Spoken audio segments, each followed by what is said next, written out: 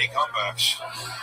He really does. That's brave. You look like you're gonna be in the gay porn of the movie. Follow me. I don't spend enough time in this town for that, but I do. Man, you don't talk to my fucking friend Big J like that. Wait, what is that? What is What do you want? It's a bike chain and a Ziploc bag. Hey, what is that? I'm the guy see him in the outside that's on your ass. The bike chain. Are you trying to fucking go, dude? I will fight you, Michael. I will beat you. I don't give a shit. I would not have brought a bike chain if I didn't think this shit was gonna pop off.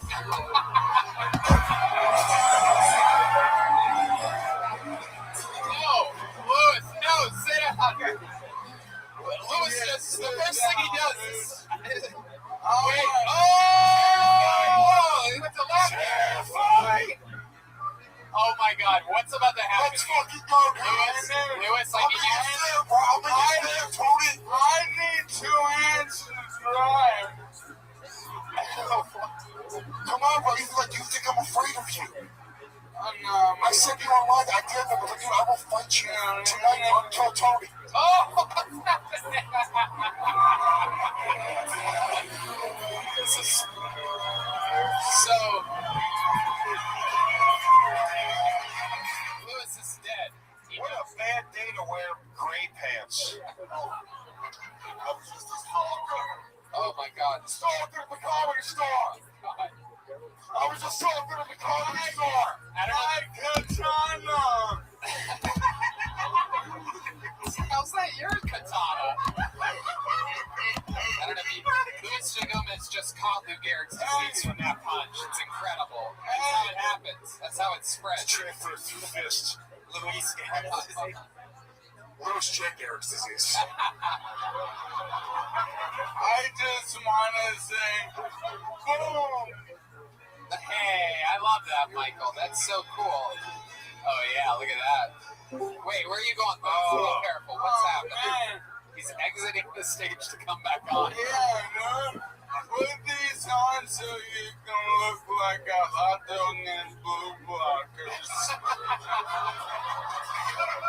It's true. You know, Louis J., you do look like a hot dog.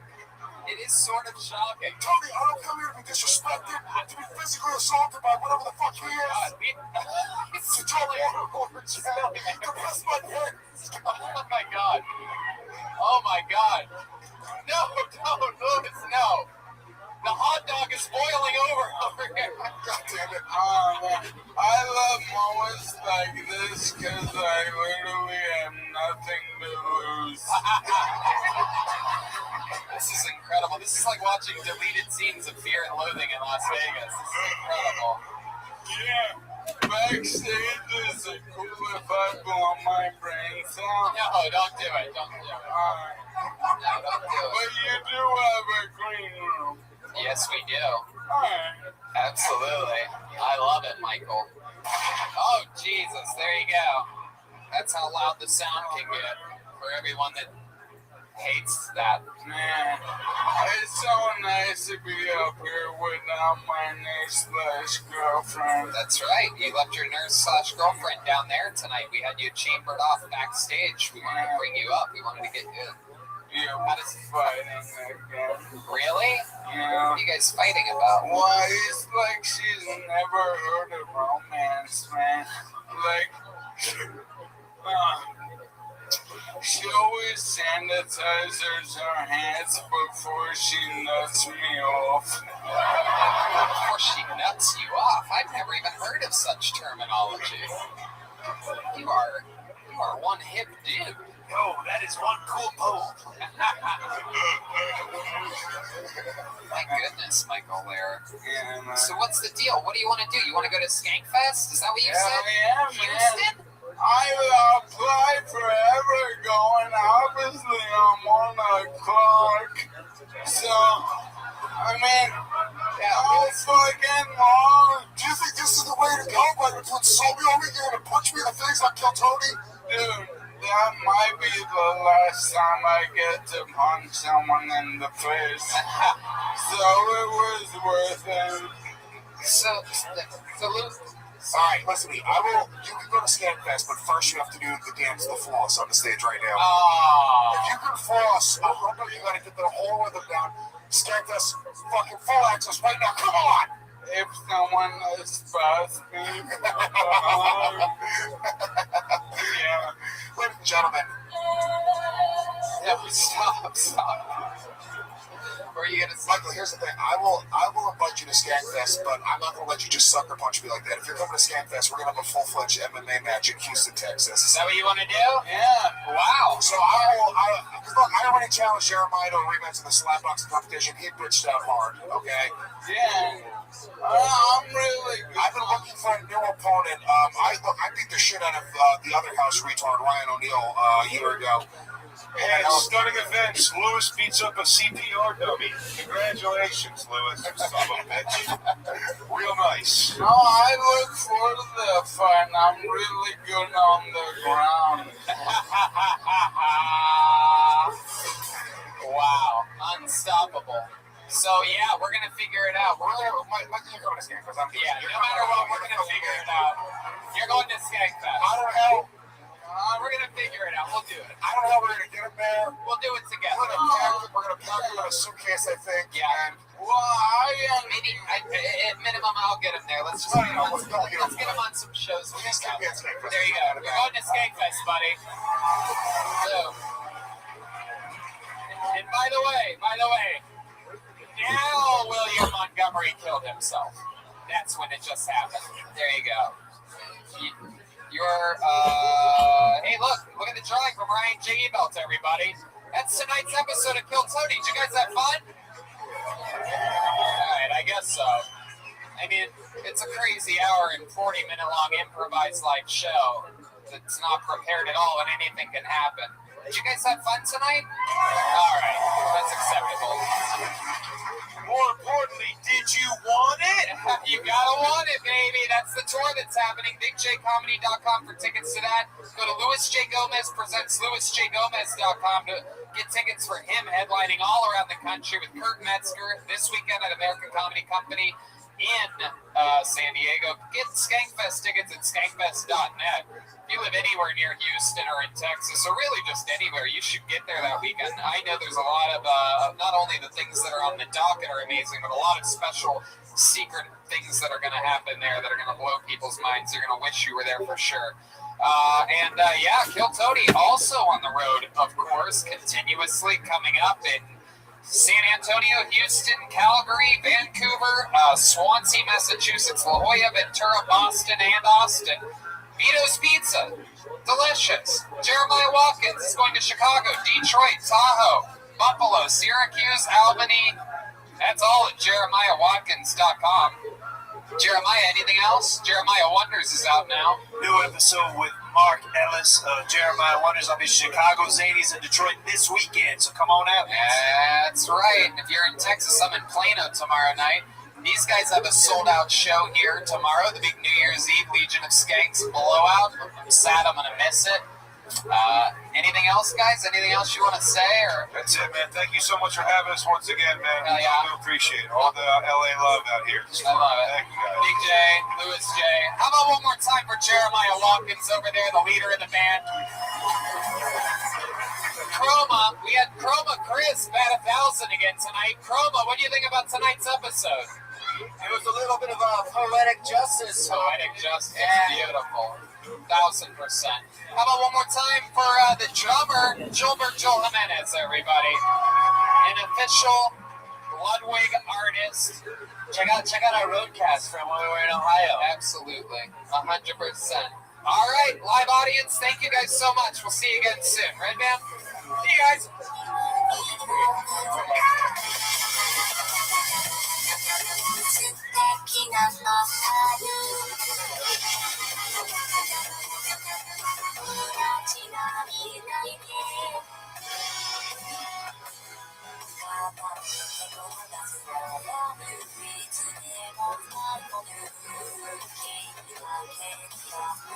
It's all about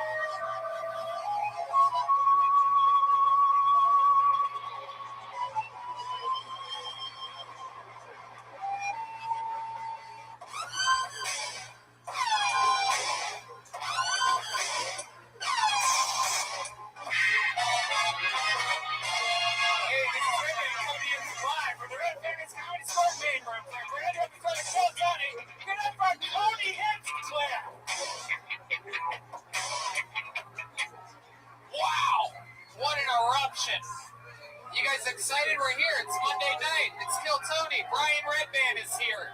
Hi, ladies and gentlemen. The great Ryan J. Ebelt is already drawing tonight's episode. While you all sit there doing nothing, he draws the episode right there, live with a blank sheet of paper in front of him. All those prints are available at RyanJEbelt.com, including all the Kill Tony posters and including Kill Tony the Book, which is also available on Amazon. Kill Tony the Book 3, 2, and 1. It's very exciting stuff. It's good to be here. You guys excited? Away from missile strikes and whatnot. We're all safe here at the world-famous Comedy Store. Beautiful. Nowhere better to be on a Monday night than here. And we go on the road this weekend. Kill Tony continuously doing tour dates, and it doesn't stop. This Thursday, San Antonio, Kill Tony in a stand-up show. Houston, actually those Houston Kill Tonys are sold out. Very few tickets remaining for the 2 stand-up shows in Houston that I'm headlining that feature all your favorite Kill Tony characters from every single week. And Kill Tony Calgary, I believe, is sold out January 23rd. But again, stand-up that entire weekend, the 24th and 25th. Me and Jeremiah Watkins on those dates. And Tempe, Arizona, just me doing stand-up February 6th through the 8th. That's a gigantic comedy club. So if you live anywhere near Arizona or, in fact, west of the Mississippi, think about coming to see me do stand-up in Tempe, Arizona that weekend. Kill Tony Vancouver, February 21st. Kill Tony East, back to Swansea to Milo. And beautiful, right between Providence and Boston, Swansea, Mass.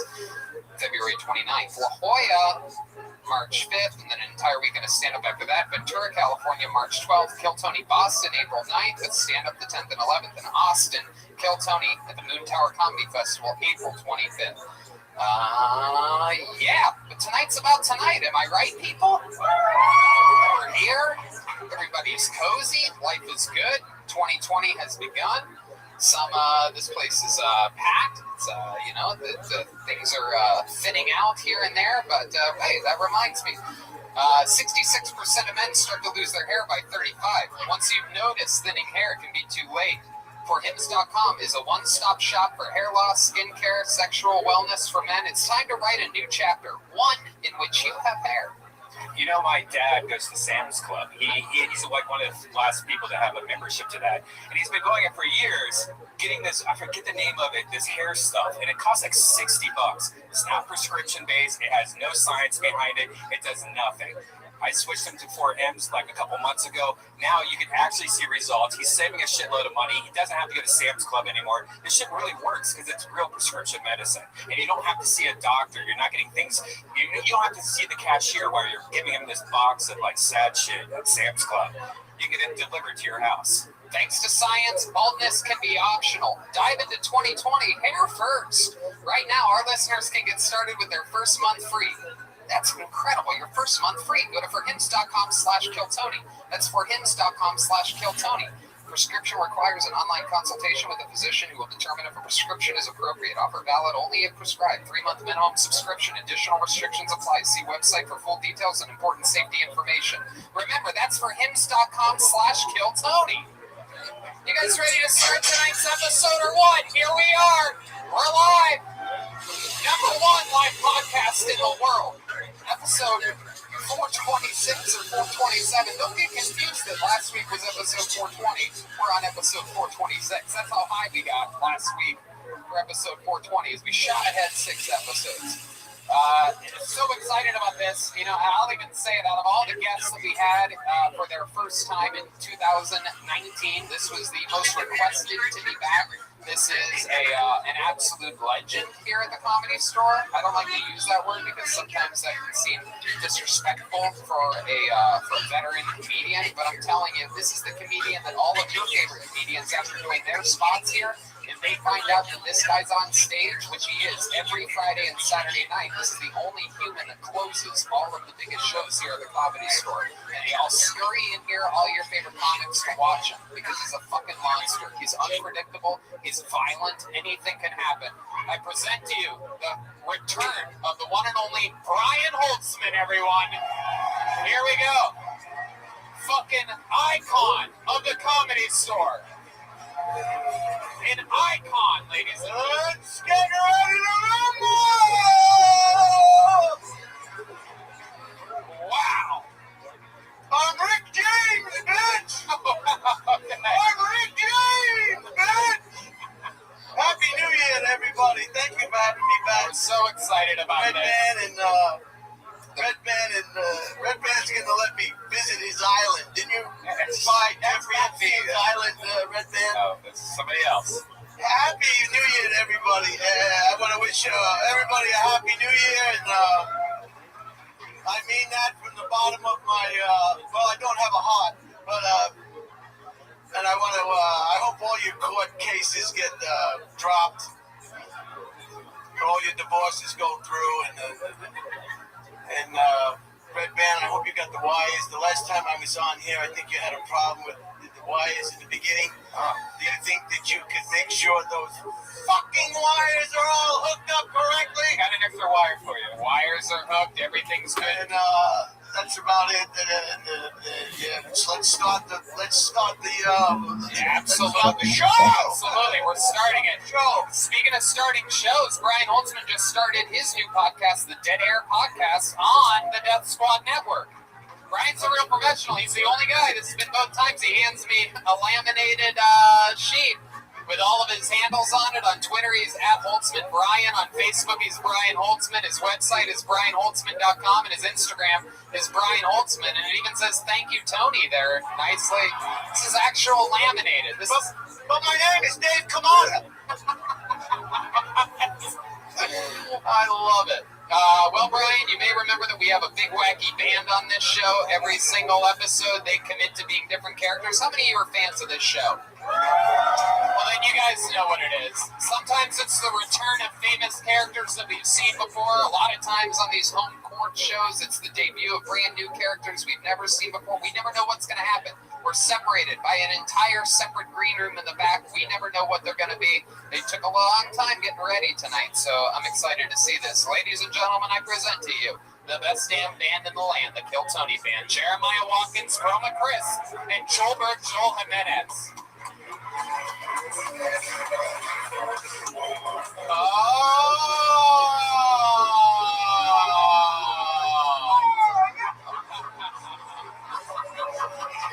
We've seen these guys before. We have seen these guys before. These guys have been on the show numerous times. This is very, very famous character, Chicago police officer. Remind me your name again. Lieutenant Stroganoff reporting for duty. Lieutenant Stroganoff. Somebody stole my damn bike. Oh, wow. How are you going to find him? Intuition. Oh, wow. Lieutenant Stroganoff, welcome back to the show. Remind me who your guitar player friend is here next to you. Named Sergeant Bookham, Dallas PD. Sergeant Bildum? Bookham. Sergeant Bookham. All right. It's what I do best. Sergeant Bookham. And then, Wow, Officer Rodriguez, LAPD, and you watch your fucking skinny white mouth. wow, Jesus, you are. I became a cop to beat up fucking white people and you know what? Everybody else too. Fuck them. I got the fucking nightstick. That's right. Wow. God, Jesus. That is one of the thickest mustaches I've ever seen in my life. Yeah, I got a hair for every fucking little bitch I fucking whacked up on the streets of LA. You better watch your ass. Christ, Officer Rodriguez, very aggressive. Quite the opposite of Lieutenant Stroganoff, a more calculated officer, not afraid to show some skin. All right, so I'm excited about this. It's the return of the police officers. We got Brian Holtzman, Brian Redband. It's the first episode of 2020, ladies and gentlemen. This is it. Can I just say, the last time I was on this show, and I don't have anything derogatory to say, but we had every person of we had trannies, we had homosexuals, you know, and we had, you know, can we have some people this time that's just regular fucking people? People with their original genitalia? People with their original breasts, original nose? People that had their whole body? My goodness. All right. I like it. We're starting it out this way, which brings me to this. It's the bucket of destiny, everybody. As Brian said, anything can happen. We get people of all different shapes and sizes and things like that. Yes. By the way, get used to Holtzman's style, everyone. I know last night everyone said that Ricky Gervais was so edgy, but this is a real live comedy store. I think I have a spot on the force for this guy. Hey, Officer Rex. So I pull your name out of the bucket, which a bunch of people signed up. If you don't know, anybody can sign up. Maybe it's one of the veteran comedians over there that have been doing it a few months or a few years. Maybe it's someone's very first time that traveled from somewhere to give it a shot. Anything can happen. If I pull your name out of the bucket, you get 60 seconds uninterrupted. You know your time is up and you hear the sound of a kitten. That means wrap it up then, or else you're going to bring out the angry West Hollywood bear. Wow, sounds furious tonight. Sounds furious. Then we interview you. I talk with you about your life. You just have to answer the questions honestly, and we'll all get through it together. We'll all figure it out together. All right, you guys ready to start the show?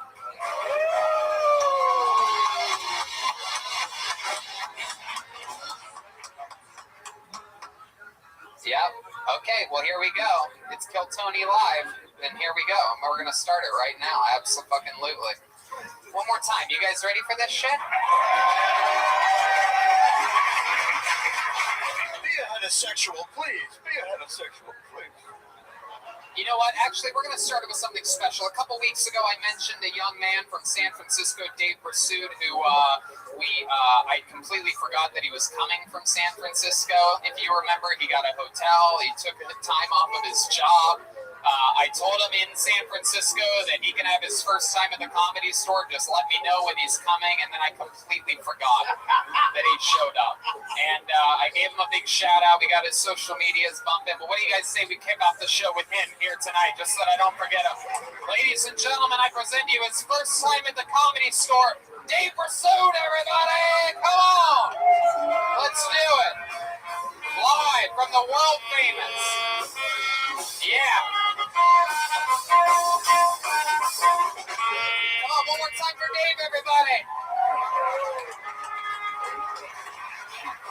It's good I got cops here. I'm going to tell you a story about when I used to be a paramedic. We got called in on a drug bust one time. Turned out to be a potential overdose. Cops are talking out by the squad cars, right? And I can see them in the back of the ambulance, from the back of the ambulance. And they're talking. They're going, he says it's an 8-ball. What's an 8-ball? He says it's an 8-ball. What's an 8-ball from the back of the ambulance? I'm like, 3.5 grams. And the cops are like, thanks, Dave. But my partner freaked out. He's like, dude, what are you doing? He says, you're going to get in trouble. I'm like, what are they going to do? Arrest me for knowing measurements? And just so you know, there's 454 grams in a pound, 448 in a dealer's pound, 112 and a quarter pound, 28 an ounce, 14 and a half, 7 and a quarter, 3.5 and an eighth. Okay, thank you. This guy likes it. And I firmly believe that if it hadn't been for the drugs in the United States, nobody would know the metric system. Because nobody knows in here how many kilometers it is to the dispensary, but everyone knows how much it's supposed to weigh when you get there, right? All right, that's my time. Hell yeah, Dave Pursuit, everyone. Welcome, Dave. Grab that microphone. Heck yeah. I love it. You made a mathematician come in his pants during that set at one point. I fucked up. I was a little nervous tonight, man. I know, that's what happens. This spot that you get on this red lacquer stage, shit fucking hits you like a ton of bricks. All these lights, all these... Why are you nervous? You hiding something? Hey, opposite. You been smoking weed? So welcome to the show, Dave. You drove a long time to get here, right? Yeah, I came down from the Bay Area again. Yep. So I came down and got a hotel. And tonight I'm actually going to use it, so it's okay. That's good. What the fuck does that mean? Well, it's because I forgot him last time. So did you drive back right after the show last time when we forgot you? Just furious, right? You were so angry at me. I very rarely ever feel bad for anybody on anything, but this one really got me because I specifically told you, and I take great pride in being a man of my word on this show. Yeah, you said you had me, and then at the end of the show, I'm sitting there, everybody's walking off. I'm like, what the fuck? Are you serious? Yeah. But wow, really, dude? I and could you tell. went, oh my God. Right. Cool. Yeah, I wrote back, and then we took care of it, and I felt terrible, though.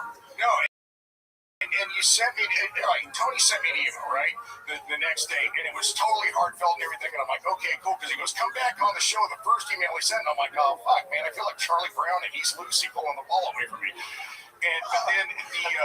But then he sent the second one, and he said, I'm going to tweet you. I had over 400 people. 400 people. 400 new followers, and even Michael Lehrer with ALS. Yeah. Michael Lehrer goes like this. He's like, dude, he goes, I've got an incurable disease, but what happened to you sucks. He's so funny. I mean, that fucking guy gets laughs already tonight. Yeah, He actually passed away last week, so it's actually glad that you gave him a little shout out. Very exciting stuff, Dave. So, remind me, how long you been doing stand-up? The last 3 years real serious, but 9 years just dipping around in it. Heck yeah, dipping around. Look at you. And you were a paramedic, or? I was a paramedic on a specialized trauma rescue team. I got in an accident. I was out of that, and What was the accident? somebody crashed into the ambulance. Wow. Were you driving? Were you on your way to a I was in the back with a patient, and I got thrown in the cabinets up front, and he was in the ambulance with me, and I'm like, ma'am, are you okay? She goes, I'm fine. How are you? You got thrown right past me. And I'm like, Jesus So that was Christ. it. What happened to the patient? she was fine. She was strapped in. Oh, She my was strapped in. I God. was in the back of the ambulance. I went flying up into the cabinets up front, so that messed me up. God, what do you call if an ambulance gets into an accident? Fucking Ghostbusters? I know we had 3 ambulances show up, one for me, one for her, and one for the supervisor. So we, it's You just hate to see first responders get fucked up. Yeah, It goes against everything we believe in. sure. But you're talking like this is the first time that you ever got fucked over. This is the first time that you ever got fucked over by somebody? Little does he know that I was the guy that crashed into the ambulance that day. It was a hit and run. Get out of there. I wrote him a nice email, though. It was very heartfelt. Wow, it was great. I mean, I had all kinds of people that reached out, and they said, hey, we're supporting you, we'll be watching tonight, and all that kind of stuff. And then one guy's like, oh, hey, you faggot. And I'm like, Right. really? Welcome to the internet, Dave. You think that's bad? You should see my everything. I'm like, you suck one dick, and this is... Right. That's what I said. I said that's the same thing. You suck 47 dicks, and this is what happens. No, but it was really cool. I mean, it's been great. There's a lot of people reached out. It was really cool. I appreciate you having me back. Of course. Well, thanks for getting the show kick-started off tonight. I love it. Is there anything else we should know about you, Dave? Any fun facts about you or your life? Well, I told you after the accident recovery and everything, I swam from Alcatraz to shore, and then you asked if I did anything else. I left it out.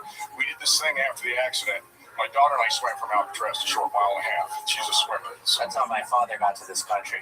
Yeah. and then I did Statue of Liberty to New Jersey as well. So we You did did that. the Statue of Liberty to New Jersey. You're also a professional bragger, too, I guess. Well, did you climb Mount Everest too, Dave? What haven't you fucking done, Dave? You get thrown out of an ambulance and now you want to, it's okay. 5150s. All right. Wait, what did he say? I mean, Call me crazy. That's what he did. We got a 5150 in progress. Hey, well, I mean, you did a good job. You got started here. A lot of math in that set, but we got through it, and that's sort of like a brand for you because I remember the gram. All right, thank you guys. There you go, Dave Pursuit, everybody. There he goes. Hey, you got a CD. Whoa, look at that. Wow. What did he get? We got CDs. Brian Holtzman appears to be giving away CDs and $2 bills tonight, everybody. How exciting! And it's not a comedy CD, right? That's like a normal CD. What did you get?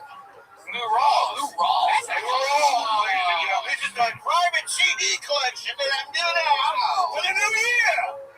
Lou Rawls is a Lou bad Rawls, motherfucker. singing from the ball cage. My goodness. Heck yeah. Okay, you guys ready to go to this bucket? Anything can happen, people. Yeah. This is it.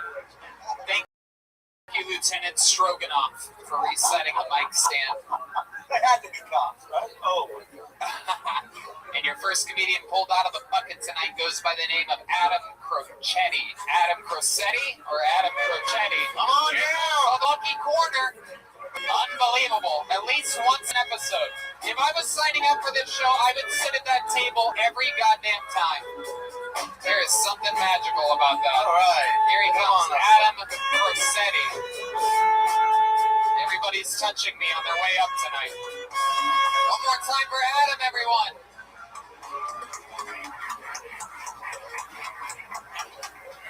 Damn you, Holtzman. I'm Rick James, bitch. Look like a game show host from hell. God damn you, Stroganoff. Bastard gave me a ticket out front. I was masturbating in my truck. Said you can't park in the Comedy Store parking lot. You gotta earn that shit. I'm gonna masturbate in your truck in this parking lot and get your name on the wall, goddammit. Chopping it up with Tony the other day out front. I was worried about going on the goddamn show. I want to get chewed up and kill Tony show. Because I always hear him ask the question, "Do you guys like it when comedians do good on the show?" Nobody fucking claps. It's an asshole audience. I don't trust this crowd. Fuck yeah. Way to burn bridges with everybody during that set. That was incredible. Just absolutely as bad as it gets. I mean, I couldn't think, if I were to strategically write, like, okay, you want to really be bad tonight? Here's what you do. You start with Holtzman, and then go to Jeremiah's character, make fun of that character, say that he gave you a ticket or something else that doesn't make any fucking sense. And then talk about hanging out with me or something like that. That's what I would say. I would say don't do any jokes. Whatever you do, don't do jokes. Just come out and fucking try to just be an asshole. How do you feel that went? I feel terrible, Tony. We feel terrible too. Holtzman says that he feels terrible too. I don't even know if you're going to get one of these CDs tonight. This is incredible. You get a laser disc for that performance. In the future, too. Adam, don't try. This guy, Don't try. I found the marathon bomber, Tony. It is incredible. Adam, kids, tell us your story. Have you been doing stand-up at all? Have you ever done stand-up? Yeah, we're talking Chicago. Chicago. He is not one of mine. It's minor leagues. How long have you been doing it in Chicago? Couple years. Couple years, really? Like, how many times a week do you perform in Chicago? Trying to get up 9 times when I'm working 12 hours a day in Chicago, mowing lawns, trying to get up at least 9 times a week. Let's go to Chicago's own Lieutenant Stroganoff. Yeah, all I can say, that was a deep dish bomb, okay? Y'all bring Chicago's name into this one more time. I'm at the top of the force of the #1 bike cop in Chicago, in the metropolis area, so never use the word Chicago again. All right, so Adam, you're saying that you work 12 hours a day. What do you do for work? Wahlburgers, right? Mowing lawns in Chicago. You mow lawns in Chicago. The Guatemalans, man, we sideways and up the sidewalk. Straight ahead. Oh my God. Very interesting occupation. Stimulating work. It's very stimulating. Unbelievable. Not only do you mow lawns, you also dig yourself into massive holes. Working on it. Wow. 9 times a week. You've been doing it 3 years, and you still. Also a couple years. Let's say 2. Let's say 10. Oh, okay. I feel like 3. Let's say. Fast as should be. Let's say none. Let's say you've never done stand-up. Let's just say that. Really, let's just say this is your first time ever, and it'll be easier for everybody to Be digest. honest, you're not supposed to lie when you come up here. Come on, jot down. Yes, man. I work at Walgreens. All right. So this is really interesting because you're so bad. You want to do a joke? You want to do you have like one short joke that you've compiled out of all of your sets? Yeah, let's work Just out. do one short joke. Look out there. Stop looking at us. And do one short joke. I just got back from dinner with my dad earlier. Jericho is the name. He's a Vietnam vet, bastard, hunts with a bow and arrow, not a crossbow. He's not a pussy that comes to the dinner table without a shirt on. Got the chain tangled up in the dust there. He's a real man. The bigger dick than everybody in this room. Bastard's half black, half German dude. But Vietnam, dude likes to tell a lot of stories. Not so many battle stories. My dad likes to talk about fucking. All the fucking he did in Vietnam. One great thing you had to be worried about in the whore huts in Vietnam. Hold on.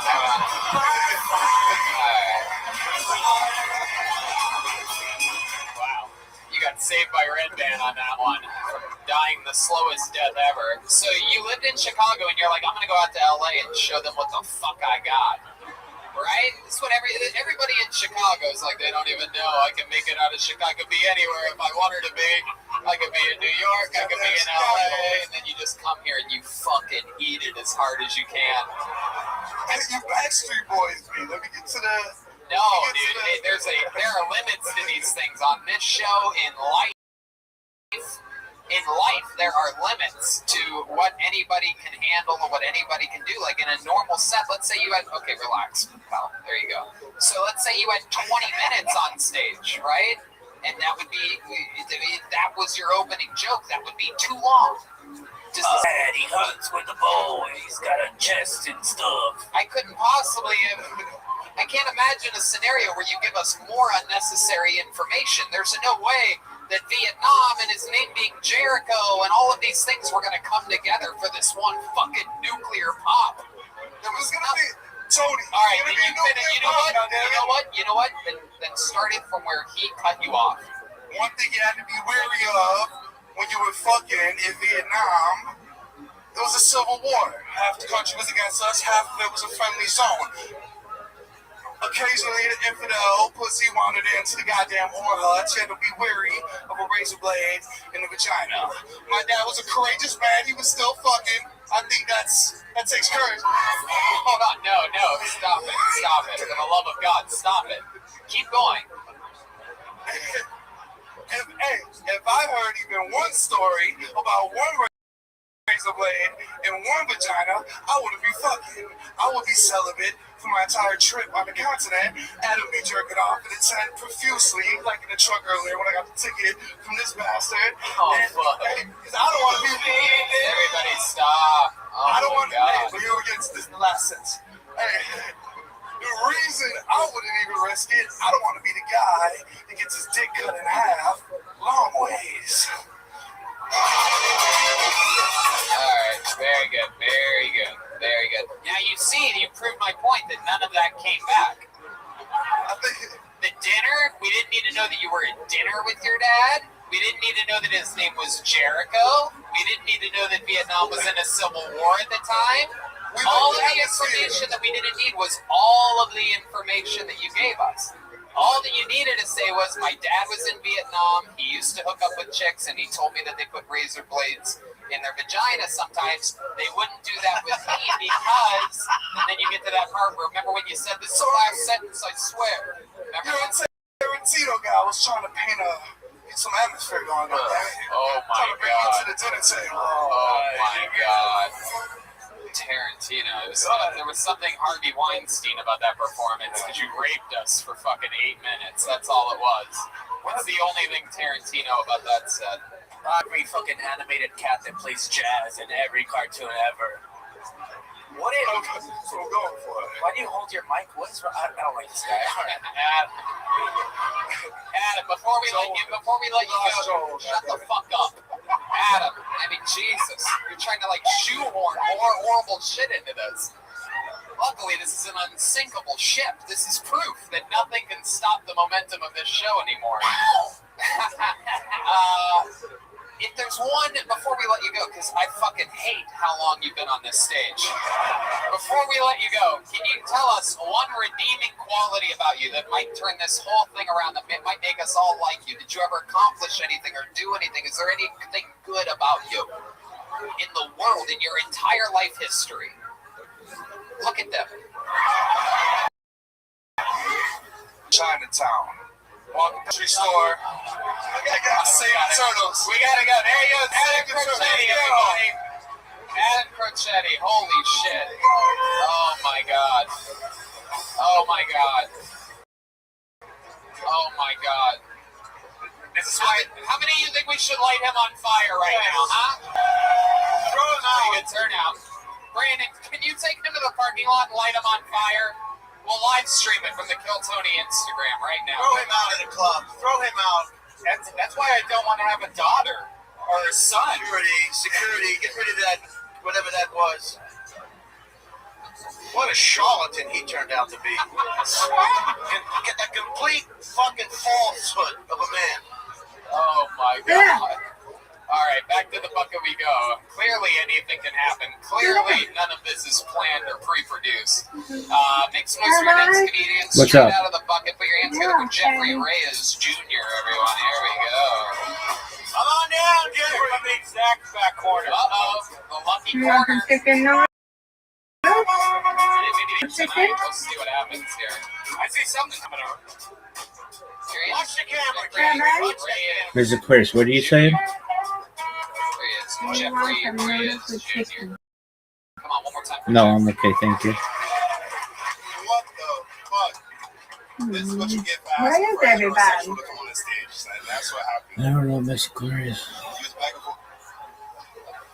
So, I did know you y'all feel got like that garbage going on for when you you put on that right? suit today? Like, do you feel like a traitor? What'd you say?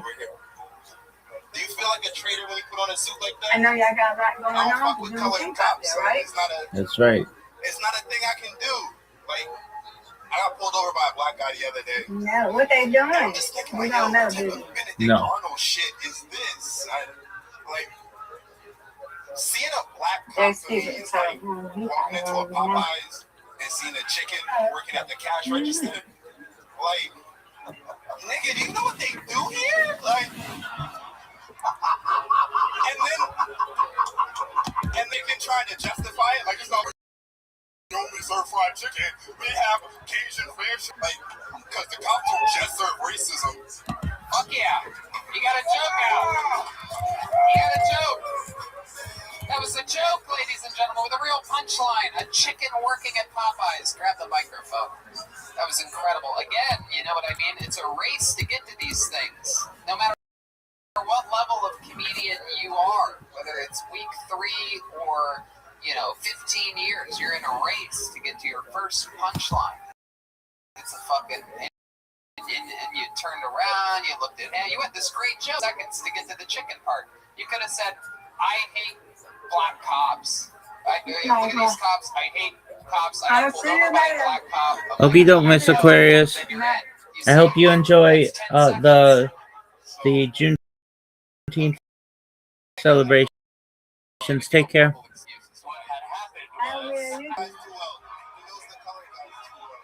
Gilbert chance of the guy. At least he's here. He wasn't represented last night on the podcast. Yeah, let's talk over the guest anytime. I love it, Jeffrey. Good stuff so far from everybody pulled out of the bucket. That's very good. Jeffrey, go ahead.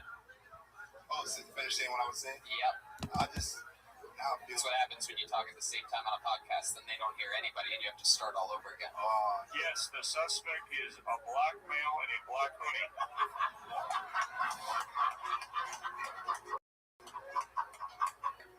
gonna say I thought I should talk to you. That came up early. How do I not say something about that? You didn't have to. We all wanted to move on so badly. Acknowledging that would be the wrong maneuver. I just thought that whole thing was. I want to acknowledge what Lieutenant Stroganoff just said a moment ago. You are a black man in a black hoodie.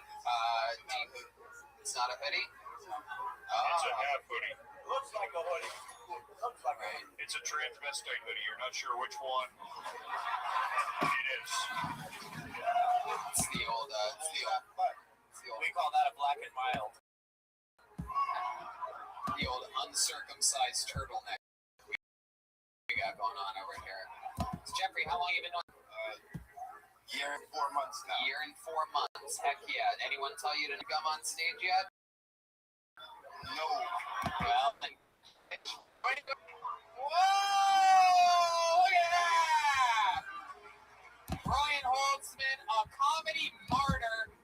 I already got AIDS.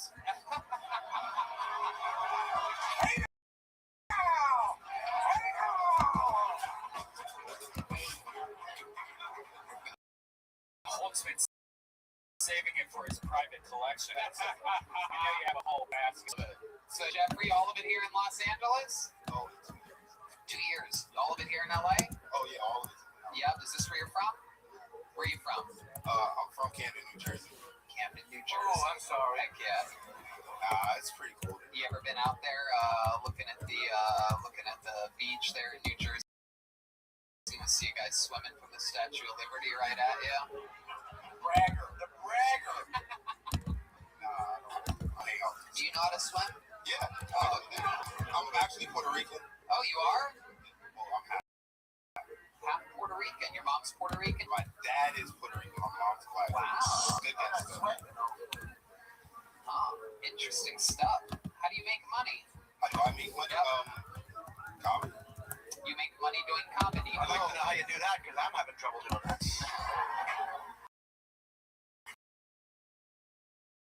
That's how I try to make money. Right. How do you make money? I don't. That's not. In Los Angeles, how do you have to make a certain amount of income to be able to live and eat? Why? I have money. I have some money saved up. How'd you save up money? Oh, I used to be an accountant. You used to be an accountant? Yeah. Oh, bank robber. Very good. So you went to school for accounting? Yeah. Where at? St. Peter's University. St. Peter's University. Oh, see? Jersey City. Very cool. Very cool. Say that like you're supposed to know where that was. Nah. So now you live in LA. How long you been in LA? 2 years. 2 years. What do you do for fun? Drugs. What kind of drugs do you do? All the All the drugs go without. chronic. Chronic, other than chronic. Come on. We all. That's we don't consider that. Hey, Tony. Yes, Lieutenant You've Stroganoff. been being the good cop. Can I be the bad cop now? Yeah, absolutely. What kind of drugs do you do? Are you guilty? All the time. Okay. All right, so what are we talking about here? You keep saying all the kinds and then weed. Can we get something in the fucking middle, maybe? Maybe something of any substance? Like acid.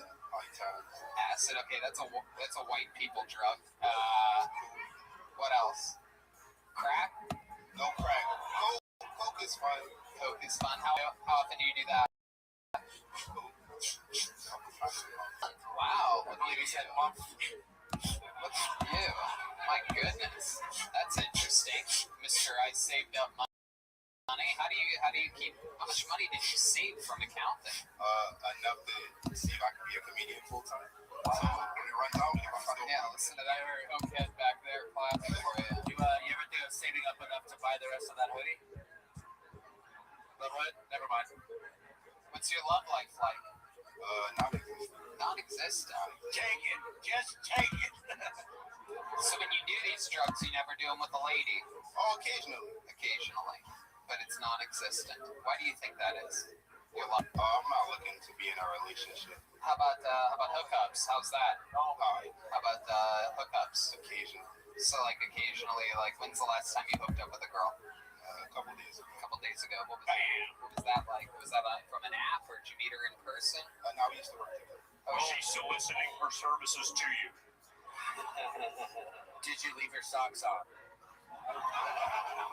Snob's answer. Socks and sneakers. We didn't hear your answer there because there was the sound of a pig for some reason on a song. Because we know what you look like. Okay, very good. Oh. Yep, stick with me over here. Officer Rodriguez, you're being very hostile towards this man. You might want to back down, or I might have to write you up. Okay, so back to you, Jeffrey. So this chick, you worked with her as an accountant? Yes. And you guys hook up on the regular? Sometimes, like the third time. But the accounting you did, that was back in Jersey or out here? No, I did it kind of underground. Oh, okay. How long ago did you retire from accounting? Money.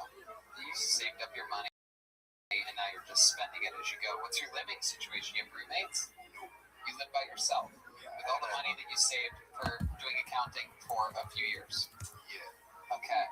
And you do cocaine twice a month? You live by yourself, you're doing blow. Sounds like a good roommate to me. Stealing all the shit in the house. Lieutenant Stroganoff? Yeah, are you aware that you're being recorded right now? You are treating this like an interrogation with just one-word answers. We would like to get a little bit more from you, if that's okay. I don't feel like wholly comfortable in this situation, if I'm being completely honest. Okay, then we're getting somewhere. Why don't you feel comfortable? Oh, like police uniforms really fuck with me and shit. I can tell. These are uniforms. This is the black button up shirt I got at the Goodwill, you idiot. Me too. Me too. Well, Jeffrey, it was fun trying to talk with you here tonight. Oh, my God. Good attempt. Jeffrey Reyes Jr., everybody, your third comedian tonight. Hey, you got a $2 bill. What CD did you get? Little Ella Fitzgerald. A little Ella Fitzgerald. Oh, very nice. Maybe a little Ella Fitzgerald in their lives.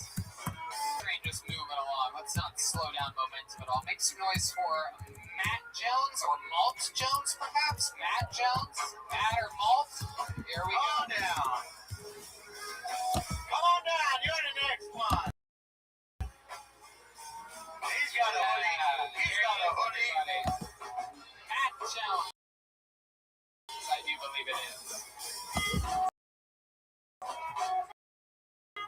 Yeah. Another guy. Time for Matt. So, I like living in Lawrence. Probably most of you guys. My favorite part about LA is we have seasons. So nobody realizes how old they're getting. Like Cougars like tap out like everywhere else, but they don't tap out in Los Angeles. It's like, I'm 81 years old. I got frontal lobe dimensional. Suck your dick. It's like I'll show you my name of the Model T Ford. It's like they tap out everywhere else. It's like the metric in those mom jeans get like higher and higher and higher to where eventually it just turns into a denim snuggie. Like at the end of their life, they just zip it up, and it's like, well, Cheryl stuff could. You know, I need to call often. You know, been dating a lot. I'm on all the apps. I'm on a really gross one called Plenty of Fish. You guys have heard of that? All the women on there, they put like a little disclaimer that says they don't like creepers. Okay, that's it. Thanks. Go ahead, finish it, yeah. Like, no creepers. If you're a creeper, please don't contact me. Do you think creepy guys actually abide by that? Like some guys just on his keyboard, he's flustered like, fuck. Well, if she doesn't want me sledge, yeah. There you Talking to the glass of my breath. go. Matt Jones, everybody. Absolutely. Matt, you've been on here before, right? No, I actually never have. Wow. Never. I feel like I've seen you around for a while now. Yeah. Yeah? Just never done the show. My goodness, time. Oh, like 2 months. Oh, okay. Yeah, that's it. Look at you. You're adorable. Oh, thank you. Look at you. You're like a little, yeah. So, you're gonna be a hoodie. You're gonna be a They try to get me yeah. poison. Yeah. You fall off a motorcycle? What happened to your jeans? Ripped jeans. This is a 33-year-old. Wow. Look at you. Like a tough guy version of Baby Yoda. Fun stuff. So, how long have you been doing stand-up? I've been doing it for 10 years, but the last 3 because I was doing a lot of When you sketch. say you step back, are you talking about from that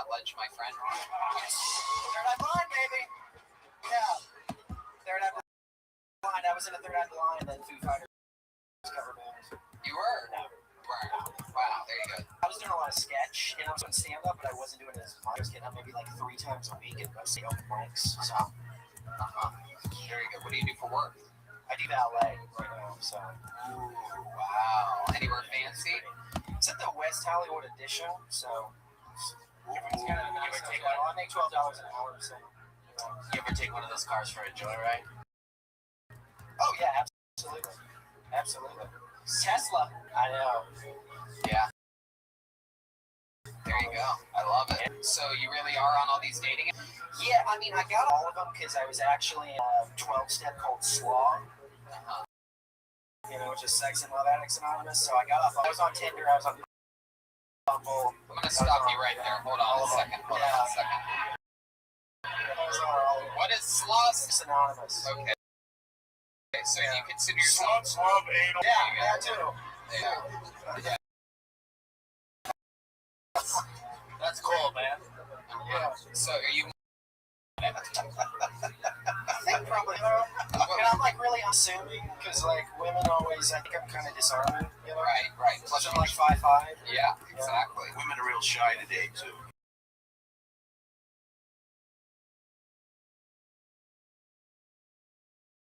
Of it. What are some of the naughtiest things you've ever done? We're talking about what? The naughtiest things. I mean, it was weird because I actually dated a lot of black women, and there was a point when I was going. We got a BBW in progress. I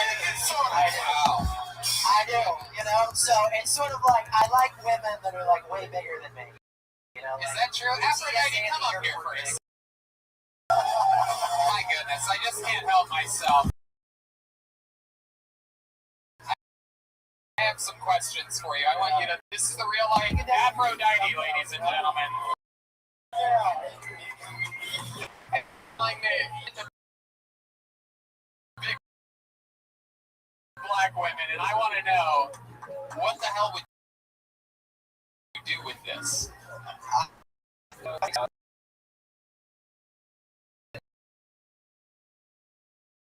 She's like. You're with a big black woman. Would you let her get on? Yeah. Really? Lay down. Let her get on top. Let's see what happens. Yeah. Yes, you can.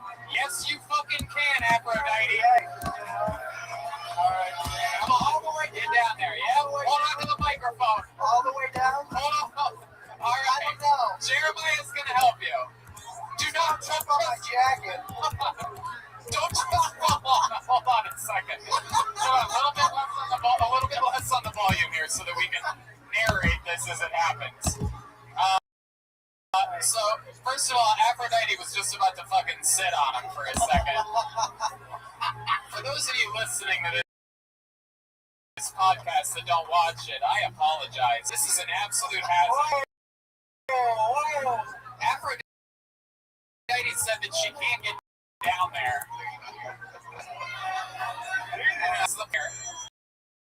I don't know. I'm like nervous now. Oh, wait, this is... Say?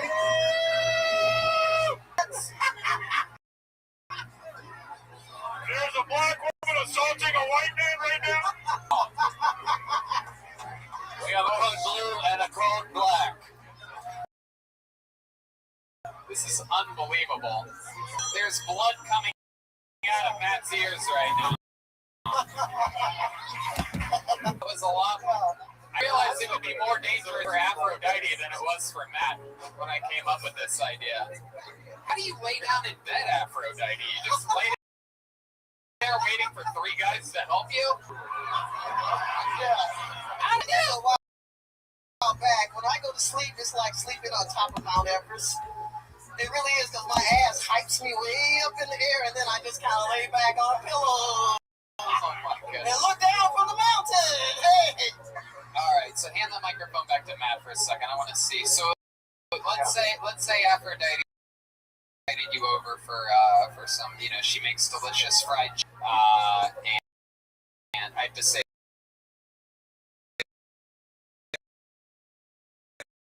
that I don't sound racist. I couldn't just say Aphrodite in my bedroom. You could be like, what would you say to that? What would be your first move? I think whenever I was in the prime of my thing, I would be like, yeah. But now I have a little bit. No. I'm talking about back then. Back then, you're talking about now? Yeah. I don't know. I got a lot of recovery under my belt. No. I'm talking about back then. What would you do? Oh yeah. So what would you do? What would be your first food? Whenever I went out. If you were eating chicken? Yes. If you were eating. I actually have a thing where I get grossed out. Oh. Yeah, that's like a weird thing because your stomach's full and everything like that, and I get like bad gas. Aphrodite always. Aphrodite. I can't fucking. The big dick. I can't deal with this, man. I'm right here. This is my dream. I have a large one. Right in the neck, baby. I also have a lot of recovery under my After the police car, you know what I'm saying?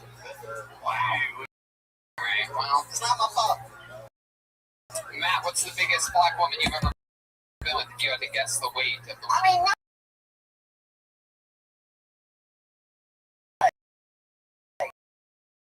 huge, but I'd say like, I mean, I weigh like 130.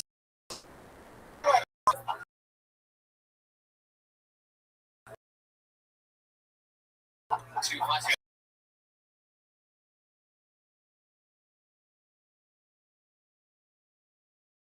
I mean, it wasn't strictly that. Like, it wasn't just like, it wasn't like a porno. Almost every woman.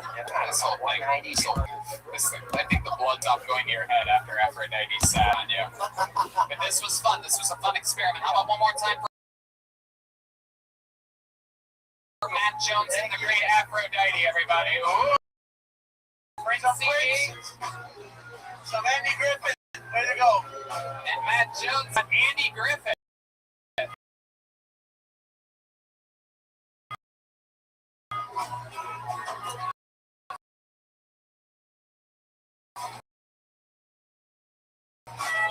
I feel like Brian Holtzman is giving the CD his stereo music, and he gave Matt fucking Andy Griffith's CD.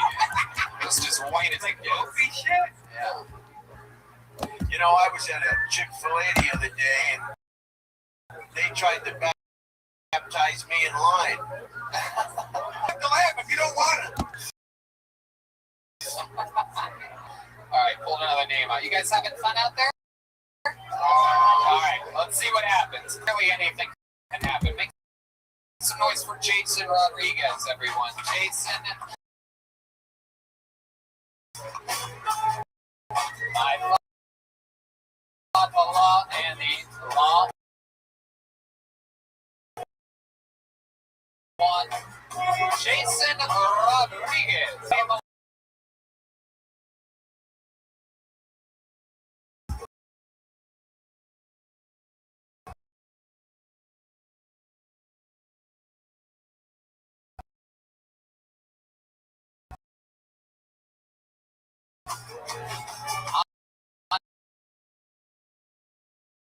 To the next one.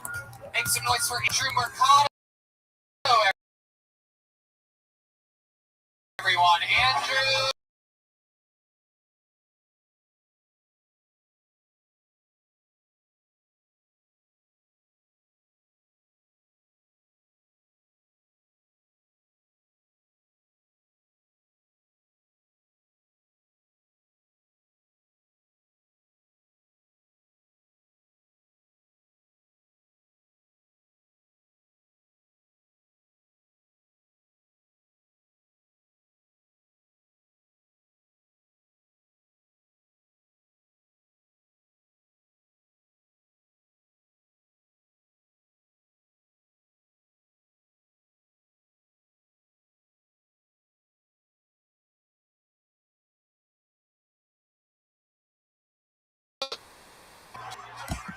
Fuck yeah, Andrew Mercado. I love it.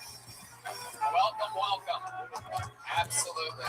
I love it. This is your first time on Kill Tony. Yeah, I'd remember a fucking skull like that if I'd seen it. Well, welcome to the show, Andrew. Very funny set. Probably the set of the night so far. Lieutenant Stroganoff. school shooter is on. There you go. A school. Keep your distance.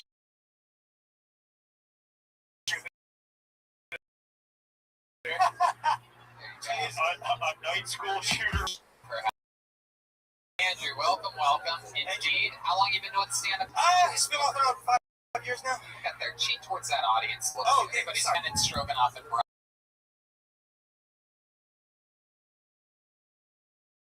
This way everybody can see you. See you. Young and Trust is here tonight. Wow. Duncan under the bus. Goddamn roasts, but yeah, great. How old are you? I'm 32. 32. And how long did you say you've been doing this? I'm doing this off and on 5 years. A lot more recently though. Right. What do you do for work? Right now I'm subbing and Ubering, so I'm just doing a few things. Substitute teacher.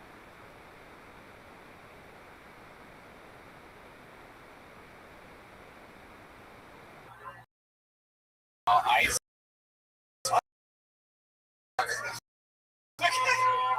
What kind of shampoo do you use?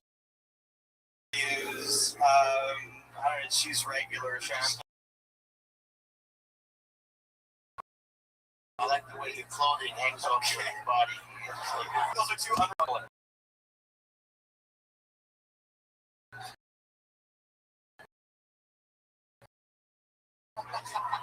What was it? What's something that really hurt your feelings? Okay, there's one thing that I remember. I know, crazy. They all know it. It's insane. Interesting. Is that what do you mean? Oh. It's not really a roast, but I heard most of the kids go, yeah, that's the guy, officer. I would have got away with it too. What? Wait, what? Chroma Chris? Oh, I know nothing on Scooby Doo, and I don't regret that at all. I don't blame you at all. Yeah, I was always like, that shit's lame. Like, it's just like, oh, I'm one of those older kids, you know what I mean? I'm a Ghostbusters teenage. Real Ghostbusters.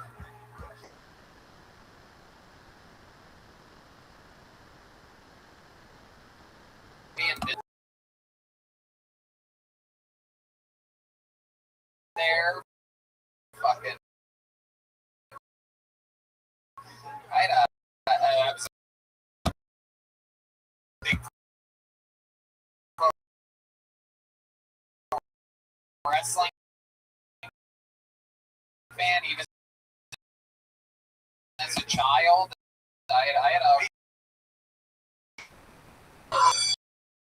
Oh man. Good. That was funny. Yeah. I like your glasses. Thank you. Thank you. Series or something like that. I'm the complete opposite of that. I don't know. Like if I'm talking to somebody who's a conspiracy theorist, I'm usually really skeptical about what they're telling me. Sure. So what are things that you're into or passionate about? I like alty, weird, sad music and stuff like that. I don't know. I just like weird, absurd shit. Do you play sad music or you just? Not really. No. I saw somebody around here wearing a Daniel Johnston T-shirt. It was a host, and I was like, I identified with that shit. I was gonna say was. So you're into sad music. What else? I don't know. It's just the first thing that came to mind. I'm not really sure why. Yeah, I remember this guy we charged him. Hold on a second. Go ahead. Yes. I remember this guy we charged him last year for using the word space-time continuum too many times in a conversation. All right, there you go. I'm glad you finally got that out of your system. You really needed to get that one out of there, Joel. I saw you leaning towards your microphone. They don't let me carry here at the Comedy Store, and you're all lucky. My God. Okay, we have an officer gun AWOL. It's flying off the handle right now. My God. Head cop. Wow. So, you're into sad music. What else about you? I don't know why that was the first thing that came I to know, mind. very So bizarre weird. answer. Very strange, I know. I like film, I like video games, you know, stuff like that. Yeah, I mean, I like comedy a lot. Right, you're just naming genres of things. Very interesting. Who doesn't like those things? It's a renaissance, man. You want to name something specific within those genres that I'm into? Yeah, Okay, gotcha. really anything of any, Some of my favorite comics, Rory Scovel, Pete Holmes, I like Mark Maron, people look like at that. you. My goodness, you're a real Peter Chin. Who? Oh, Jesus. I don't know who Peter Chin is. I don't know Peter Chin. No. Oh, my God. Your dating profile photos, what are they? Like Dating profile photos. My Yeah. first one is me sitting down with 2 cats. with a hat on, or Heck yeah. Like literally, that's literally what it is. The second one is me on stage doing stand-up, and then I don't remember what the rest of them are, honestly. What's Yeah. dating life like for you? What is I mean, that? it's not going great right now, if I'm being completely honest. Really? Shocker, though. But I don't really give a shit as much as I used to, Like, the last person I dated was, I don't know, it was a good 8 months ago, to be honest. Like, that's, yeah. Married a body. Was that from a dating app? She's very close to me. We're very close friends. We still talk a lot, Are you dating one of your cats? No. So she put you in the friend zone? You guys don't hang out anymore? I mean, I guess, but like we legitimately dated for like 5 months, so it's not like Right. fucked. You fucked. Is that what you're gonna do? I don't know. Did you tell her you Not loved sure. her in those 5 months? Did I say? Sorry, what was that? Did you tell her you loved her in those 5 months? Okay, alright. Down kitty, down kitty. Did you tell her that you loved her in those 5 months? That's a yes. The pause is a yes. You know what's funny? I don't think I told her like directly, and it's like we were kind of like hovering around it, and she didn't want to say it, and I didn't want to say it. It was weird. That's why it ended. Yeah, You don't want to love anybody. You don't want to love anything. When's the last time? Totally. No, I understand. I had like a long 5-year relationship, and it was like it's painful when it's over. Obviously. How did that end? How did the 5-year relationship How end? did it end? She broke it off me. She broke it off me at 4 years, and then she wanted to get back with me. And then a year later, it was over again. So I don't know. She just kind of fizzled out. That's all it really was. Like it was. We were pretty close for a long time, and then over time, she just got fucking tired of me, I guess. So. She met Bubba. Bubba, yeah, sure. It's a good replacement for me, for sure. Bubba, yeah. Oh my god. I love it. So Andrew, that's very fun. Well, welcome. Thanks for performing on the show tonight. Andrew Mercado, everybody. Random. Andrew Mercado.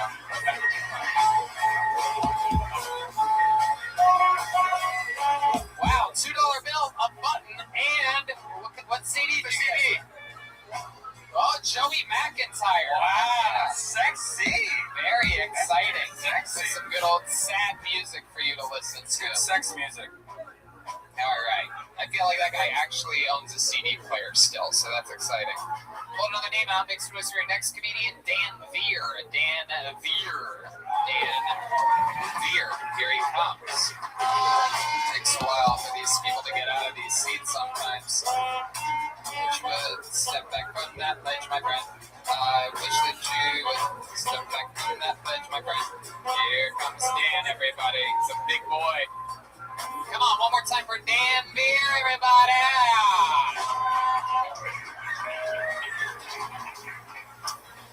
So I think America's pretty politically divided right now. And I think what better way to unite America than just create a new TV show from the makers of C-SPAN and MTV? Just real world, presidential edition. Can you imagine just like Trump's trashing the place, Obama's trying to clean it up? Because when no one else cares, Obama cares. I believe these are dishes. And it's like fake news. I don't know whose dishes those are. Never seen it before. Probably made in China. They probably were. They're gold plated and have her name on them. Listen, I don't do chores. I do hars. Bill just pops his head in like #me too. Like him and Clinton or Bush and Clinton are just on the porch like smoking weed, painting. They don't give a fuck anymore. Bush is like, I like painting. Some of my favorite painters are like Pablo Picasso, Donatello, Michelangelo. Clinton over there like, I'm a bit of a Jackson Pollock myself. There you go, Dan Veer, everybody. Hell yeah, big boy. Look at you. What are you, 6'3", 6'4"? 6'5". 6'5". My goodness. And you're famous on this show for doing impressions of more obscure people. But tonight you came out guns a-blazing, 3 of the most famous people, and it worked out just warm for you. That's like right in the alley that I go for. As long as I didn't get With you, we found this out. You've been on this show, what, 2 other times? Yeah. And both times we've noticed that your impressions of famous people don't go as well as the obscure ones. Have you learned any new obscure impressions since the last time? yeah. So I've been really working on my Rodney Dangerfield. Okay, that's not that obscure, but sure, go ahead. I don't know. He just kind of reminds me. Yeah, of it, right? go ahead. So, Let's give us some I did this for my family. Okay, we needed to know that. Go ahead. So my dad's name is Richard, but no one ever calls him Vic because once they hear him talk, it's implied. Okay. How about any other ones? Any other obscure? Growing up was tough. I never got anything new from my family other than reasons to cry. My dad always said, if you want something to cry about, I'll give you something to cry about. So he hands me a mirror. All right. No, I'm asking you if there's any other impressions other than Rodney Dangerfield. Do you have 6 more Rodney Dangerfield? No, he's kidding. He's kidding. I he's tried. kidding. I tried to do a flappers like 3-minute thing. Isn't that what you've been telling? You just wanted to keep doing it? No, it's not what I meant. No, I've never seen Rodney Dangerfield jokes not work before in my life until Dan Pierce started to do them. Is there anyone other than Rodney Dangerfield that you've learned recently? I'm trying to think. So I'm a big fan of Grandma's Boy, and Peter Dante is in that movie. He's hilarious. So I got a pretty good Peter Dante. I'm excited about this because I don't even know who this is, and you're so good at really obscure references. So let's find out if I can figure out who it is. Okay, you did it for your family. Go ahead. It's like, where do you get your weed? From you, Dante. It's like, holy shit, that's right. What's up, Mr. Cheezel? Look at that. Look at that. That's actually really good. I still don't know who it is, but the crowd loved it. Applause all the way around. You see what I'm saying here? I've said this to you every time you've been on the stage. You should be the obscure impressions guy. Everyone does Obama and Trump. Yeah. Lieutenant Stroganoff famously does every impression better than you. We did the Jeremiah does it better the first time I was here. We did it the second time. Yeah, you don't want to go another round. Lieutenant Stroganoff, how you feeling tonight? Not worth my time. It's true. Whatever you'd like, whatever you want to do, I'm up for it. I love it. Well, I mean, I don't know. I feel like, Dan, you're sort of out of impressions, right? No one else. Oh, no, I got a list of like. Really? Like who else? Who else do you got? I'm gonna show you. Ones that you haven't done before on the show. I even have like obscure. I have them split up like obscure and not obscure. That's great.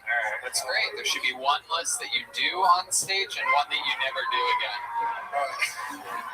People told me the first time. Fuck. I know. You should have listened to the person that works in the business for a living. I can't find it. Now you're gonna find it. Do an impression of a guy that can find your obscure list. I mean, I'm over here, the guy. I mean, he's looking through his phone right now. I mean, he can't find the thing that he's looking for. I mean, I'm John Madden. Oh, hey, that's pretty bad. Hey, I sent that to Frank Caliendo. John Madden. Like what? No, you're not. Okay. You sent that to Frank Caliendo? I sent that to Frank Caliendo on Twitter, and he liked it so much that he gave me a free Madden video game. He sent me the code. Oh, he thought you were retarded, dude. Yeah. That's what that was. Was it Madden 93? Like,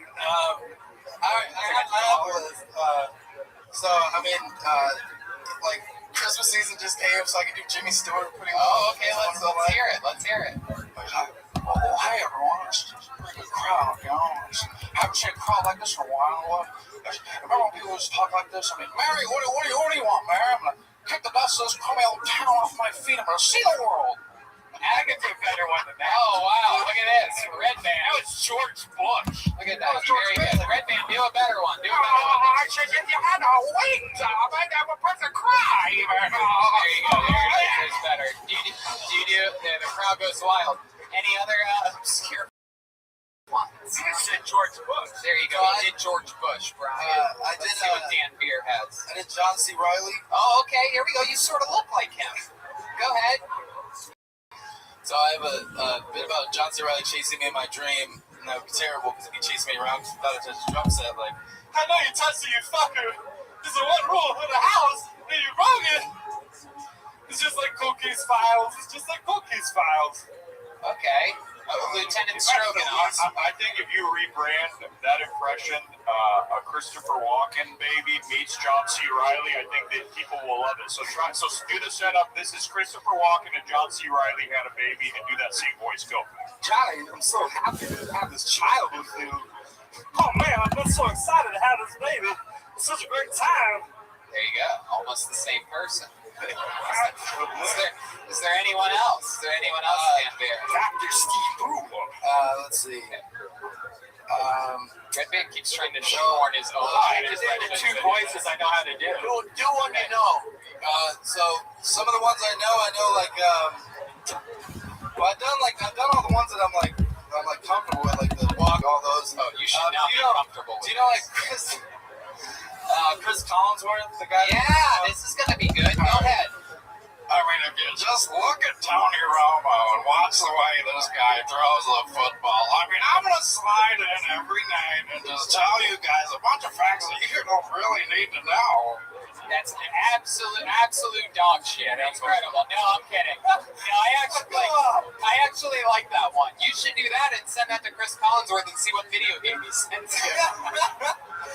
All right, there you go. Dan Beer, everybody. Obscure impressions. I like it. I'm telling you, and I'm telling you this for the third time, only obscure. Fuck those other people. What CD did you get? This is Roy Rogers, everybody. This is great. I just love this CD part of this. This is unbelievable. I want to give back this year. I've always been a taker. Do you have 2020 resolutions that you're working on? Yeah, I'm going to try not to masturbate in the parking lot of Ralph's. Oh, why is that? Scaring the kids. Holtzman is dressed like if Santa Claus was a Coke dealer. Want some of that snow. Anyway. We have regulars on this show, ladies and gentlemen. Every single week they write and perform a brand new minute. It's one of the most prestigious positions that you can have in basically all of comedy nowadays if you're starting out or on any level whatsoever before becoming, basically a paid regular here or an employee here. A lot of the grades nowadays come through this incredible system of getting notes, having to write and perform a brand new minute every single week. They get a fan base, they get agents and managers. It's a really big deal to be a regular on this show. I believe this guy holds one of the records for being the longest standing regular ever in the history of the show. Very unorthodox style. A lot of people love him, a lot of people hate him. Ladies and gentlemen, make some noise for one of my favorites. It's William Montgomery. Here he is. Here he is. Live in the flesh. The one, the only, the big red machine, William Montgomery. Let's give it up for Jimmy Buffett, Atlanta. I don't know where I'm going to go when the volcano blows.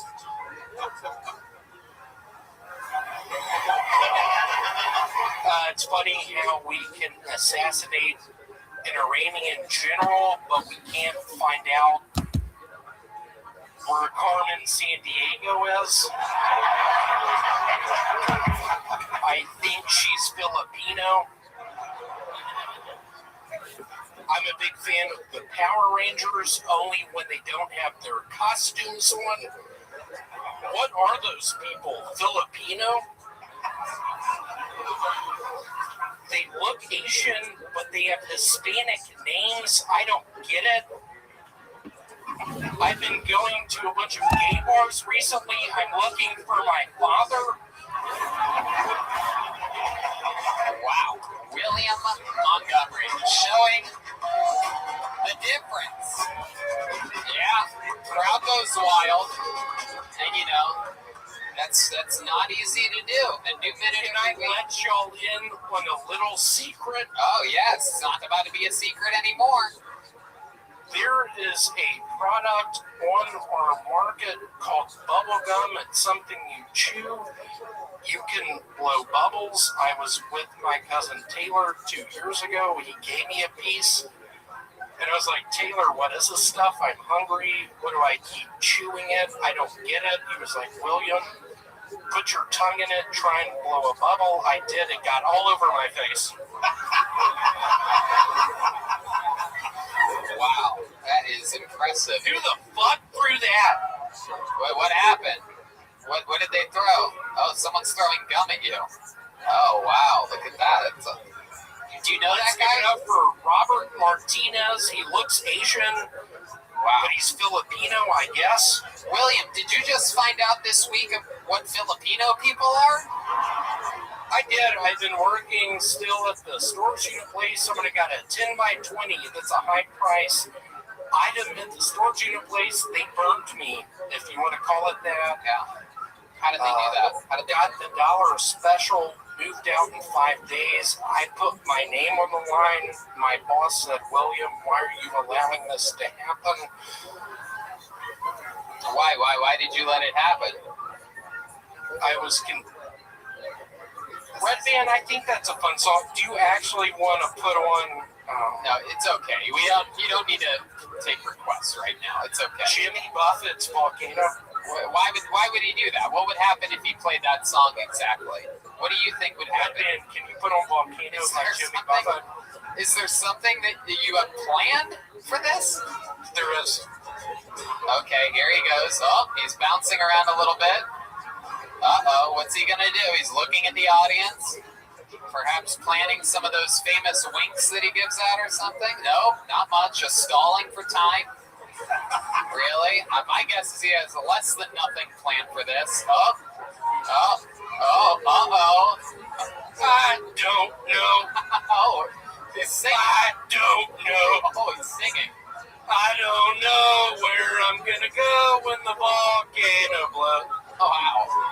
I don't know. Oh, my goodness. I don't. Someone did karaoke with Filipino people this I weekend. don't know where I'm gonna go when the volcano blows. All right, okie dokie. William, always fun. Is there anything else we need to know about you before we let you go? Look at my arm, Tony. Yeah, you got blood work taken. I know. I think blood work taken today by an Armenian lady. Oh, wow. I don't trust them. They look Hispanic, but they speak in an Eastern European dialect. I don't know if you've seen Speed 2. Very similar to the bad guys in Speed. Tony, here's my point. Yeah. Truly, yeah. Heart to Heart and Holtzman, me and you've been a crusader. You've been just a guy behind my back. 3 years ago, I got Me Too. They found out I was kissing bitches in the Chili's parking lot. I had sex with a couple of girls who were passed out. I don't give a shit. Wait, what? Wait a second. What do you mean you had sex with people that were passed out? There was some Filipino bitch. Oh my goodness. William Montgomery. I opened up her butthole. I put my penis inside of it. My God. I was chewing bubble gum. My cousin Taylor.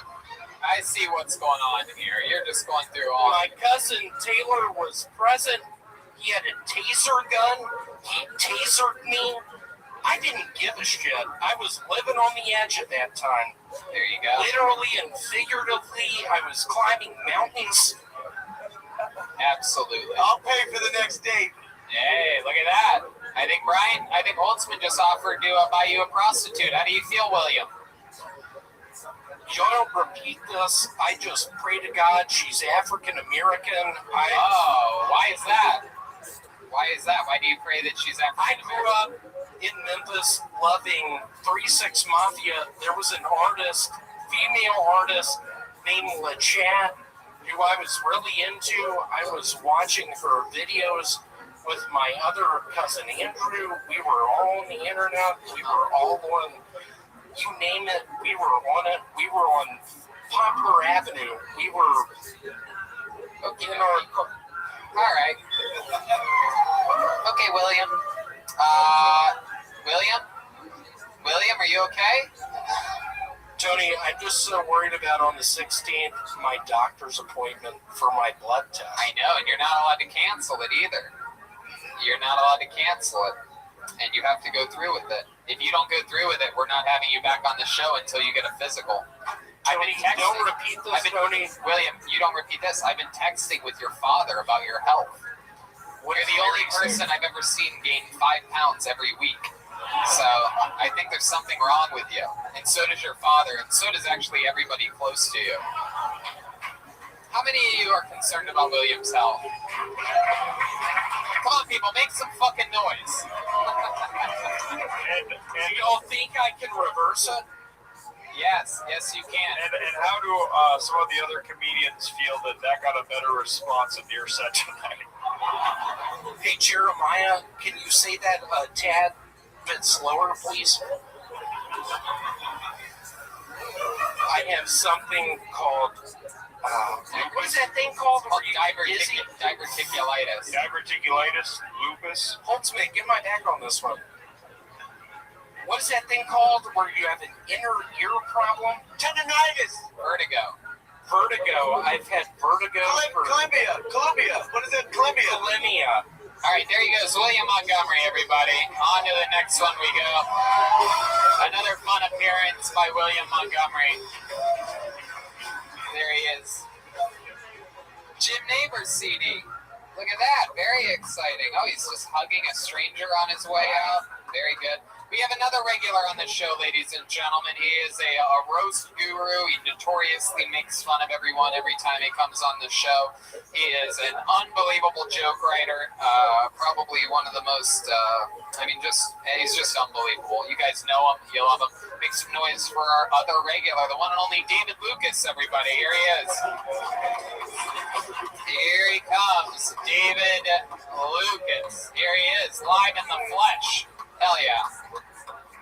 Yeah.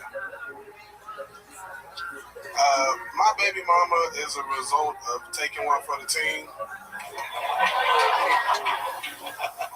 You know how it is when you go out with your homeboys, the fat nigga always get the ugly bitch. I'm like, man, I'm cuter than all y'all niggas. She was a big girl, so we had sex raw dog, because I'm like, she fat. Ain't no way she got AIDS. It's impossible. You can't have an STD and be 280, right? We had sex and I bought the chicken wings afterward in a club bathroom. Then she found me 6 months later on Facebook like, I'm pregnant. I'm like, bitch, impossible. I fucked you in a club bathroom. You can't get pregnant having sex in a club bathroom. That ain't my baby. That's a snowbed baby. It sucks though because when you got a baby mama that's... Nah, go ahead. That's it. There you go, David Lucas, everybody, finishing, getting out there, talking about his real life, talking about his baby mama. Hell yeah, y'all got the great Holtzman on here. Yeah. Yeah, jacket looking like a bottle of Tapatio. I don't know what that is, but it's good, right? You should know. I love it. Heck yeah. You're making fun of him. Meanwhile, you look like an airplane for Spirit Airlines right now. Real fucking Yellow Wing Jenkins over here. Look at this fucking guy. What'd you call me? What, Yellow Wing Jenkins? That's the niggerest shit you ever said. I don't know what that is. That's like a shirt that really shows everybody how big your arms are. That's what I say. It's like thinning in the middle and then fattening on the sides. It's incredible. It's like a fucking, I don't know what, it's like a sandwich. You give instructions on the airplane out your ass. Wait, what? Put the microphone to your ass and be like, everybody buckle your seatbelts. Why would my ass say that? That's hilarious. You can make your booty cheeks talk. My goodness. Wow. Look at that. That's my favorite David Lucas joke yet. You can make your booty cheeks. Makes sense barely. I love it. So, David, how's life been this week? Shit, everything good, bro. I can't complain. Yeah. I saw Holtzman a few days ago up in here cussing everybody out. Amazing, right? Hell yeah. He stopped me in my tracks. I needed to get out of here, and I got stuck here. My favorite set was when you went up with Jerry Seinfeld went up. You remember that night? Who are all these people? Who are all these people? I don't know, Jerry. Are you going to tell us a fucking joke? Who are all these people? I don't know, Jerry. That one? Yeah, bro, that's it. Is that what it was like? Is that what it was like? He went up and made fun of Seinfeld? Yeah, he was like, why the fuck do you want to see me? You already saw Seinfeld, motherfucker. That shit was funny. The night when he came in, yeah. That's what I said. You on your meds or what? Yeah. I love it. This is like talking to my granddaddy. Repeat that again, Sonny. I love it. So, David Lucas, you've been doing stand-up. Any other big breakthroughs? Anything happening? Shit, same shit. I'm in Atlanta end of the month. Skank Fest Southwest. Oh yeah, you're going to Atlanta at the end of the month. How long are you gonna miss any Kill Tonys? Nah, nigga, I'll be back. That's right. Yeah, I get back at 11 in the morning. I hope you pick me up from the airport, motherfucker. I'll send an Uber. Yeah. I'll send two. I'll send an Uber Black and an Uber XL because you're both of those things. So. That was good. All right. Nobody. It's only the only nigga that get Uber on a horseback. That's actually true. Like, giddy up. I actually do. I ride a horse and I say giddy up, but I say with my booty cheeks. Booty cheek? I love it. Yeah. Well, David Lucas. What's your shirt say? What does it say? Oh, represent West Hollywood. Yeah. Okay, yeah. I think you've done that one before. What did yours say? Polo, nigga. This is the black man Gucci right here. Is it? Yeah, Polo, nigga. Every black person got Polo. Wow. Black man Gucci. My goodness. What kind of polo? Like, I mean, I know it's not water polo that you play. Oh, God. I know it's not Marco Polo. Everybody knows where you're at. We can feel your body heat beaming from across He's the room. lost a lot of weight since the other day. You look spicy. I love it. So Polo's the black man's Gucci. Is that true? Hell yeah. What black people at? Where are the black people at? There's the Apollo 13 over here. Is that true? Is Polo the black man's We have a race right in progress. Black people know Polo is the black man Gucci. Wow. The only time I ever see a black person near that is when a white cop is saying pull over. Hilarious. It's a reach. No. I like it. I like you, David Lucas, every single week with a brand new minute that actually applies to your life. Yeah, I ain't got no CD player, but I'll take it. What do you got there? What is that? Count Basie. Count Basie in the orchestra. Wow. Heck yeah. Now you have something to count other than calories. Let me get a pen. He wants a pin. Absolutely. This way, he's got a Brian Holtzman pin. This way, he can check his blood sugar with the pin. I got nothing for Tony tonight. Goddamn, it's off night. I love it. Well, you're the best, David Lucas. Yeah, you got enough on nights. There he goes, David Lucas, everybody. Hey, every breath you take. What do you guys think? Back to the bucket, huh? I love it. Back to the bucket we go. Where it stops. You know what I'm saying? Jeez. All right, this looks like a fun one. Put your hands together for You Cha Me, everybody. You Cha Me. Uh-oh, she's very excited right in the front. She cannot believe it. Here she is. Come on. Good and loud for You Cha Me, everybody. It's her first time on the show. Can anybody punch me right now? Thank you. Okay, thank you. Any single here? I'm single. Have you guys ever been to any single party? Have you guys ever been to any buffet? Don't you think they're safe? They're exactly same, right? You go to a buffet, you pay an entrance, and they've been told, or you can eat. You go to single party, you pay entrance, and you've been told, or you can eat. I really love the single party idea because that makes life easy and simple and very to the point. People go to the single party either looking for love or looking for love. Girls, if you go to the single party, I'm gonna give you a very good tips. You are welcome. Keep going forever and ever. Forever, okay. I have 10 hours tips for you. First, please bring a cup of water or anyway like alcohol. It doesn't matter. Why? Because during the 2 hours single party, you are gonna be the queen of the party. Doesn't matter you look pretty or ugly or whatever, because you're gonna get so busy. First, one guy walk to you, talk to you, and then 2 more, 3 more, 4 more, 5 more, 6 more, all walk to you, and they ask you a question at the same time.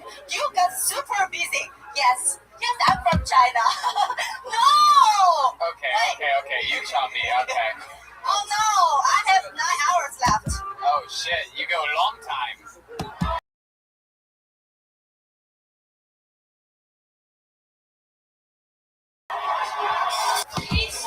Very good. There you go.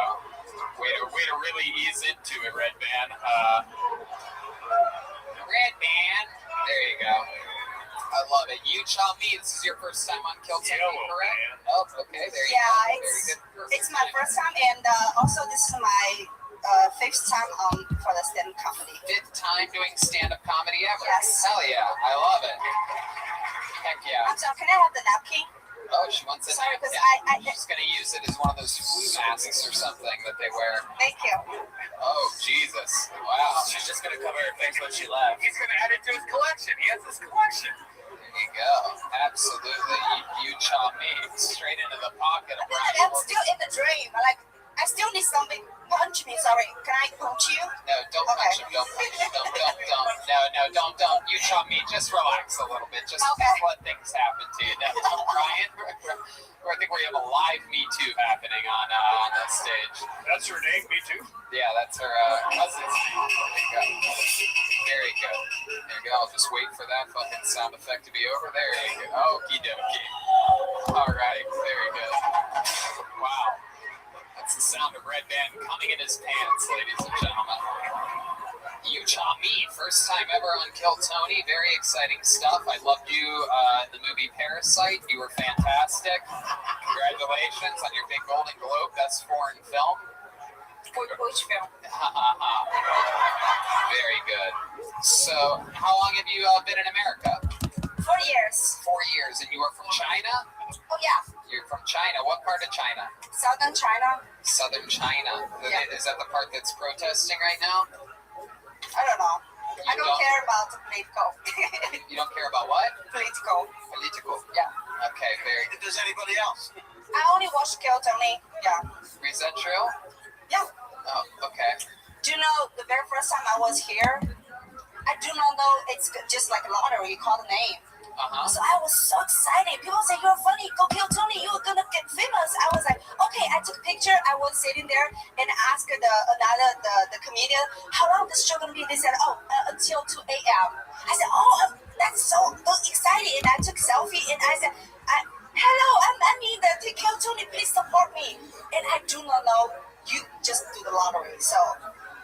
How long were you here till? 2 a.m.? Still waiting for the show until 2 a.m. Then I'm gone.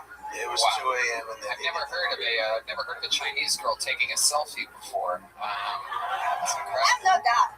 You're what? I'm not that because I said I'm gonna hit this show, and then when I go back to home, I got hit by the car. You got hit by a car? Oh my god! Yeah, I'm sure you didn't cause that accident at all.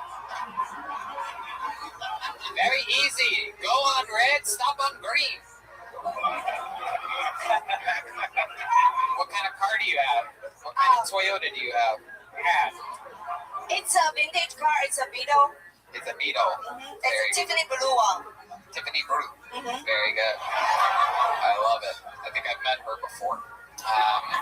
Very exciting. I like your host. You like my host? The style, yeah. Thank you. You're very quick. Yes, indeed. Absolutely. I don't know. I just know you're quick. Yes, absolutely. Yes, indeed. Can you say it one more time for me? No, I'm kidding. So, what do you do for work here? I'm a student right now. Yeah, what are you studying? Theater arts Theater arts at UCLA? in Pasadena City College. Pasadena State College? City College. Pasadena City College? What's going on over here? It's so busy. Brian Holtzman. Do you want to get some drink? Yes. Relax. Oh my goodness. I know I make you feel nervous. You do. You have a boyfriend, Yucha? Is that your name, Yucha? Am I saying that right? Yes. Okay. Do you know Yu Chao meaning in Chinese? No. Superman of the universe. Wow, that's a lot of words That's for Yucha. for girl. Yes, Joelberg, you just want to say it? Salt Lake City, Utah. I can always tell. What is that? It's a fun fact. I want you all to pay attention to it. Maybe not this episode, but maybe for the future. Anytime you see Joel holding onto the mic, lingering on it for more than like 9 seconds, that means he has something that's not funny that he's about to say. But he's gonna say it anyway, no matter what, because he's already held onto the mic for so long that he's gonna get it out. He cannot help himself. And by the way, I'm not kidding. I knew you were gonna say Salt Lake City, Utah. I fucking knew it. Because it went through my brain, and I'm like, not good enough to say. And then I see him, and my peripheral vision just, let me pick my moment here. I thought it was great, Tony. That's why the fuck I'm up here. Goodbye. Goddamn right, we love you, Joel. We love you. Whether you're hot or ice cold. Are you gonna call me back? What? I'll call you back. Oh, there you go. There you go. Have you ever been with an American man before? Huh? Have you ever been with a human waterbed? Yeah. Have you ever been with a... That means you have a crush on me? Yeah, he will crush you. Yes. Absolutely. So you like kimchi? Oh, wow. What a good question. I make a good kimchi. Yeah, he eats vegetables all the time, if you could tell by his everything. You had a Korean girlfriend before. Yeah, she's still... I mean, I don't know where she is. Wow, you like Koreans? You get along with them? I'm good. I like Korean food. Oh, you do? Yeah, how about you too? You like to eat shit. What's your favorite kind of food? Now that you've made it to America, what's your favorite? My favorite, still Chinese food. Oh, wow. What is the Asian? What's the version of Asian that you hate the most? Like, if you were to take one Asian out of the water, what would it be? To the water? Least favorite type of Asian is what's what your he's favorite asking you. Asian? I barely understand him, and I speak perfect Fish English. creatures. I thought you were There you go. Fish creatures, everyone. For those of you that didn't hear it the first time, fish I creatures. never heard about that. You don't have a least favorite type of Asian? No. I do. I got about 3. I love it. So, Utah, are you going to stay here after your studies in Pasadena? If you want me become the guest here, The what? or you want to be the co-host or like something. Co-host? Oh my God. Yeah, that's what we need. We're really missing out on someone that barely understands the American language. But, hey, can you say world? World. Wow, that's very good, actually. It's very impressive. Better than some. That's exciting stuff. What's something interesting about you that we should all know? Like a fun fact about you, Cha. Like, you ever have any accomplishments or special skills or talents or anything like that? You good at like yo-yoing or something like that? Yo. Like host a show. You host a show? Mm-hmm. What do you host? Well, a lot like event host. What? Event host. Oh, okay. But funeral. Funeral. Yeah. You're a funeral host. But funeral. I know how to throw a party, but only funerals. No funeral. No funeral. Oh, yes. And also like the contest, like a competition, like You do this here in America?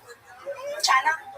Sometimes in America, but it's only for Chinese. But that's like a job, right? You get paid for that. No, I can work here.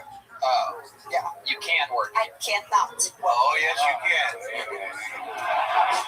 What do you like to do for fun? Do you go to parties or anything like that? You talked about being single, going to single parties. I don't hate it, roses. Go hiking, traveling, or go to the beach. Oh my goodness. Wow. Come on, she's Asian. Come on. Hey, wait a second. What was that? That's Don Barris. Whoa, Don Barris. What are you coming up here? Say hi to these people, Don. Heck yeah. Don Barris, live on Periscope. What's going on, Don? Can you take the microphone? I really had fun watching this. Congratulations to you. You're wonderful, but you understand why I have to leave. Because this piece of shit over here, all he does is put people acting like she sucks cock. You fucking asshole. Wow, the rivals of late night, the king of the OR, the king of the Mainer, and this is... That's not what I'm sorry. saying. For that. Oh my goodness. There he goes. So she goes to school in Pasadena. That just happens to be where the Ice House is. Brian, you host a show there bi-weekly. What do you think? What's going to happen here? Are you going to invite her so that I can make my From the Ice House to the Ice House show? Because if you don't, I will. Lord, Actually, you know, oh, someone doesn't want to get in trouble with little Korea over there, huh? I just got a text. She's really, really upset. She's going to slap that big Chinese face right off of her if I do that. Luckily, she's short. I don't think she can reach your Chinese stature. Okie dokie. One more time for Yu Cha, everybody. There she goes. Her first time on Kill Tony.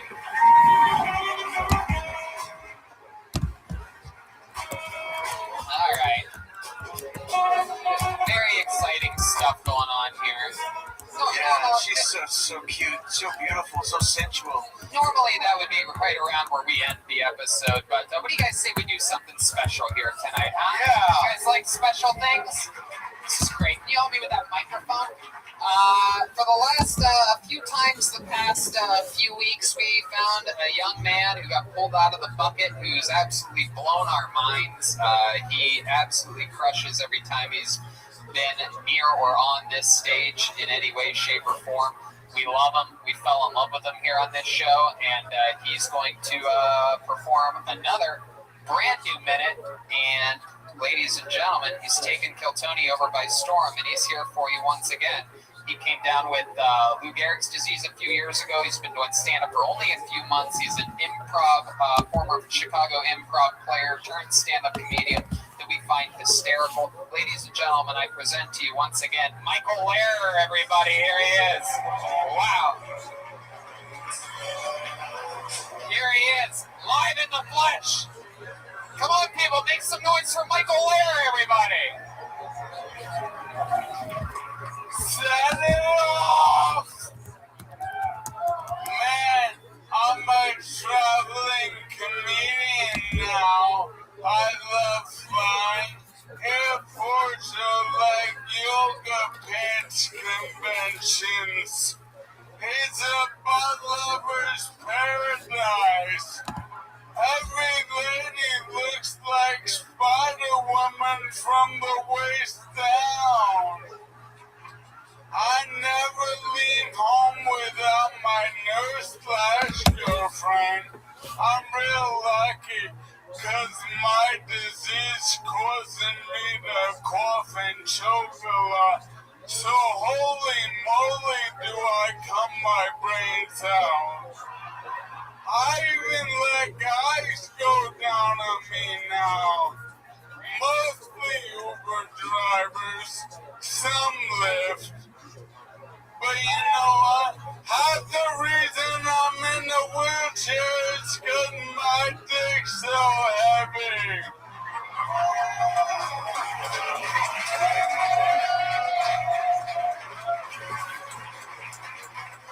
Michael Lehrer, ladies and gentlemen. A force of nature, absolutely. Michael, are you stuck like that? No doubt. It's so good to have you back on the show. How about one more time for Michael Lehrer, ladies and gentlemen? Yeah! No doubt, no doubt. No doubt, no doubt. One of his many catchphrases. The people absolutely love you, Michael. How's life been going for you? Fantastic. My son just moved here to live with me. He's 21 years old.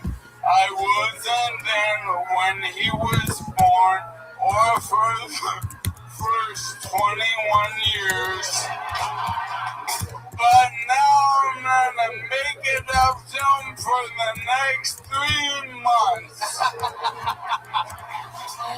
There he is. How about you stand up, take a bow? The great Colin Lair, I do believe. Yeah. 21 years old. Tony's gonna go from Paul Lair to Paul Bear. All right, there you go. Tony. Yes, Michael Lair. Tony, his last name isn't Lair. Oh, really? Yeah, wicked fun, dude.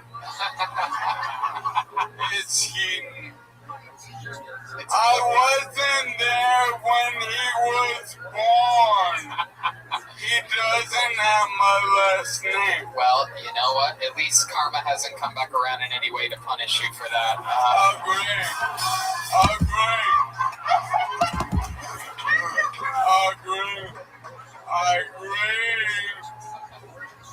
You know what? That's real mean. And I'm already in a bad mood because of my nurse/girlfriend. Oh yeah, what'd she do this week? We're fighting again. She doesn't think the nicknames I have for her are affectionate. Oh yeah, what are the nicknames? Mind Hunter. Yeah, cause she's always trying to guess what I'm fucking thinking. Or spell viral. Cause I can't get blinded without her opening her fucking mouth. Wait, you can't get blunted without her opening her mouth? Yeah, because she's always sniffing around. I can't relax her. She don't like that blunt smoke. Wow, that is incredible. Joelberg, what do you got there? You're holding on to that. You already set me up for this. Go ahead, Joel. This isn't a joke, but a real question. Oh, we know it's not a joke.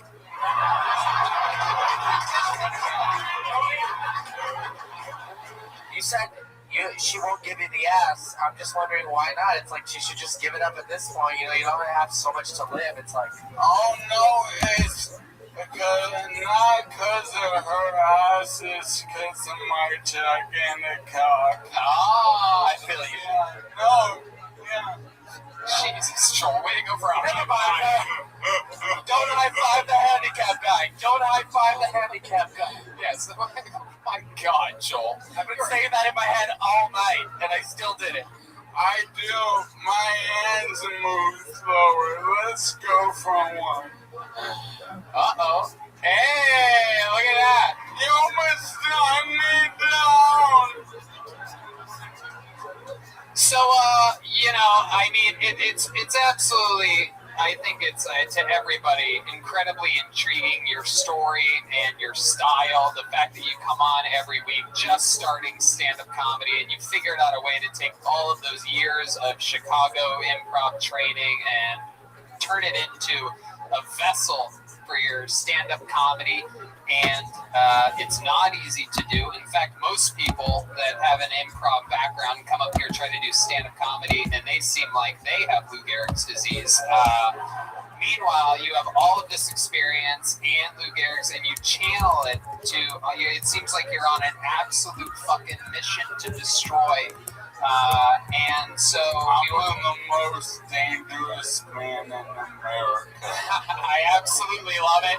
And I've been bringing you back. I've been inviting you here the last 3 weeks in a row. And I just figured, why the hell shouldn't we make history here tonight and announce you as the first ever third regular in the history of Kill Tony? Wow. Look at that. Confetti, ladies and gentlemen. Dreams coming true.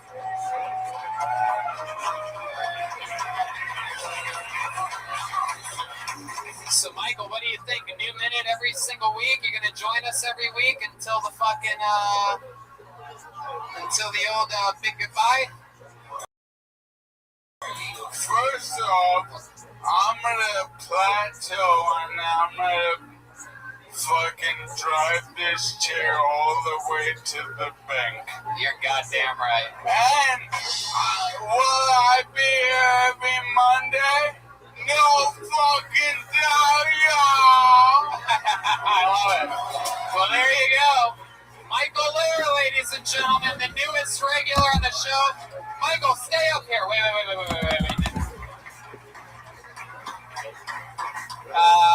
Yes, Michael, why don't you stay there we're going to do one more special thing. You guys want to do one more special thing here tonight?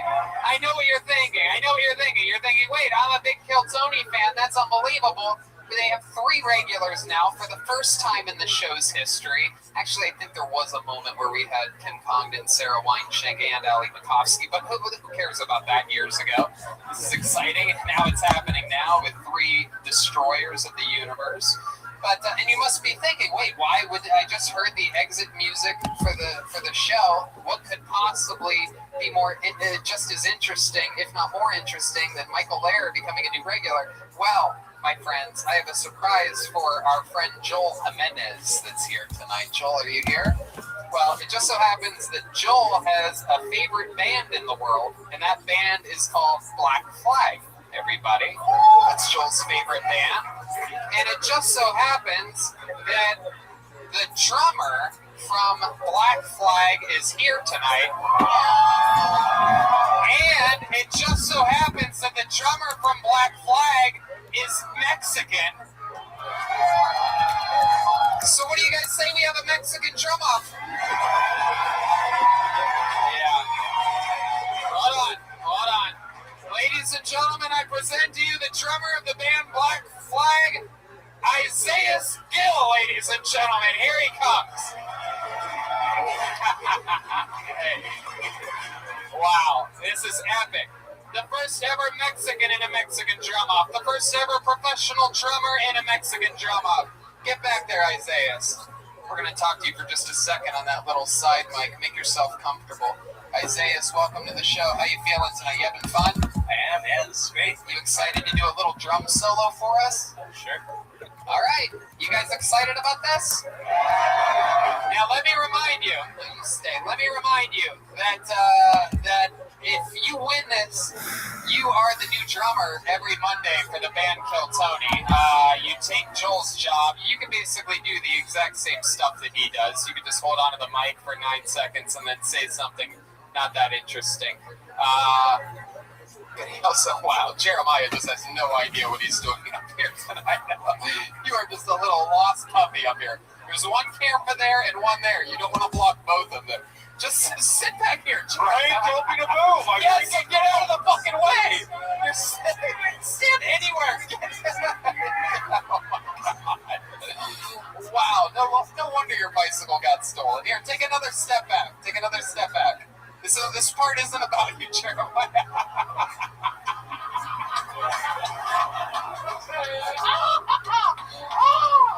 All right. Okay. So you can play the drums 30 to 40 seconds or whatever, play it as hard and as good as you can. Try to take his job from him. Does that sound cool with you? You're his favorite drummer of his favorite band. Let's see what happens here. Ladies and gentlemen, I present to you Isaiah Gill. Here we go.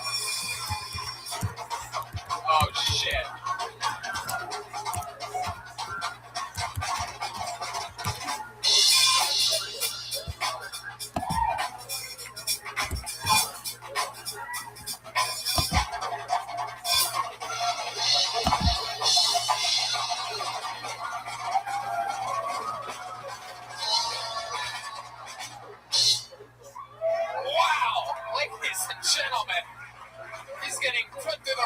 Tonight.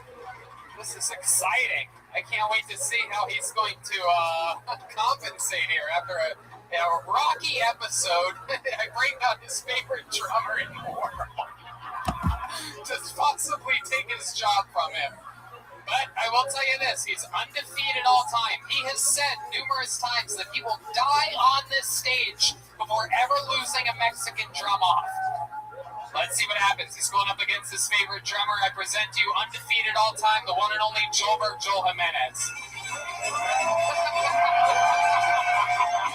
Wow! Oh my God! He's got a luchador mask, a Modelo, the purple dildo. He's got a new dildo. What is that? It's a new dildo. Oh my God.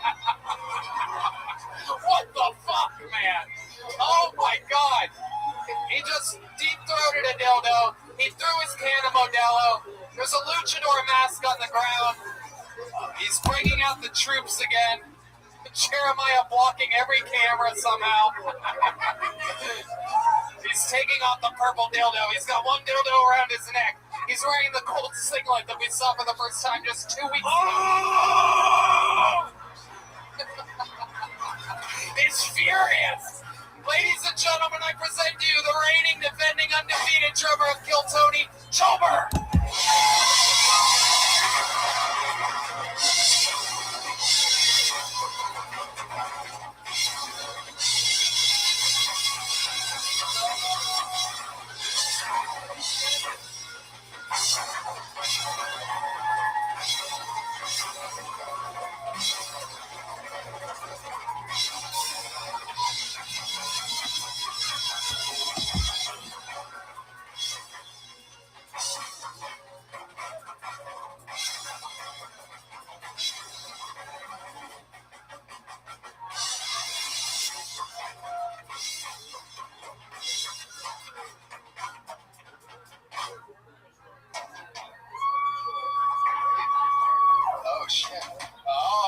What is he doing? What is he doing? He's beating a drum. He's got one stick in his mouth. Oh shit, it's getting weird up here. He's moving microphones. He's in his bare feet. There's confetti everywhere. He's beating the drum. It seems like he has... Oh, wait. Oh, my God. What is he doing? Oh, wait. Oh, Jesus fucking... He wants the lights on. He wants all the lights on. Danny, lights. He wants all the lights. Let's see what happens here. Oh!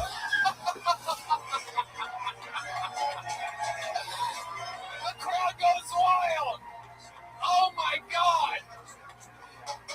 He overextended a backflip. That is mind-boggling. He literally did almost die up here defending his job. You think I'm fucking playing around in this bitch? Jeremiah, just lay down. I'm fucking ready to die. I almost did. I proved it to you. Fuck the bullshit. That's what's up. Shout out to Modelo, homie. Wow. Unbelievable.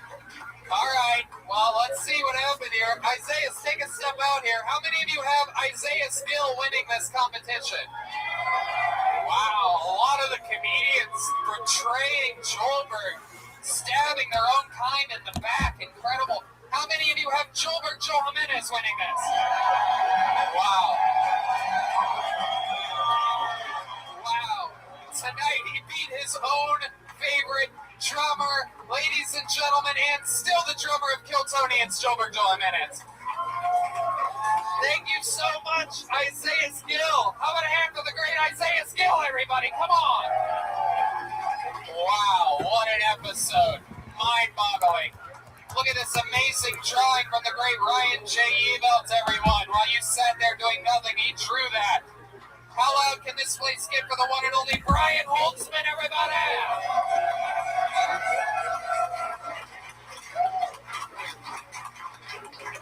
Guys, we're going to help him get his bicycle after this. How about one more time? Good luck for Lieutenant Stroganoff.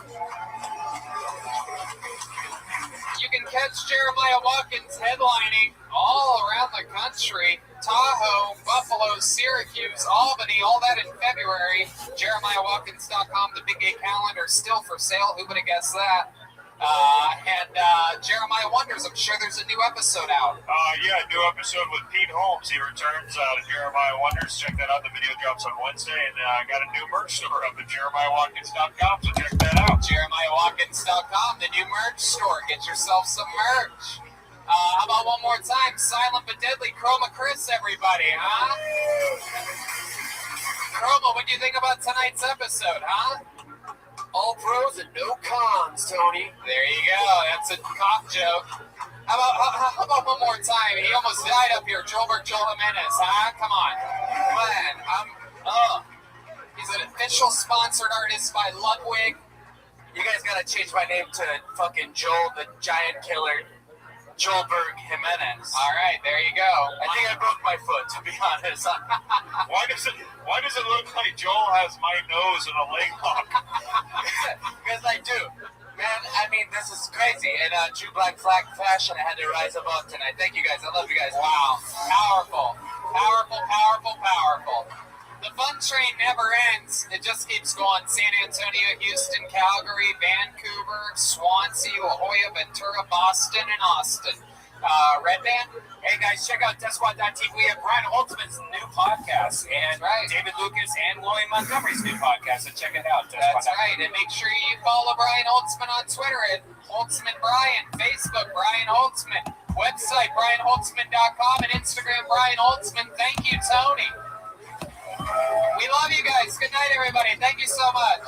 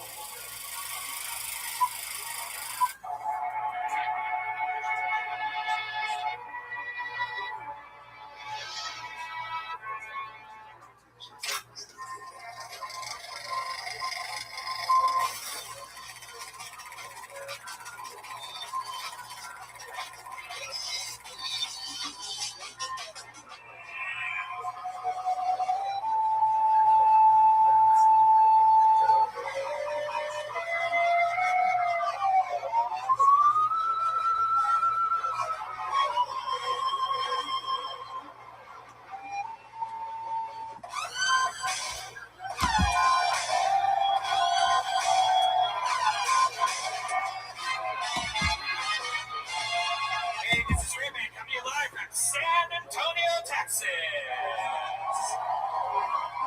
For a brand new episode of Kill Tony. Give it up for Tony Hinchcliffe!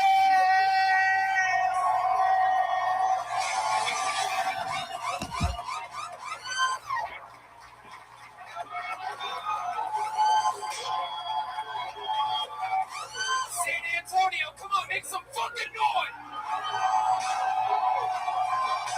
That's right. Hell yeah. Ryan Redman's here! Complete chaos. Down to the wire.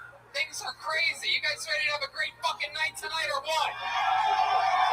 Goddamn motherfucking right. This is why we come to Texas all the time. Everything's bigger in Texas, even Kill Tony. Giddy up. This episode brought to you by Chevy Silverado and Dodge Ram, motherfuckers. Hell yeah. I'm so excited about this. We always have fun. A lot of crazy things happen here in Texas, and we've always had fun every episode that we're here. The fun train continues tomorrow in Houston. Kill Tony's coming up in Calgary with a weekend of stand-up. I'm doing stand-up by myself in Tempe, Arizona. Kill Tony Vancouver. Kill Tony East Link just went up back to Swansea, Massachusetts for a big semi-annual blowout on the East Coast. La Jolla, California has a Kill Tony coming up March 5th. Ventura, March 12th. Kill Tony Boston, April 10th with a weekend of stand-up the 10th and 11th of April. In Austin, Texas, Kill Tony Moon Tower Comedy Festival just announced April 25th. Very exciting stuff. Jeremiah Watkins has some dates coming up. in Buffalo, Syracuse, Albany. That's all in February. Go to JeremiahWatkins.com for that, including Tahoe, January 16th.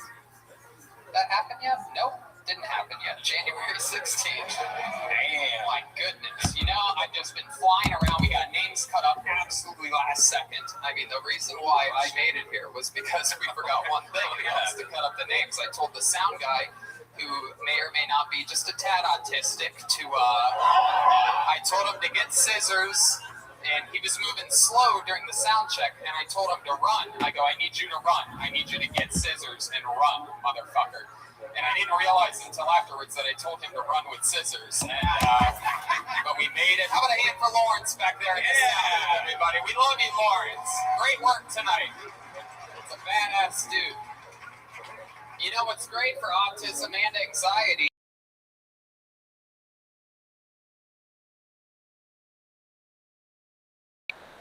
And now that it's the new year, a lot of people and have New Year's resolutions. We're going to ignore most of this. But people are getting back in shape. They're going to the gym. And there's nothing better to use than the topical cream that they have out right now at Infinite CBD. You know about I this. use it on my neck. I just replaced my bed, but for like a couple of years I've had a bad bed and I've had bad neck. My neck's always sore. I've been using the topical cream for my neck. It's amazing. It works, and it has. You don't even have to use the topical cream. There's a lot of different ways. If you like gummy bears, they have gummy bears. If you like the tincture, if you like the little drop in your mouth, they have that. So many great things. This look of having leukemia, and that's what I do. I rub topical cream all over my sore joints and all over my sore aches and nooks and crannies. You know what I mean? I get in there and I use Infinite CBD. I don't buy CBD anywhere else because Infinite CBD offers the cleanest, healthiest, and purest CBD available on the market. Use the code Tony15 and you get 15% off here in beautiful 2020. So go to infinitecbd.com, use the promo code Tony15, save 15%.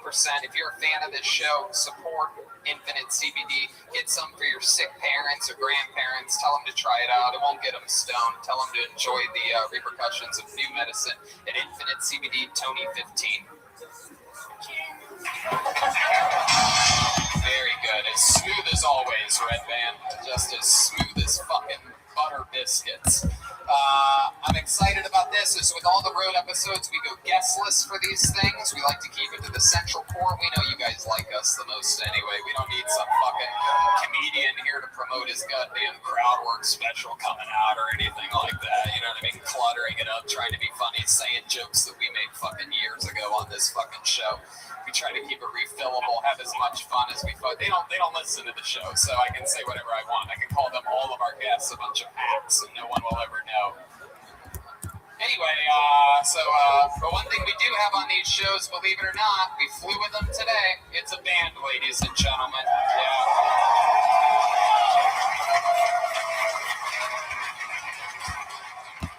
Having a stare down with this fucking cool lesbian lady with the silver hair over here. She's not smiling. Tough little cookie, huh? There's a little smile. Look at you. A smile, lady. Have fun. I hope she is a lesbian. Is that a guy? That's not a guy, is it? You're a lesbian, right? Yeah, damn motherfucking right. Thank you. All these Texas people patting her on the back. I'm sorry about that. It's all good. I live in Los Angeles. I know a fucking lesbian when I see one. Just like to make sure you're all right. You know what I mean? I don't like that fucking lesbian stare down. You guys give me that cold as ice. Lesbians hate me, by the way. I'm like lesbian kryptonite for some reason. Because they think you're one of them. There you go, Chris. There you go. I mean, yes. There you go. Very good, absolutely. That's one way of doing it. So we have a band on the show. Every single episode, they commit to being different characters. We never know what they're going to be. They got packed tight in this little itsy-bitsy bathroom. It's a very tiny green room we have. They've been in there for a few minutes getting ready. Let's all find out what they are tonight together, shall we? Sometimes it's the return of famous characters that we've seen before. Sometimes it's brand new characters that we've never seen. Let's find out what they are tonight. Ladies and gentlemen, I present to you the best damn band in the land, the Kill Tony Band, Jeremiah Watkins and Joel Jimenez.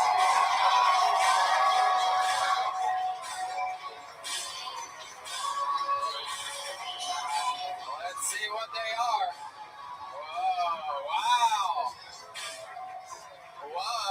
Heck yeah. Wow. Basketball players, everybody. Fuck yeah, no doubt about it. Those are basketball players. Hell yeah. Welcome to the show. Have you been on? I can't remember. Have you been on before, basketball player? Yeah, back in Cincinnati. Wait, what? Are you you're back in Cincinnati, bitch? Oh, wait a second. So Yeah. you guys both are sort of like Yeah, we street ballers, dog. Oh, all right. Yo, my name T-Swish. That's my boy Rim Job back there. I'm gonna write this down. Okay. T-Switch and Rim Job, is that correct? Yeah.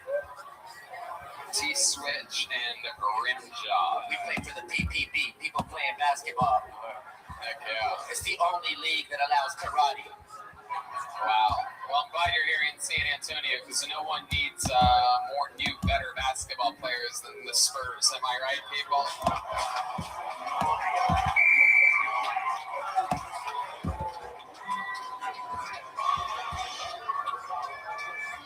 I'm a bad guy. Yeah, lesbian's smiling now, isn't she? Hey. This is exciting. We have basketball players. We have a red band soundboard, which brings me to this. The very extra sloppy tonight bucket of destiny. These names were cut up. I might only have half your name at some points. We're going to have to do some real guessing here. There's two ways to this stage and only two ways. Do not walk in front of this table. If you're on this side, you come up and behind us, like in the main room of the Comedy Store. And if you're on that side, you can come right through behind Jeremiah and in front of the drums. Don't do anything stupid. Watch your feet as you're coming. Patreon, so pop it. For Define the Kid. Yeah, those are right.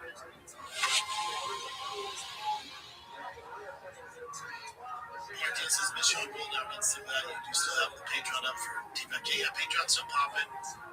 For Define the Kid. Cold hour. Again, I'm not completely out. I decided to take a step back and run the hill so I can do more of this. You know, I love those guys, and they know that, but I'll be in and out. Absolute Chris says, can you bring back merch? Did we ever get a rack tire mechanic? Yeah, I'll figure out merch. Let's see how this thing goes. If I get to, I don't know, like, what's fair, 1,000, 1,500 subs? Let's go to merch. I don't know the space. Is that a lot? Is that good? Is that bad? We're at over 300 in less than 2 weeks. I feel like we're doing it. King Quincy, favorite episode off the top. Got a road trip to Florida tomorrow season to listen to. I wouldn't recommend any of the big round breakdowns off the top of my head because, right, it's all kind of, well, not everything. It's one of like Paul, Stephen, and Connor, fucking, talking about Brock Lesnar or some shit. Single Fire Kids, anything with Chris, Theo, Tim Dillon, Shane Gilson, those are the ones. Also, every Sunday we have an audio version of the best episodes. So all Fire Kids have an audio. That's right. Michael Straight, you need to be on the last one. I don't know what you got to hate on the White House. They don't know ball in here. Make Chris just, unless it has to do with coffee or comedy, it's like, this is my take on political, the landscape. I don't know what the fuck I'm talking about. Those guys are what the fuck they're talking about. So, I'd be on there, but it'd be me just overwhelmed with fucking facts about UFC that they're just not familiar with. It's like me debating with dogs. I think, those guys debating me on the fight game. I don't know. I totally understand the argument of weight issue for Ilya, but don't you think 0 and K999 positive day by day, and at some point we'll be able to keep all these questions, keep running those notes and content. Well, I don't know, brother. I don't know. Appreciate it.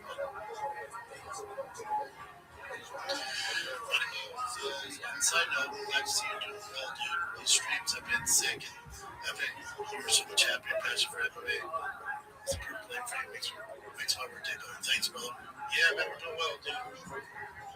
Trumpet Dad says, yeah, Chris didn't have a great take on Fame 250. Why would you? Listen, you know what take from Chris? If it's comedy or golf, that's it. I love it, but I'm not trying to hear anything from sports or Chris.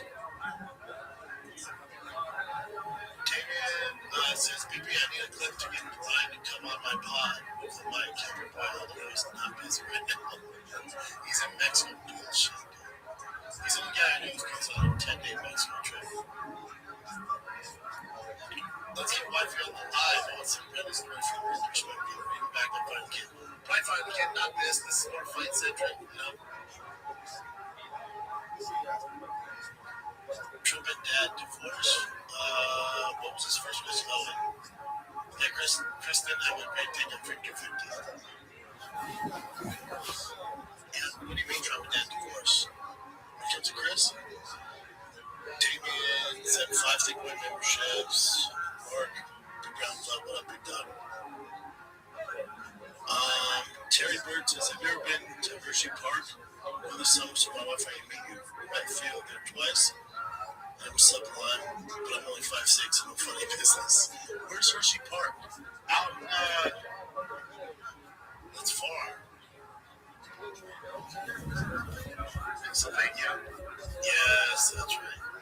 What the hell's the end of the lunch? We didn't have kids, man. That'd be cool.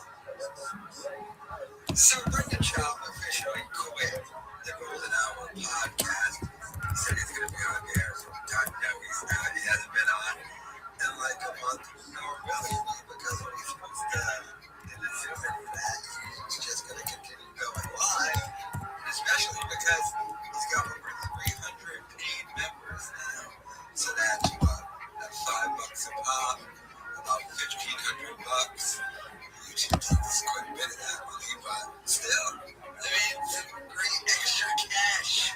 I mean, it's still because the problem is, like I've always said, Schaub makes money as a YouTuber. If it was just Schaub, the overhead he has makes it cost money.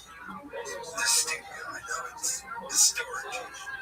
But I still earn about like $5,000 a month because the car's full. He has to pay Chad, he has to pay and live his lifestyle, even though he keeps downgrading. Still has to live it. But I mean, he's done with the Golden Hour now, even though he's still in intro. Now, kid, to me, pull it off by themselves. Without having that idiot there. I don't know. I would bet that the views are down on that podcast because Schaub's not there making an idiot of himself. Although the best thing is him being off of it because when he was on Zoom, it was trash. I mean, the constant interrupting was even worse by the fact that he was on Zoom. Oh my God. It was a terror. I wonder how much he has to pay Leah. If he pays Cal $25,000 a month, you would assume he pays Leah more, but would Leah know to even ask for? We know the bottom line that the number one show is the Golden Hour podcast, and that is proven out by numbers. You can go check all these numbers if you want, by the way, you can go on social media. And, like, together, the fighter and the kid and what?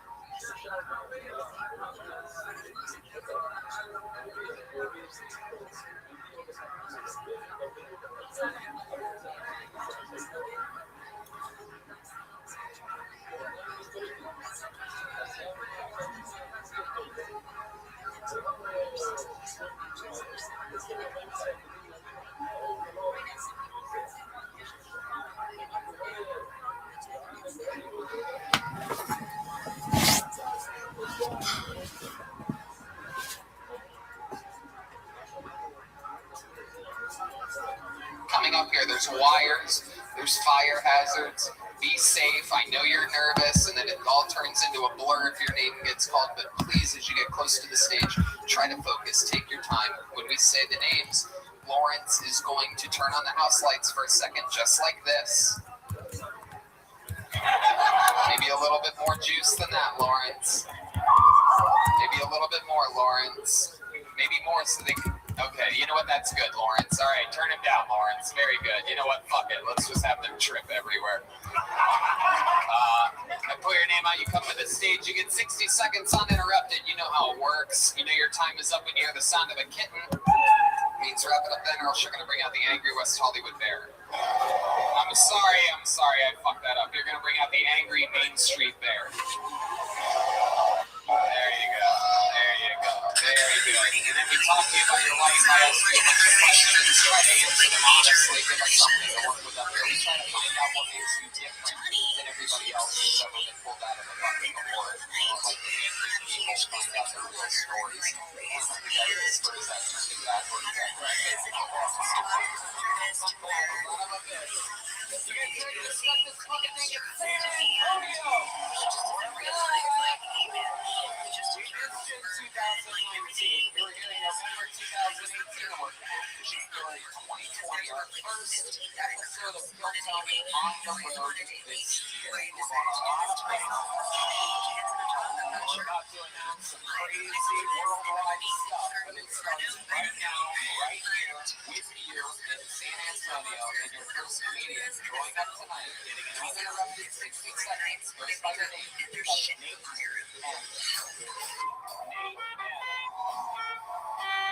Here he comes, right there. Look at this guy.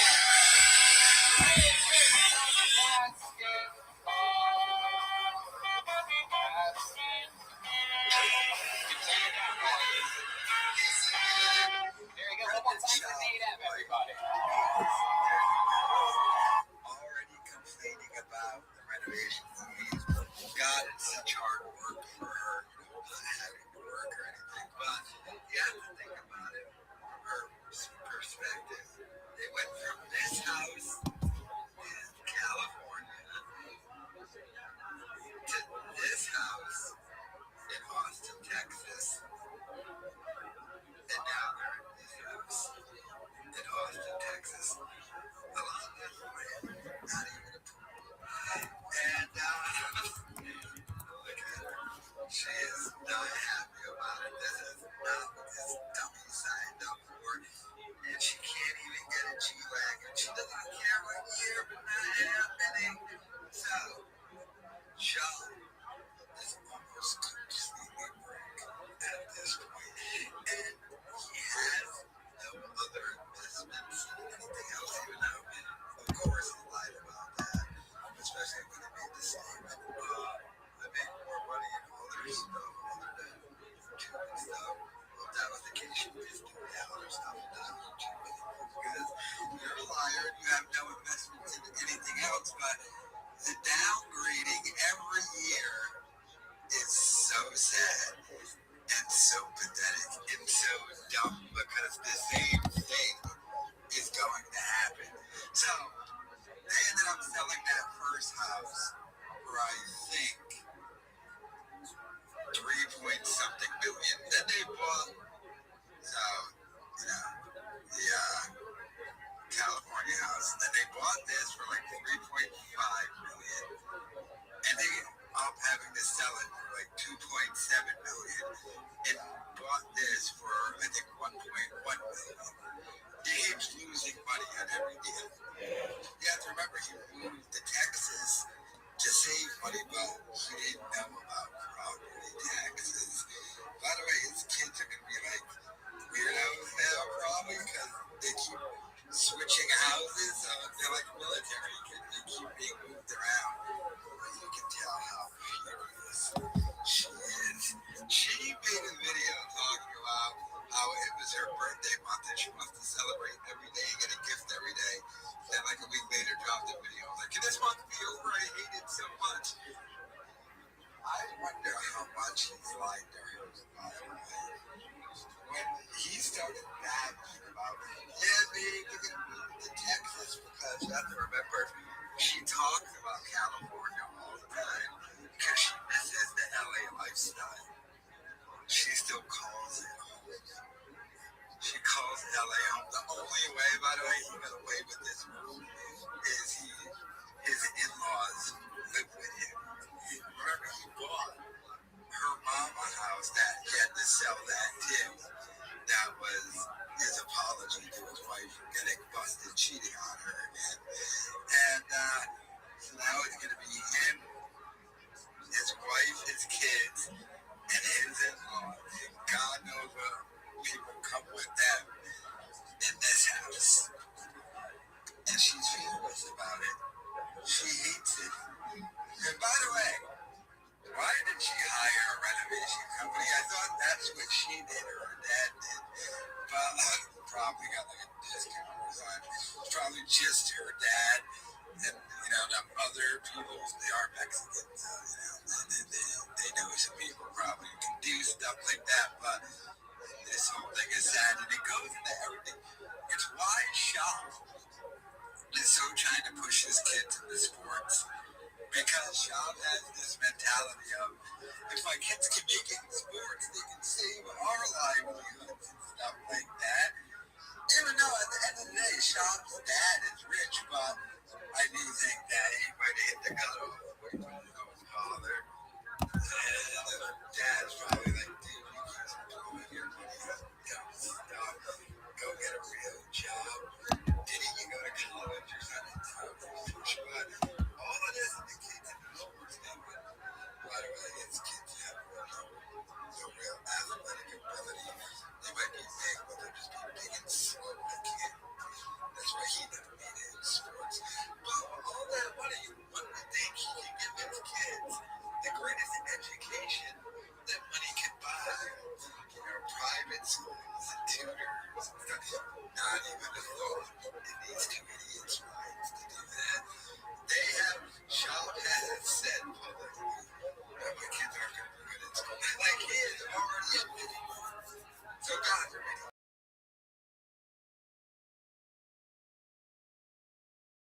Tries or any boy that she used to be the widow Rubio in Tweak.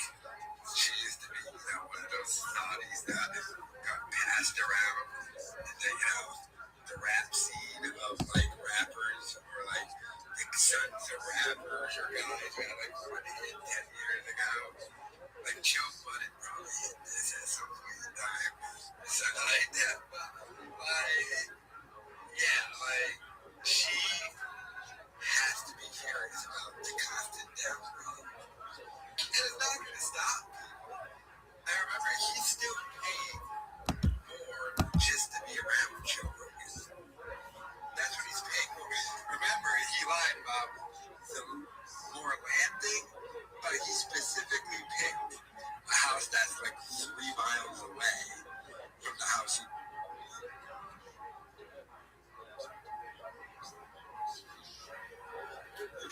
just so we can still technically be around Joe Rogan. It's not like you do stand-up anymore. You had to stop doing that because you couldn't sell tickets. So, how are you going to be at this comedy club? He's not going to have you on the podcast every week or month. And even if he did, it's not like it would help it. I mean, they just can't face the reality. Just go buy a nice, like, $200,000 house and just pay for it all up front, right off the rip. That's the thing I don't get, because this asshole bought this house and make a buy $1.1 million with a 30-year mortgage, paying like $15 million a month. And that's why he had to sell that last house. He said he bought it for over $3 million, then paid $20 grand a month, $18 grand a month for it. Then he had to pay Cal $25 grand, how much he had to pay to me and shit, everyone else.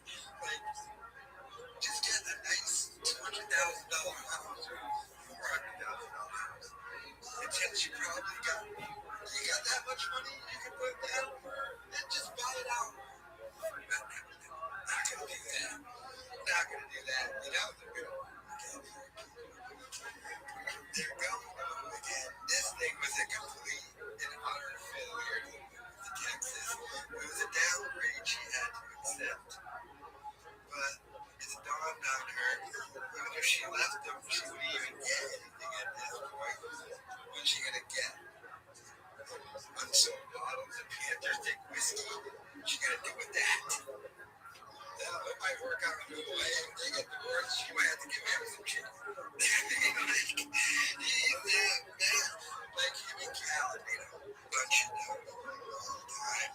But you have to remember, they haven't been money for a long time. You can make calls. But if you start having no money come in and more go out, and you live an exorbitant lifestyle, you're going to go broke. And then no one's going to tell them. I'm pretty sure that MC Hammer was losing everything. During that process, everyone around him was like, yeah, everything is going great. Yeah, you're really winning at life. You keep downgrading it. But no one's going to tell them. No one's going to sit there and go, what the fuck are you doing? They're like, stop doing what you're doing. No one in their lives is going to tell them that. But let me know your thoughts in the comments.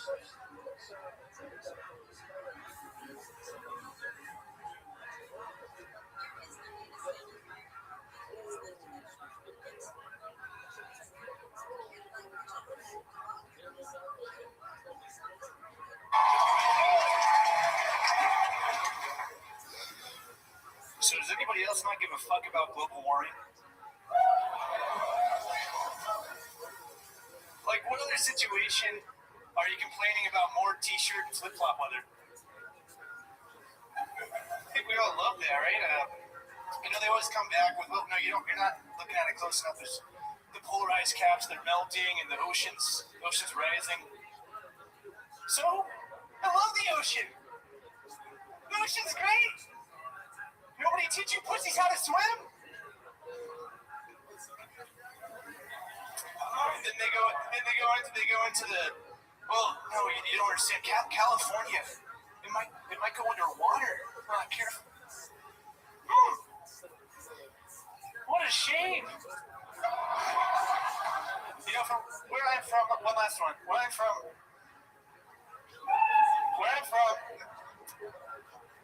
most people agree the best Jew is a dead Jew. And his name is Jesus Christ. Good Christian joke to end it. Good Christian joke right there. There you go. Sure, hate him, everybody. Getting it started with a bang. Wow. Very, very interesting.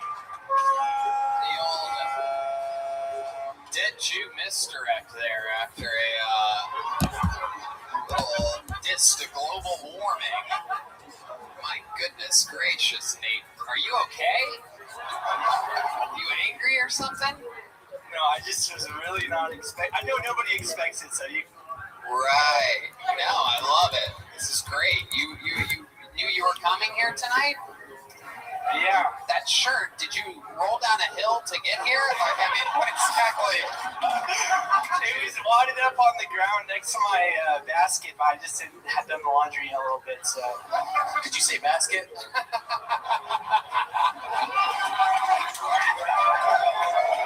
And we know karate.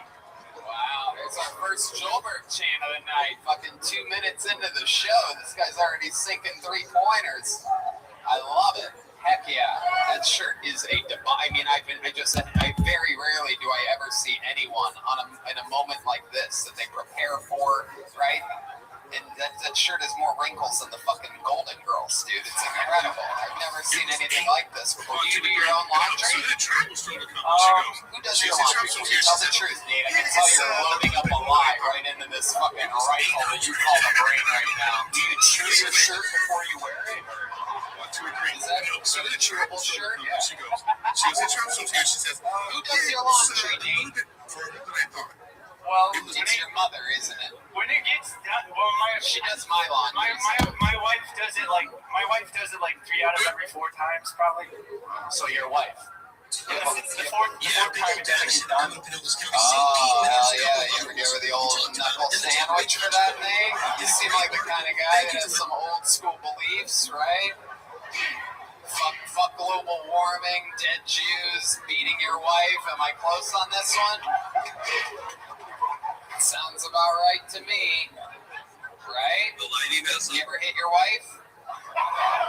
Tell the truth, Nate. It's consensually most of the time. Consensually. Yo, that's a technical dog. So this is your first time doing stand-up comedy? Yeah, it is. Yeah, it is. Absolutely. How old are you? 23. 23? Look at you, you young buck. Absolutely. What do you do for work? He's a boat sail man. Okay. All right. We're starting this. Nate, what do you do for work? I serve at a movie theater that does dinner. You work at the Alamo Draft House. I didn't. You think you're not allowed to say that? Is that what you're saying? They kind of, I don't know that they'd like what I said that much. Right. After that set, you are absolutely correct. They would not like that at all. My goodness gracious, Nate. How long have you been working there at the theater? About 3 months. Okay, 3 months. What'd you do before that? I worked in Natural Bridge Caverns. All right, what's that? It's a cave. I actually worked at the zip line, so I did the zip line. Yeah, you look like a zip line guy. Put that shirt on a fucking zip line. Let it fucking soak in the sun a little bit, that fucking thing. What do you do? Where do you keep that? Inside of like a condom or something like that? Like, I mean, it just looks compacted. Compacted, Nate. What does your wife do for work? She serves too, but she just got a job over at Oracle. At Oracle? The computer company? Yeah. Very good. Wow. The Matrix character. That would be crazy if she was working for the Oracle. That would be pretty nuts. That's a big job. How long have you two been married for? You're 23. She's 23 too? She's 21. Look at you. How long have you guys been married? You fucking weirdos. Married at 21 and 23. Jesus Christ. I already see how she does the laundry. You know this ain't gonna last long. Oh my God. We got married in June. You got married in June. How long have you guys known each other? How long have you been together? How long have you been prematurely ejaculating all over? And how long have you been using that shirt to clean it up? There you go. There you go, baby. That's how it's done. Well, alley-oop. Yep, go ahead. Yeah, we've been together since March of 2017. Right? Yeah, I'll do the math on that. That seems like a lie. Known each other a couple years. March 2017. What's her birthday? Hers is May 1st, 98. May 1st, 98. So you started dating her when she was 18? Yes. Oh, suspicious as fuck, isn't it? Suspicious as fuck.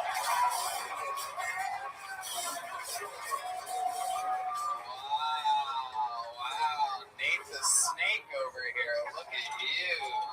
My goodness. So where'd you meet her at? What was she doing at the time? Was she perhaps at a Chuck E. Cheese or something like that? Or? It was at school.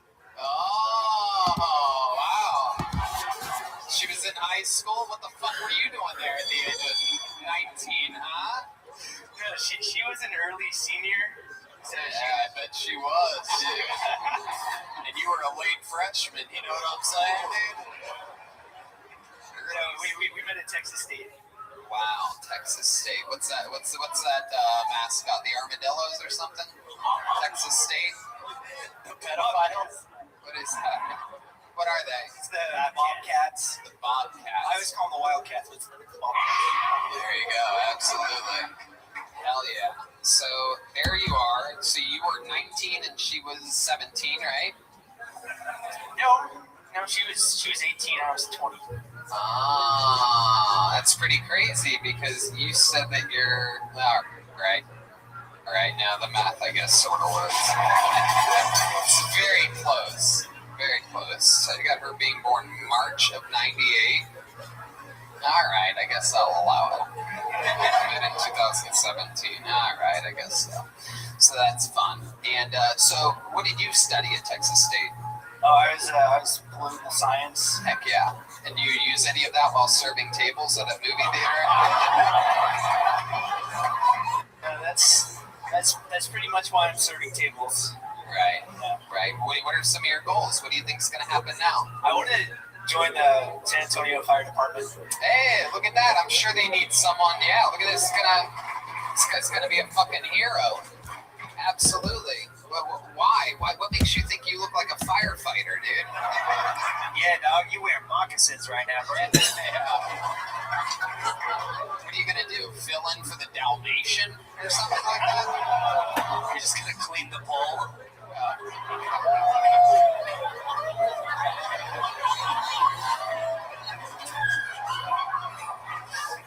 Down, boy. My goodness, what makes you want to be a fireman? Because your favorite age of girl is 9/11?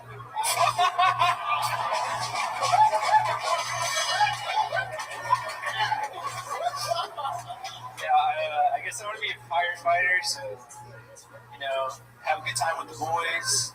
And Jesus Christ, I've never seen such a young pedophile before in my life. You're like King Joffrey Epstein. But you know what, Nate? It takes a lot of balls to sign up for this show, and you got it started here tonight with a lot of fun, so thank you very much. It's first time ever doing stand-up comedy. Come on, San Antonio. It's Nate F. You're playing basketball.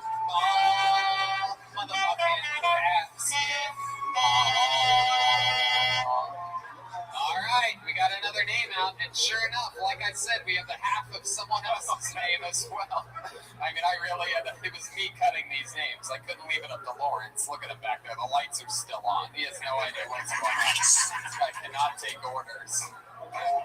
I gave him directly what to say before the stand-up show, right? Like, you know how they give announcements before a stand-up show?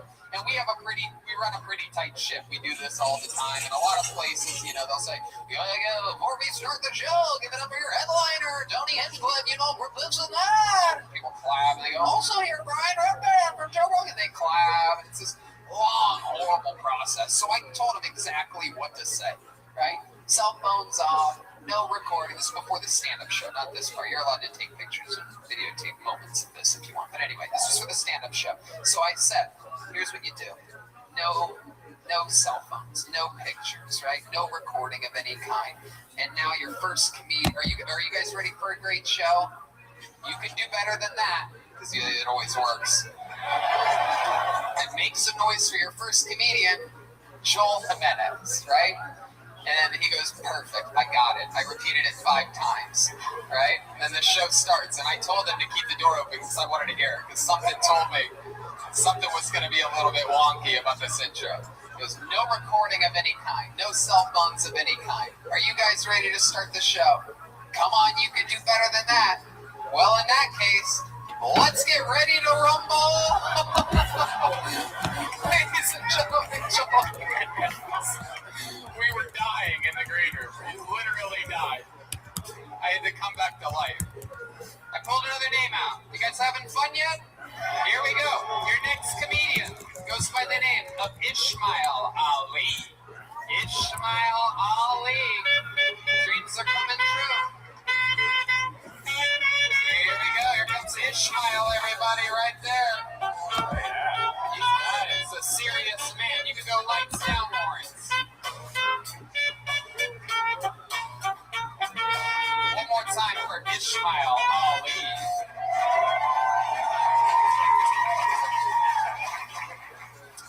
My name's Ismail Ali. I'm half Arab, half Hispanic. Just one of the many things I have in common with Shakira. I'm also gay. I mean, I'm gay, but I'm not, you know what I'm saying? it's one of those things you can't really prepare for learning that you're gay. You know, one day I just think I'm a normal guy. I see a cute boy back there kids, and now this is my life. I don't know, I have a hard time fitting into the gay community in general, I think, because I don't break to fashion, I can't dance, and I don't drink or smoke meth. So, I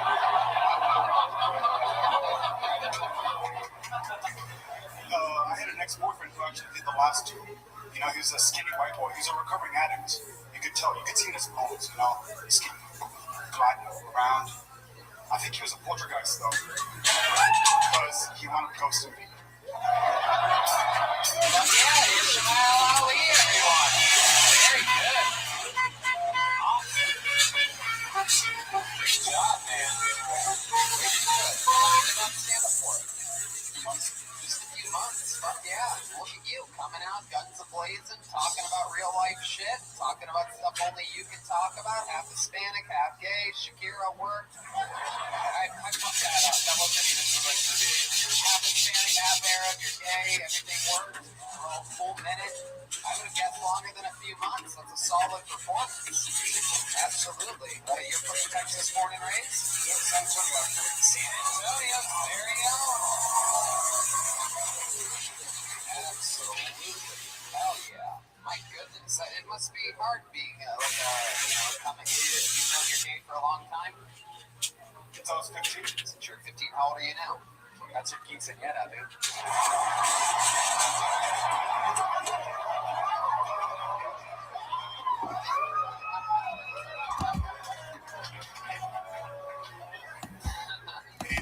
That is so interesting. When you were coming up to the stage, I never would have guessed that you were gay. Even when I saw the rainbow glasses on the skull, I'm like, oh, he's wearing that to be ironic. And because you have it's a very like Arab. Yeah. Let's check in with T-Switch. Yeah, man, I knew he was gay. Those hips don't lie. Shakira, Shakira. Hey, oh shit, he really is gay. I can't dance. That's the best I got. Wow. You're the second toughest gay person I've seen tonight.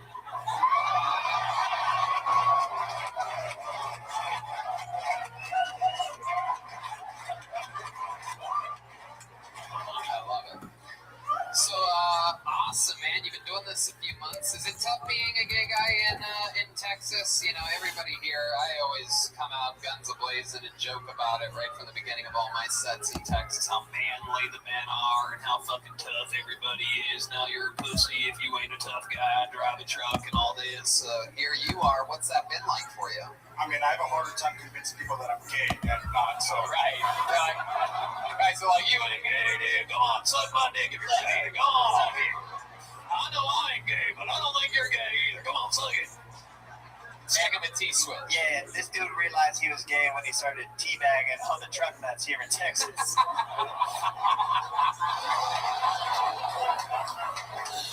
Oh my God. T-Switch, all right. I don't think the act outs are going to translate. Didn't really need it. Available on video. Oh my God. I have to zoom in on that one. Snapchat is. The old licking the truck nuts routine. Okay, T-Switch. My God. You ever hook up with like a straight Texas man that doesn't want anyone to know that he's gay? Yeah.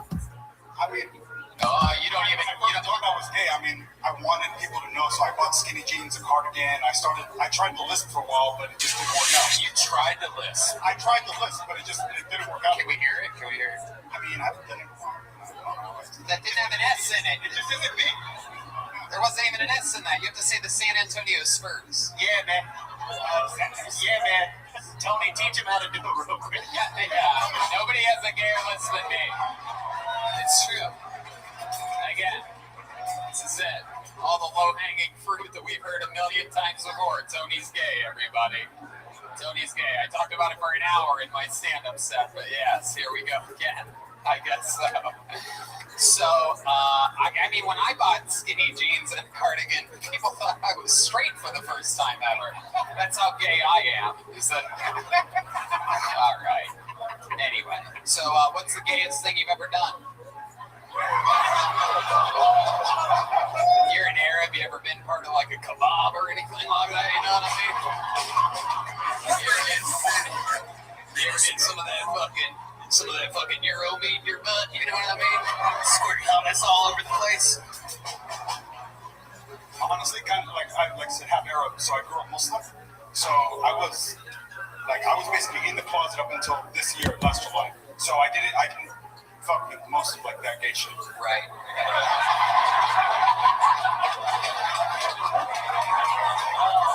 Wow.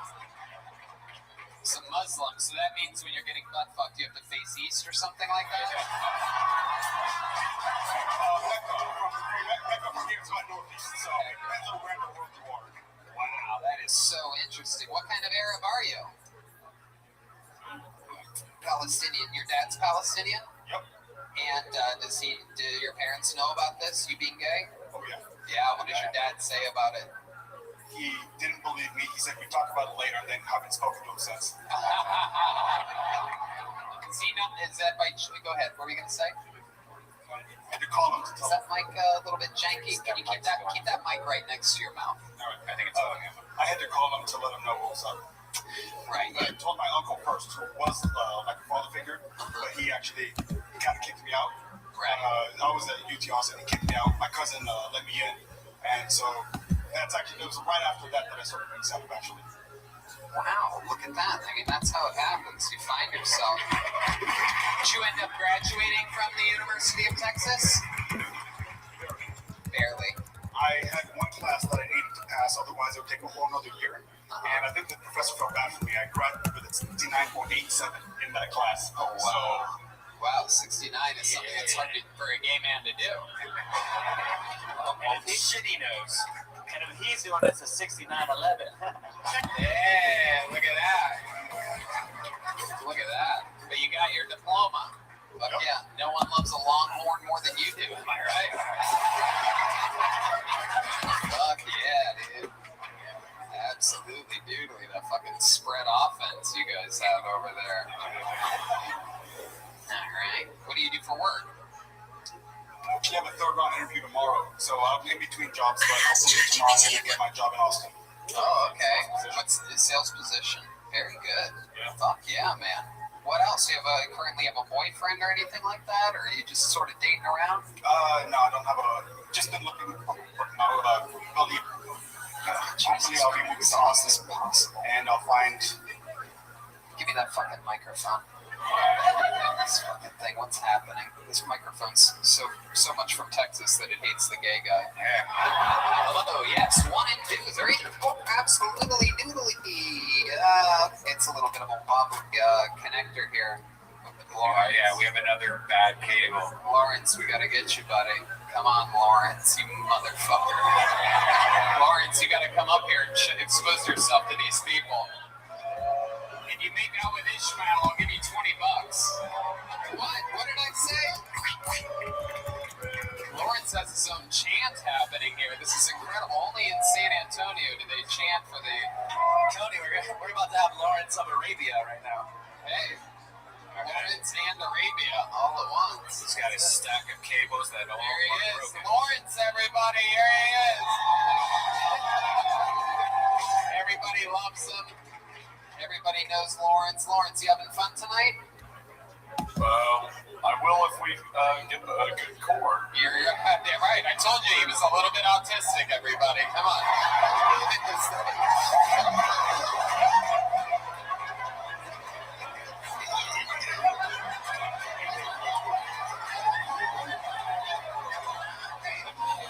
Lawrence, you are a fucking legend, bro. You are an instant legend. Do you know that?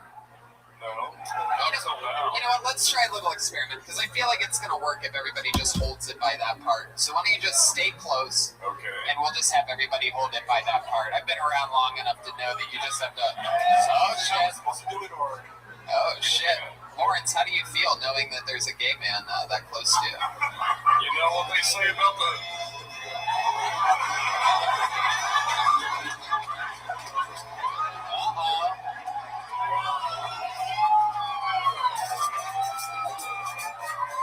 Lawrence, is there any part of you that wants to give Ishmael a little kiss right now? Well,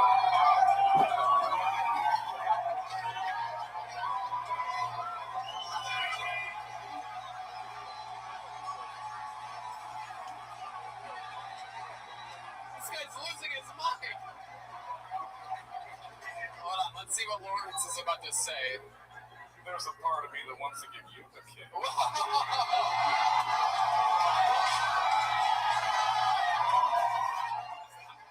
Jesus Christ. Lawrence, why don't you give Ishmael a kiss and I'll think about it? How about that?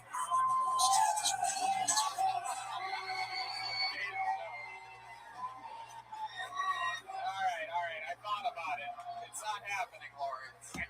How was the kiss on the cheek somehow gayer than open mouth? And now give him a beheading. Hey, look at that. Absolutely. My goodness. Yo, is this how autism spreads? Spectrum is like a rainbow. Wait, what? Oh my God. It's incredible. Lawrence is killing. Can we get Lawrence a raise here tonight, huh? All right, Lawrence, I'm just going to have everybody hold it by that part. I think we have it pretty much fixed. Let's not even wobble with the bottom part. Just hold on to that black part. We knew you'd probably love that, Ishmael. As technically as I do. Yeah, just hold on to the handle part there, Ishmael. All right, I think we fixed it. Yeah. Lawrence, great job. How about another hand for Lawrence, everybody? Stay close. If we need you again, get ready to come up here, all right? Surprisingly, not the first creepy butler we've ever had on the show. Definitely. You rang.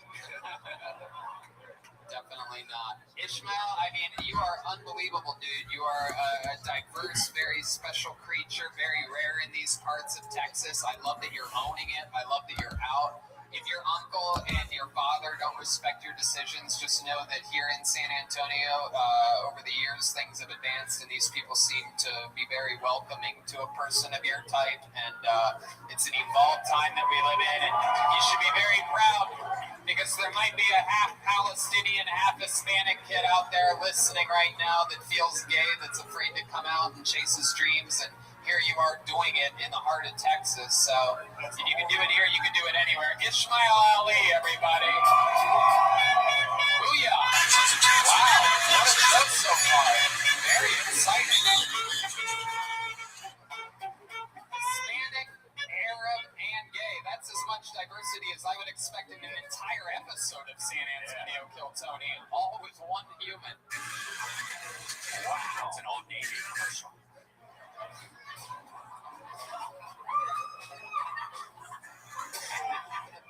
Literally doesn't make any sense. All right, pulled another name out of the bucket. Completely on brand, though, for you. All right. Make some noise for your next comedian, Greg Larson, everybody. Here we go, Greg. Whoa, here he is. He's already up here. Ready to go. Greg Larson.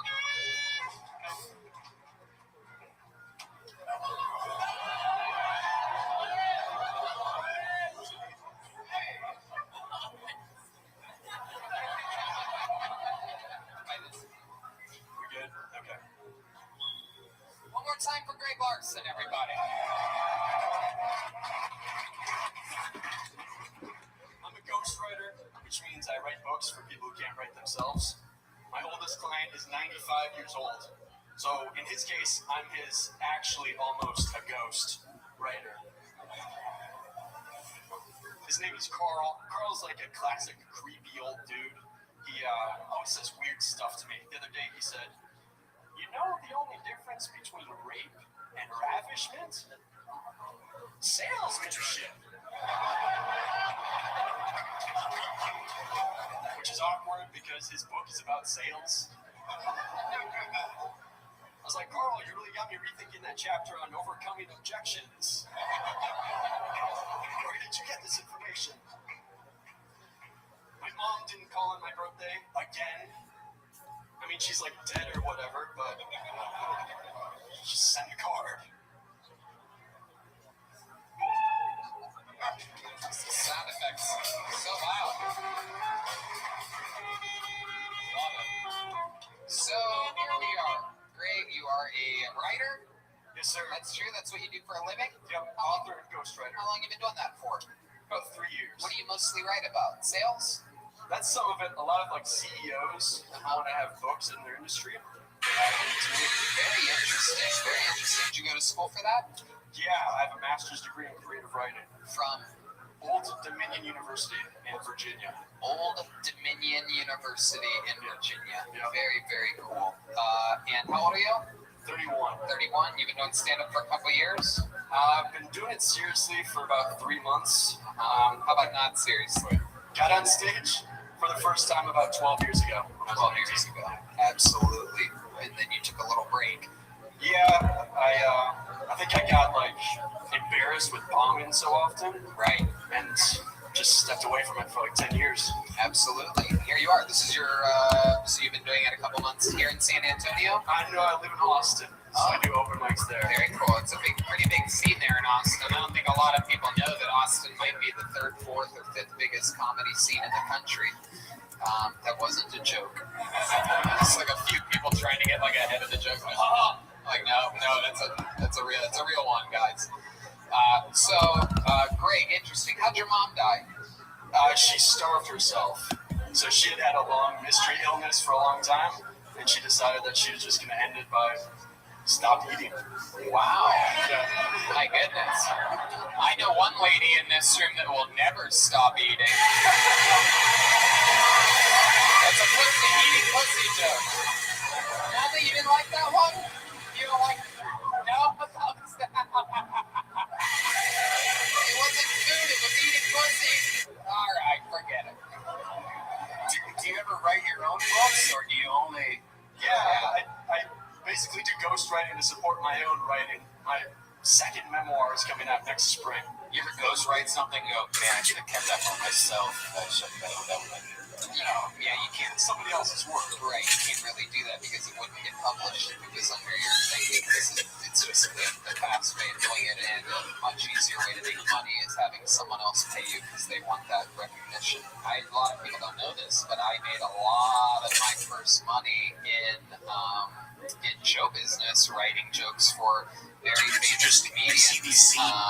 And it was an unbelievable opportunity. I think it's a lot harder than people think. You know, you have to be very, very good at it. But once you get your legs underneath you, have a little bit of money, you can write something really good that is really good. Yeah, and you have to like imitate somebody else's voice too. Exactly. Which is fun, but incredibly challenging to be authentic. Yeah, a whole book sounds really, really hard, but these people just love it, and you talk to them, and you get updates from them, like, hey, here's what I'm thinking that you would say.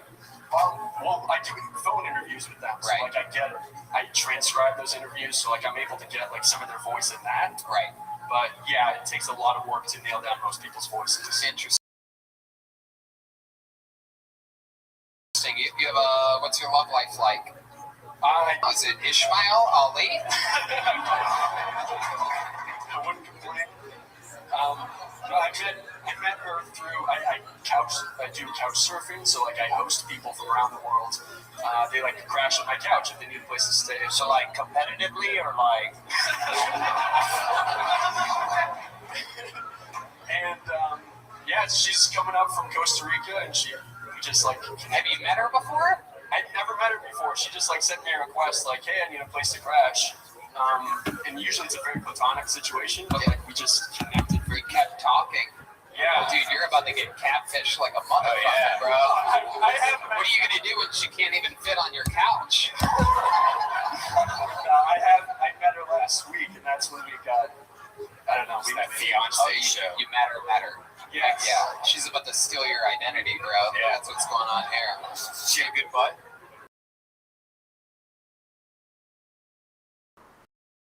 Yeah, she had a big butt.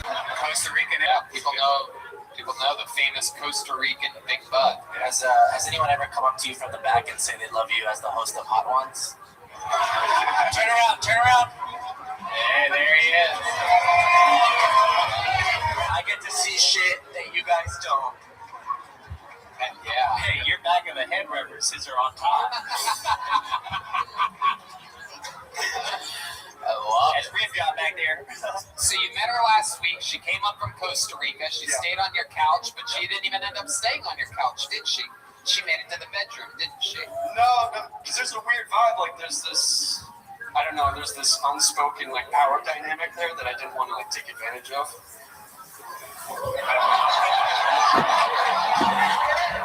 She's a strange woman coming into a guy's house. Like, I'm gonna like wait for her to be See, this thing that was supposed to be platonic that ended up not being platonic, and then she showed up, and then it sort of became platonic again. Nice job. It turned into being a little bit more possibly romantic after she showed up. Oh, so there she is. She's sleeping on the couch. You walk out with a little candle or something like that, right? How'd this go down? When was the moment you realized that? We went out dancing to we went to a silent disco. Oh, wait. Hey, what's a silent disco? So you wear headphones. Oh, I actually know about this. I once had a blast doing this. I was on the 311 cruise 4 or 5 years ago, and one of the things that they had was this, and you can switch things. Exactly. Right? Yeah, you can. What are those guys called? Do you remember the name of the thing? Is it just called a silent disco? Yeah, I didn't catch the. Oh, okay. I didn't know if there was like a famous DJ that did it. It's really cool. So I know it sounds crazy, but we ended up having like the time of our lives. So they give you these headphones, and it's either red or green or something like that, and basically you can see the songs that everybody else is listening to, and you're gonna want to. Yes, okay. You're gonna want to hear this. It's not gonna work on this. But you could like see who's enjoying themselves and who's sort of sick of the song, and then other songs are changing at different times. So like you'll see everybody with red headphones be like, oh, and you're like, oh fuck, what's going on? They'll be like DMXX or something like that. And you're like, oh shit, it's DMX. Right? It looks totally ridiculous. Yeah, and by the way, that's if you take your headphones off, everybody's just sort of like, it's the funniest shit in the world. We had a blast doing that. I only did it once, and you do that a lot? No, that was the first time I'd ever done it. Your idea or her idea? That was my idea. Oh, look at you.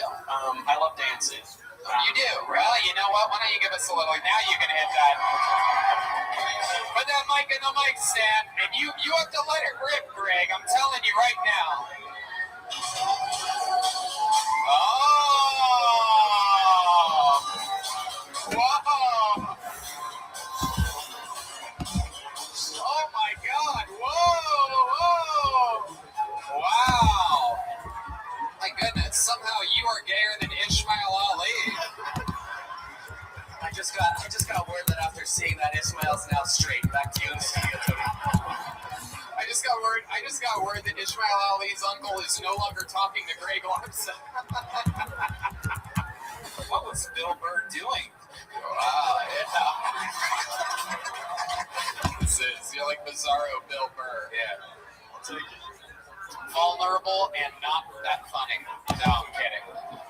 I'm just kidding. You're a funny guy, Greg. Well, I mean, you did it, dude. Absolutely awesome. Great performance. Great. You drove, how long's the drive from Austin to get here? It took about 2 hours in traffic. Was it worth it? Did you have fun? Yeah. There you go, Greg Larson, everybody. On to the next one we go. He's on social media at the Greg Larson, all one word. Ishmael Ali is at ISMAYELL. Ishmael. Can I get a Jack and Diet, please? Jack and Diet. You know that diet's gonna help you out.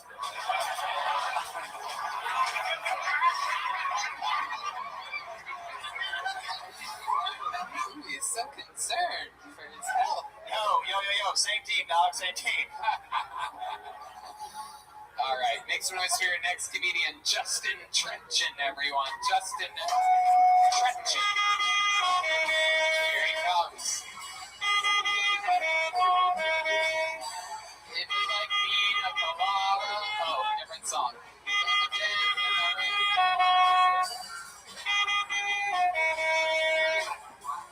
I believe I can touch the sky. One more time for Justin Trenchin, everybody.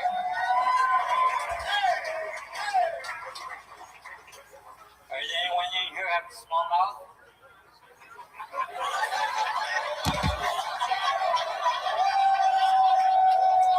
No one has a small mouth. Are you kidding me? I'm the only one that has trouble eating bananas. Get the fuck out of here.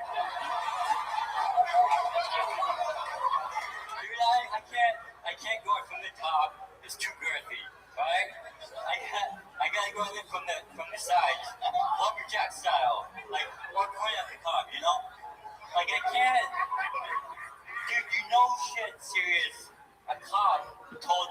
smallmouth. I got pulled over by a cop, and so I do the pen test, and then he points it at me and goes, "Can you open your mouth?" And I go, "No, I can't open my, like, I can't open it wider." And wow, very impressive. Smallmouth. Justin Trenton. Am I saying that right? Trenton? Tejan. Tejan. Oh, okay. Tejan. Very good. I know my friend wrote it down, so he could be a fucking idiot. He could have fucked it up. I don't even know what you're saying. Your mouth is so small, I can barely understand you. I also have a speech impediment. Yeah, no, you do. Yeah. Absolutely. I can confirm that. A lot of people don't know I am a speech professional, so let's check in with T-Switch. Yeah, we're looking for a shooting guard on our team, so if you want to join Rim Job, T-Switch, we'd love to have Little Mouth as an addition. Hey, look at that. I'd fucking love to. Oh my goodness. Do you eat everything through a straw? I actually fucking hate straws. I'm one of those people that hate plastic. Heck yeah, absolutely. I can't imagine what Ishmael would want to do with that tight mouth. You know what I'm saying? Just can't even imagine. He'd either want to fuck it or fly an airplane into it. I'm not sure. You don't know. It depends on how he's feeling that day. Either half Mexican or half Arab. You know what I mean? My goodness gracious. What do you do for work with such a tiny mouth? Whisper.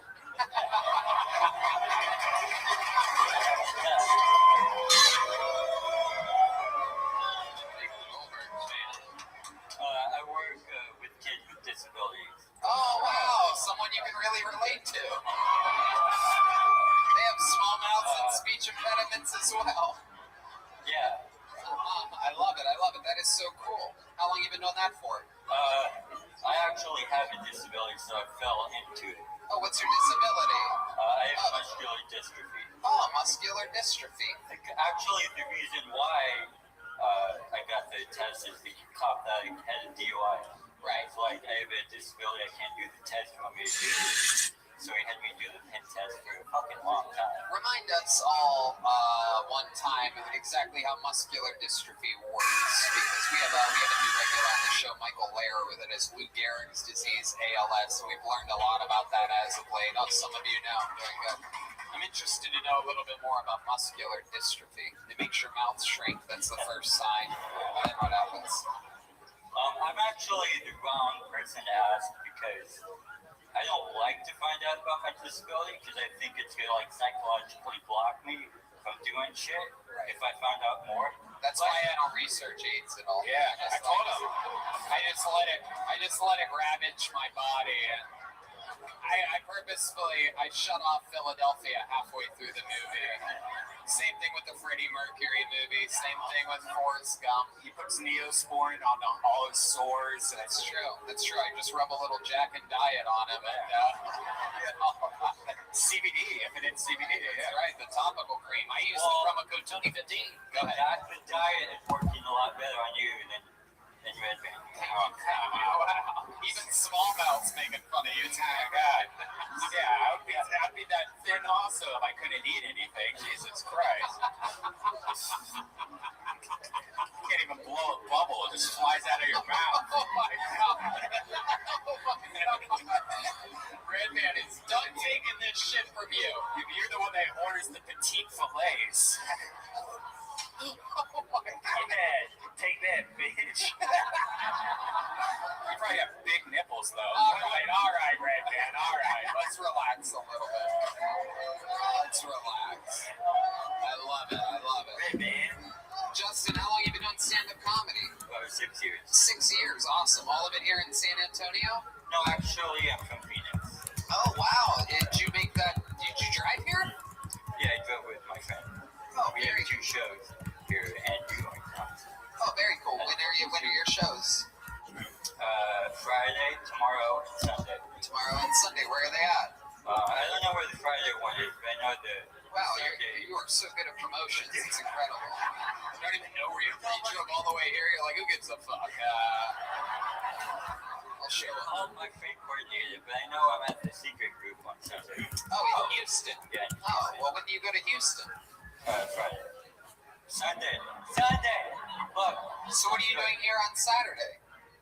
What? Today's Thursday. Yeah, I know today's Thursday. But you were here, so we had to. I'm starting to learn a lot about muscular dystrophy right now.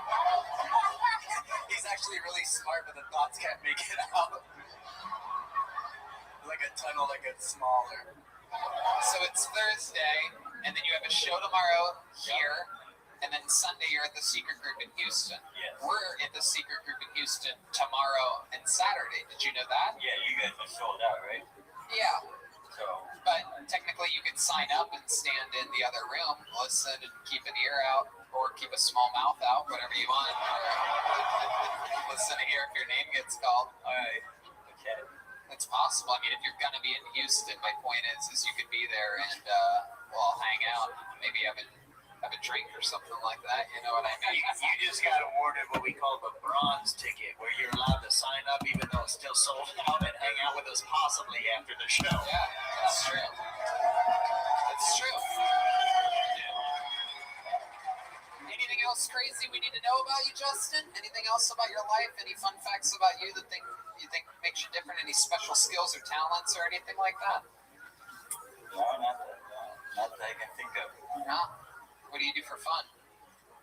Fucking this. Just stand up? Any other hobbies or anything like that? I usually the boring shit, video games, music. Fuck yeah. Stuff. I love it. I actually went to school for video games, so. Oh, interesting. Yeah. I don't want to fucking talk to you. Oh, look at this rivalry. Wow. Small mouth versus big bones in a battle of the titans over here. I love it. You put the dis in muscular dystrophy, dude. I love your style. Oh. Hold it. Oh no, that's just his mouth. Yeah. No, that wasn't the mic cable that time. I love it. Justin, so much fun. So cool, man. Thanks for coming on. Justin and Trejan, everybody. Trejan. Tejan. Justin Tejan. I love it. Heck yeah, Justin. Rock and roll. Muscular dystrophy isn't contagious, is it? So stupid. We're a bunch of morons over here. Here we go. Let's see what this one is. Oh, that's a blank one. Some of these people signed up on different pages. Oh, this looks like a fun name. This looks like a made-up name if I've ever seen one before. I'll be really surprised if this is this person's real name. It sounds like something I'd use in a joke. Make some noise for Leroy Jenkins, everybody. Leroy Jenkins. Is this real? Is this Leroy?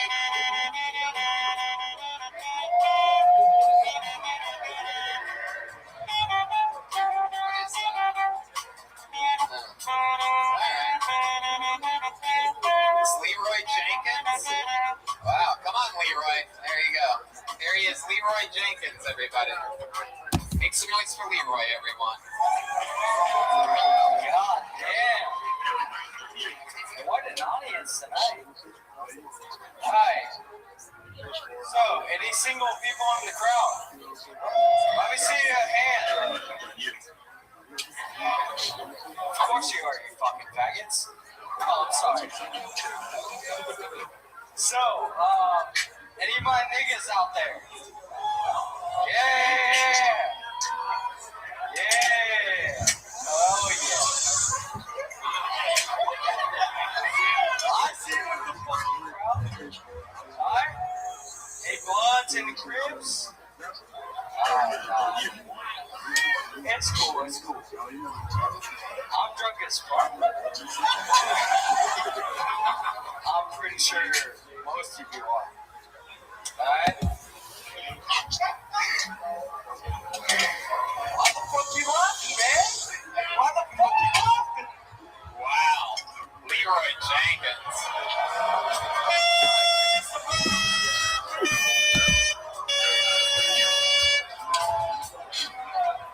Yo, he said pounds, dog. My goodness, Leroy. Did you prepare for this? Were you expecting this? What's going on? No, I was not expecting this at all. You signed up as Leroy Jenkins? Yep, I am Leroy Jenkins. Right, I know your name's not Leroy Jenkins in real life, so like you really got me there with that laugh. You did it yourself. You're not fooling anybody. But Maddie B. Wow. Rapper. Yeah, no, it's okay. It's all right. How much did you drink today? It's hard to tell, honestly. Yeah, it's okay. Yeah, you're just a little bit too loopy to even be up here. It's hard to tell. That was like 9 N-words ago. I mean, the black guy loved it. We have Israel Adesanya up here. Absolutely. Take a bow, Israel. Stand up, wave to these people. He's not going to listen to me because I'm white. You just said the N-word. There goes Leroy Jenkins, everybody. Hell yeah. Oh, shit. Look at the black bouncer. Like, oh, I'll help you, motherfucker. I'll help you.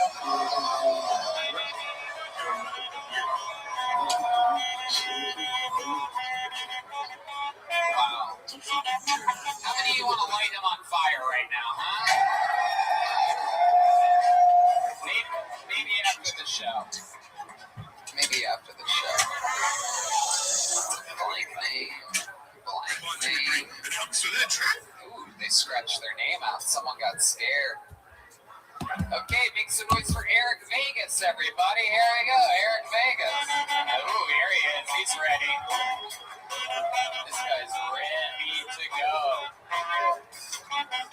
One more time. How's Eric Vegas, ladies and gentlemen? Come on. So, I like to think of myself as a very considerate person. I'm that guy you'll see doing a mild to fast jog along crosswalks. That guy? If you're going to slow on these crosswalks, you're kind of a piece of shit, wasting all our times. Anyway, I respect my time and the time of others around me. And, anyway, this middle school substitute teacher of mine, Mr. Tubbs, really cool guy. Like, big frame glasses, white beard. He has a dragon, button-up shirts. He's a pretty cool fucking dude. He'd come out of nowhere and he'd say, "Oh, you wasted time, boy!" Anytime us and our friends are just fucking not doing our work or anything. And this phrase has stuck with me ever since, you know, and it comes up whenever I'm wasting time. And sometimes I'll be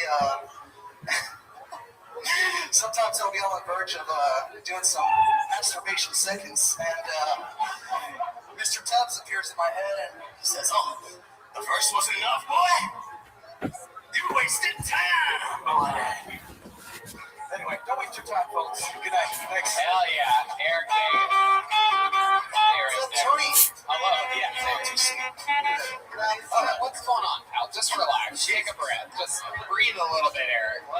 Let some oxygen into that brain, pal. I love it.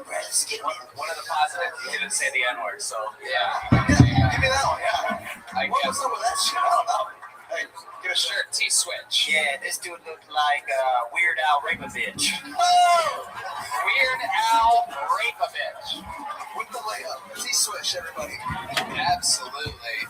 So Eric, first time doing stand-up comedy? This was, yes. Yes, indeed it was.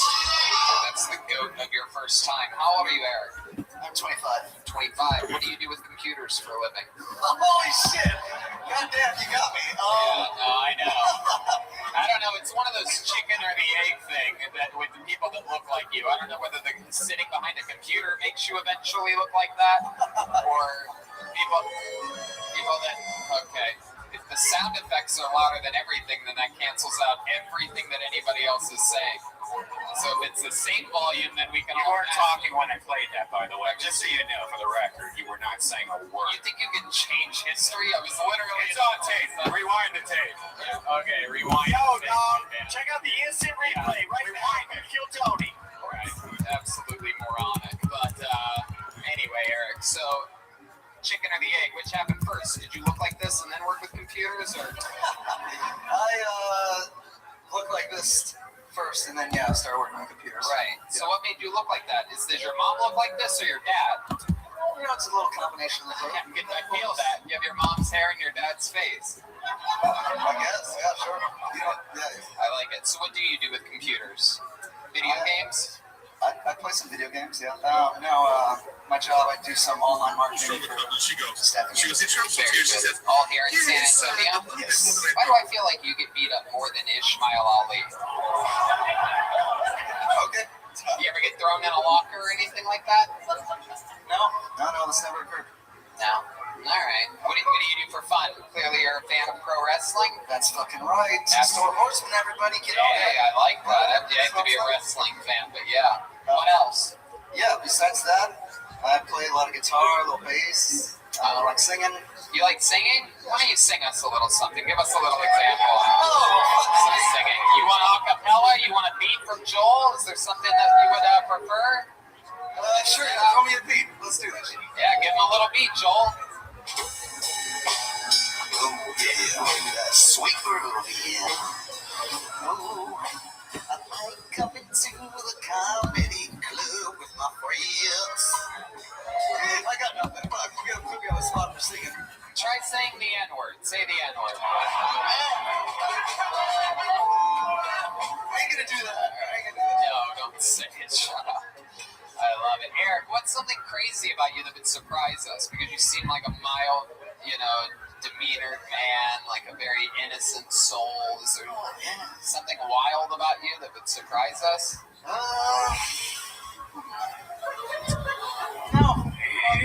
probably not. Just stick to my shit. You joked about masturbating. When's the last time you've been with a woman?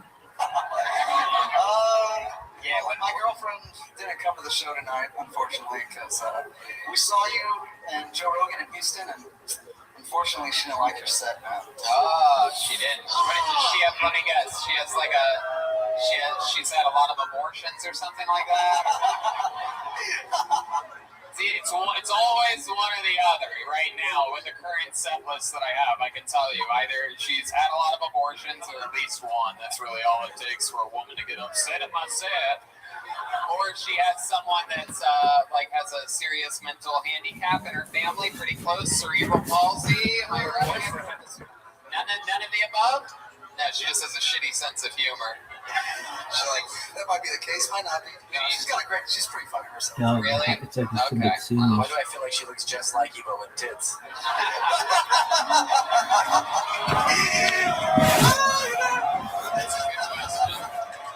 She doesn't have curly hair.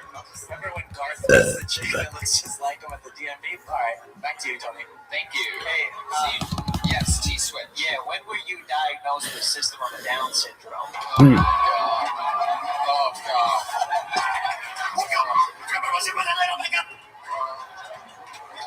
What are you, the Saudi prince, man? Jesus fucking Christ. Jokes that, oh, God. Anyway. But they love it. Way to play to the live crowd, I guess. Yo, but you didn't really answer Tony's question, though, because he asked you the last time you, played down low, and then you, brought it back with, that your girlfriend just doesn't like him. I don't see how it even... Is there something that she said specifically about my set in Houston that I performed 30 minutes in the arena that the Houston Rockets play in? I can't imagine it going any better than it did because I tightened up every nook and fucking cranny and destroyed 360 degrees in the middle of a basketball arena. So I'm interested to hear if she gave you any exact notes about what she didn't like. You were there. I couldn't have possibly have killed any harder. So you tell me what she didn't like. She didn't pinpoint it. Yeah, you know the answer. You're just censoring it right now. She just said you drove all the way from Houston to be here, right? No, I'm from San Antonio. From San Antonio. Yeah. And you guys drove to Houston for that, just the two of you. And she said, I'm not coming out tonight. I don't like Tony Hinchcliffe. I asked her the other day, hey, you want to see Hinchcliffe? And she's like, I didn't really like your set. That was it. That was the extent of it. That's so funny, but you loved it. You saw me literally a month ago, and you're like, I have to see his full hour. Yeah, of course. Okay. He he called her Tony in bed one time. She's like, I don't like that Tony guy. That's all it is. She specifically say, if you get called, you better tell him I didn't like his shit either. She tells you to send a message. To tell Tony specifically. Never mind. No, she did not. What did she do for work? She's a GIS analyst. She You know what? Let's call her right now. I want to ask her about this. I'm going to ask her about this. I'm going to ask her what the fuck she didn't like about my set in Houston, Texas. You serious, Tony? Alright, you guys want this? Let's do this. I don't know if she'll answer. Oh, she's going to answer. I'm gonna put her on speaker. You're damn right you put her on speaker. You put the phone right up to the bottom of that thing. Or if Black Guy's going to answer.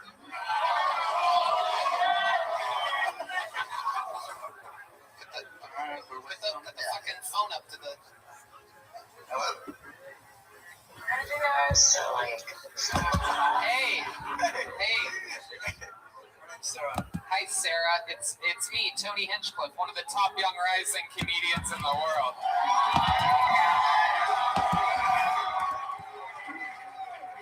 So, Sarah, I just got word from my new best friend in the world, Eric Vegas, that you didn't like my set in Houston, and I find it really hard to believe that you didn't like me. So now we have you live on the air on Kill Tony. You're being recorded. It's no big deal. It's just the #1 live podcast in the world.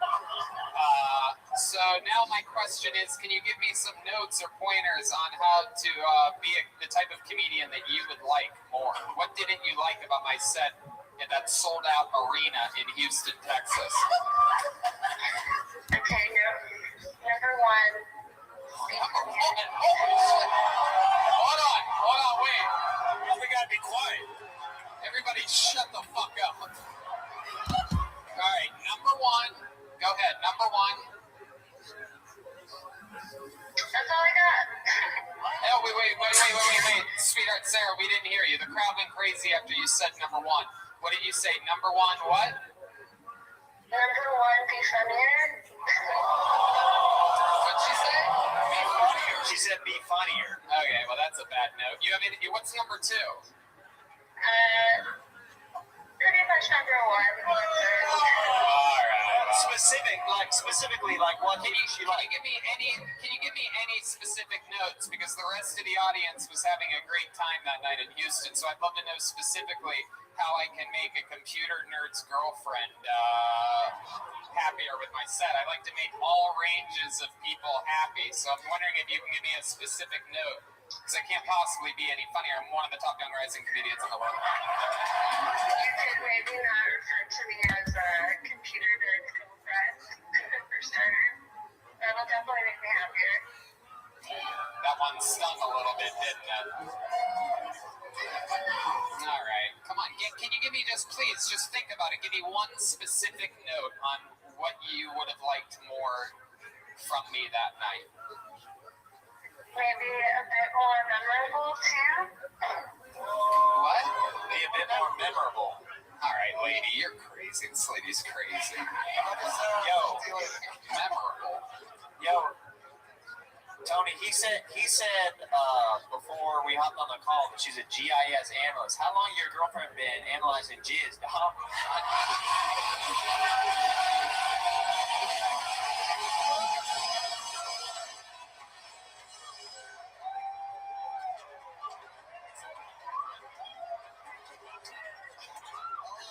What are you doing? Put her back on the phone.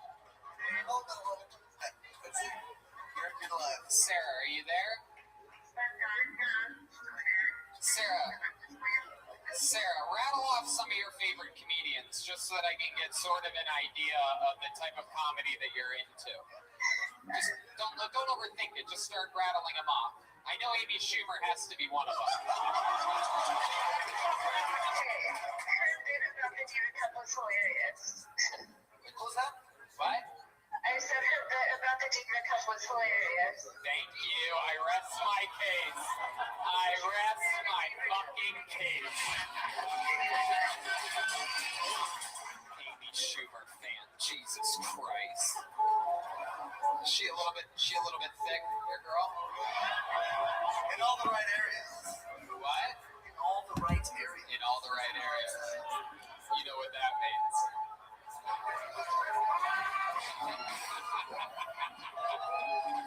All right, give it up for Sarah, give it up for Eric Vegas. We're gonna change directions here.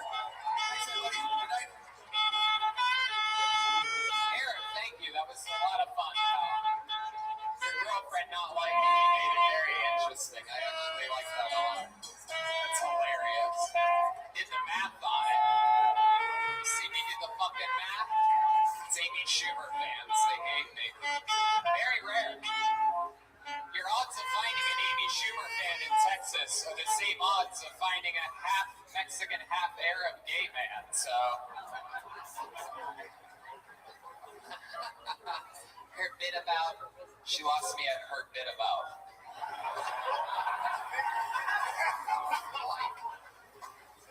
All right, we having fun out there? Clearly anything can happen. It's a special episode. I like this episode. Hold another name out. Looks real to me. Make some noise for Logan Taylor, everyone. Logan Taylor. Oh, hell yeah. Oh, hell yeah. It's gonna be good. Come on, everybody. Make some fucking noise right now.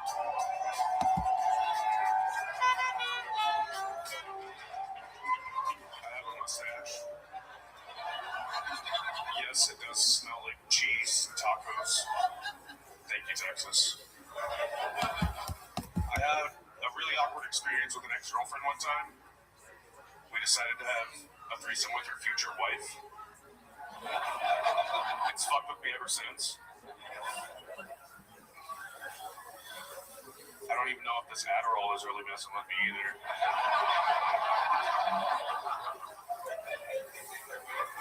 I might have a drinking problem. This whole state has a drinking problem.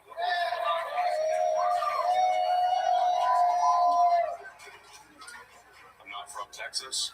I'm actually from Montana, which is the Texas of the North, in southern Canada. Thank you. Absolutely. Logan Taylor, I love it, man. Great delivery, great look, great performance, everything right down the barrel. Incredible. Thank you. How are you, man? Doing good. You feel good after that? Dude, those Adderalls are fucking with me. Wow. Yeah, you're shaky as fuck. Yeah. Michael J. Fox. How much Adderall have you had? 40 milligrams. Wow, my goodness. First time I've ever taken it. He is a little Parkinson's-y, right? You're like Michael J. Foxworthy. Shaky comedian with a mustache. Yeah, this dude's like Teddy Roosevelt with Parkinson's, dog. This guy looks like Yosemite Spam. It's pretty fucking wild. This dude looks like multiple characters from the board game Guess Who? That is mind-boggling. You are an extreme character. So you had some alcohol tonight, some Adderall? Yep. Hell yeah. What made you take the Adderall? My friends gave it to me. Do you do it often? Do you do Adderall a lot? Literally the first time I've ever taken it. Literally the first time you've ever done it. Do you do other uppers ever? Cocaine. You do that? Wow. A lot of cocaine fans in Israel. Wow, that was a very special clock you did there in Israel Adesanya. Style bender. Look at that. That is a sturdy mustache you have hanging from that face. EST 2012. It's a what? It's It's been established in 2012. Wow. It looks like one side of your mustache is normal, and the other side looks like it's on Adderall. Like it's. Yeah, that was because of the hand. My goodness gracious. So, T-Switch. Yeah, this dude looked like the cartoon Garfield was a person. Jim?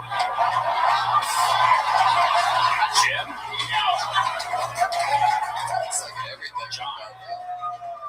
Absolutely doodly. My goodness gracious. So, stand-up. How long have you been doing it?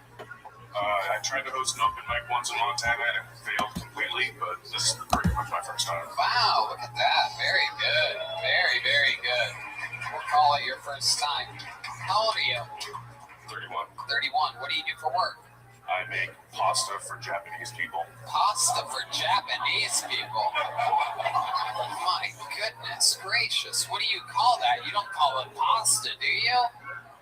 It's literally just making noodles. You make noodles? You boil noodles? Well, I'm in charge of putting them in a box, but yes.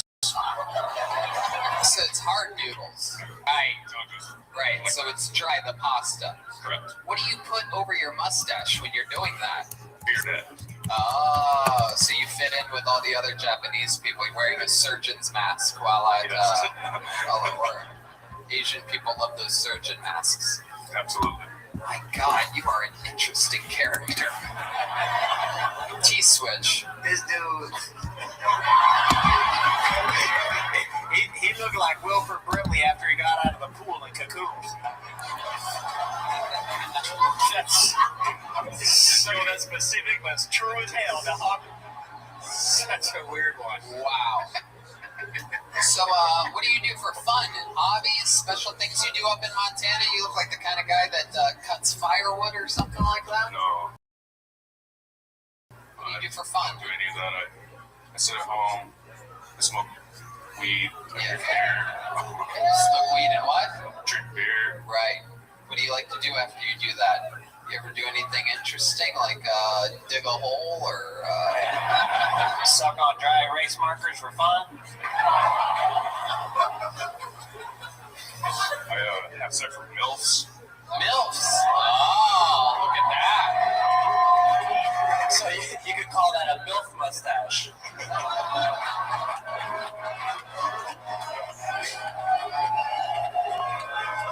a powerful Joelberg chant. My goodness, how many MILFs have you been with?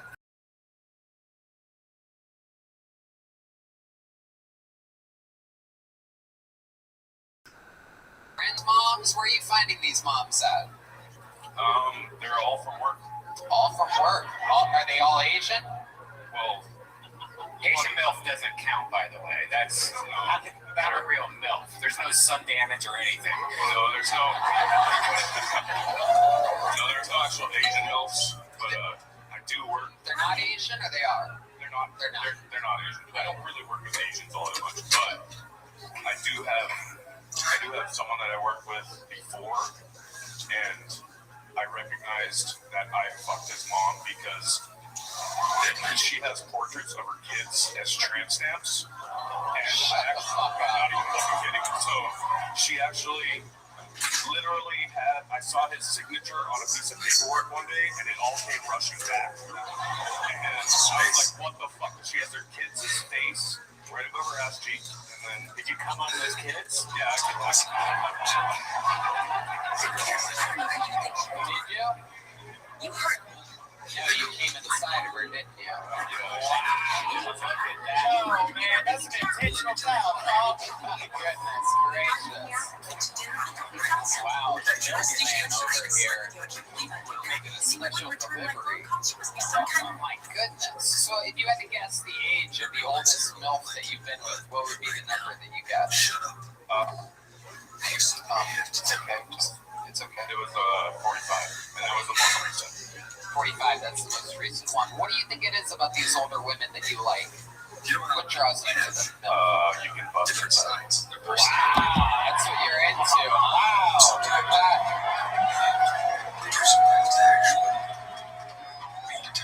This dude go hard in the fourth quarter.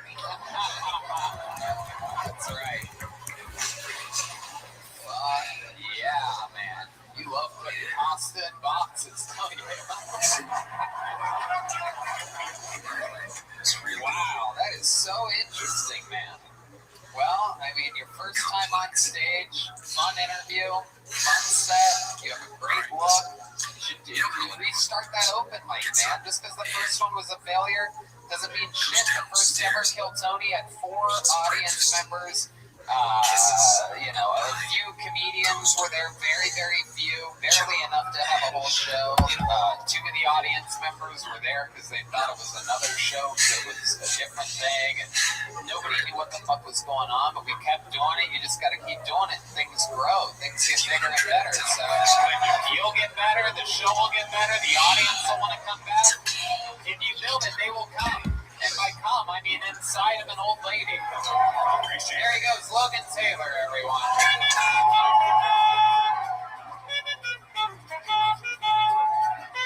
This guy's getting a standing O from some people over here. Oh, those are belts. Oh, is that Team Montana? All right, this is cool. I believe we know this young lady. I believe she's been on a couple episodes of this show.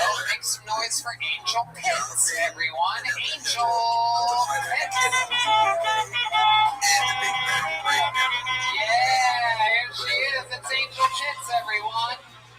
One more time for Angel, everybody. Hey, y'all. Hey, y'all. It's Black Lighters, motherfucker. What's up? So, about myself, I'm mixed, alright? I ain't black enough for black people. I ain't white enough for you folks. And I'm a disgrace to Asians all over because they don't like that interracial shit. But I'm cool with my mom, right? Like, we this close. She called me up. She says, hey, baby, how you doing? And I'm like, well, you got with a black guy, so it's kind of hard for me to do my hair and shit. But I'm going to keep it moving to help me get the bitches. I'm married. To a woman. And I think the real reason why I never had a real boyfriend is God built me like a football player. I never heard no man say, damn, Ma. You looking good with them broad ass shoulders on you? Boom. Angel Pitts. Keep that microphone. You're going to need that. There you go. What's up? What's up? Is this your second or third time on Kill Tony? Second time ever. I remember you being on before. Can't forget a girl like Angel Pitts. Yeah. What's up? What's up? You're exactly what I love about this show, is someone that gets better since the last time we saw you. You're talking about your real life, real stuff, again, that only you can talk about. Everything's about you. That's beautiful. How long ago was the last time you were on? Was that November 2018 here in San Antonio? No, actually, it's in West Hollywood 82 weeks ago, in 2018. I'm on 82 weeks ago. Love that.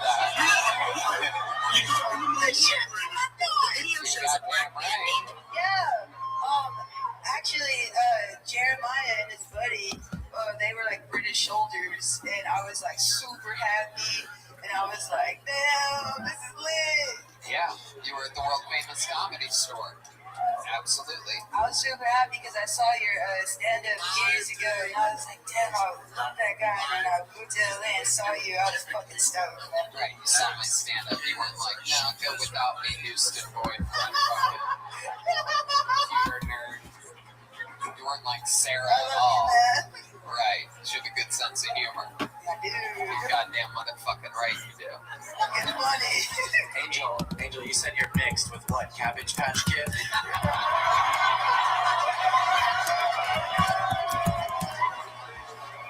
is a good one.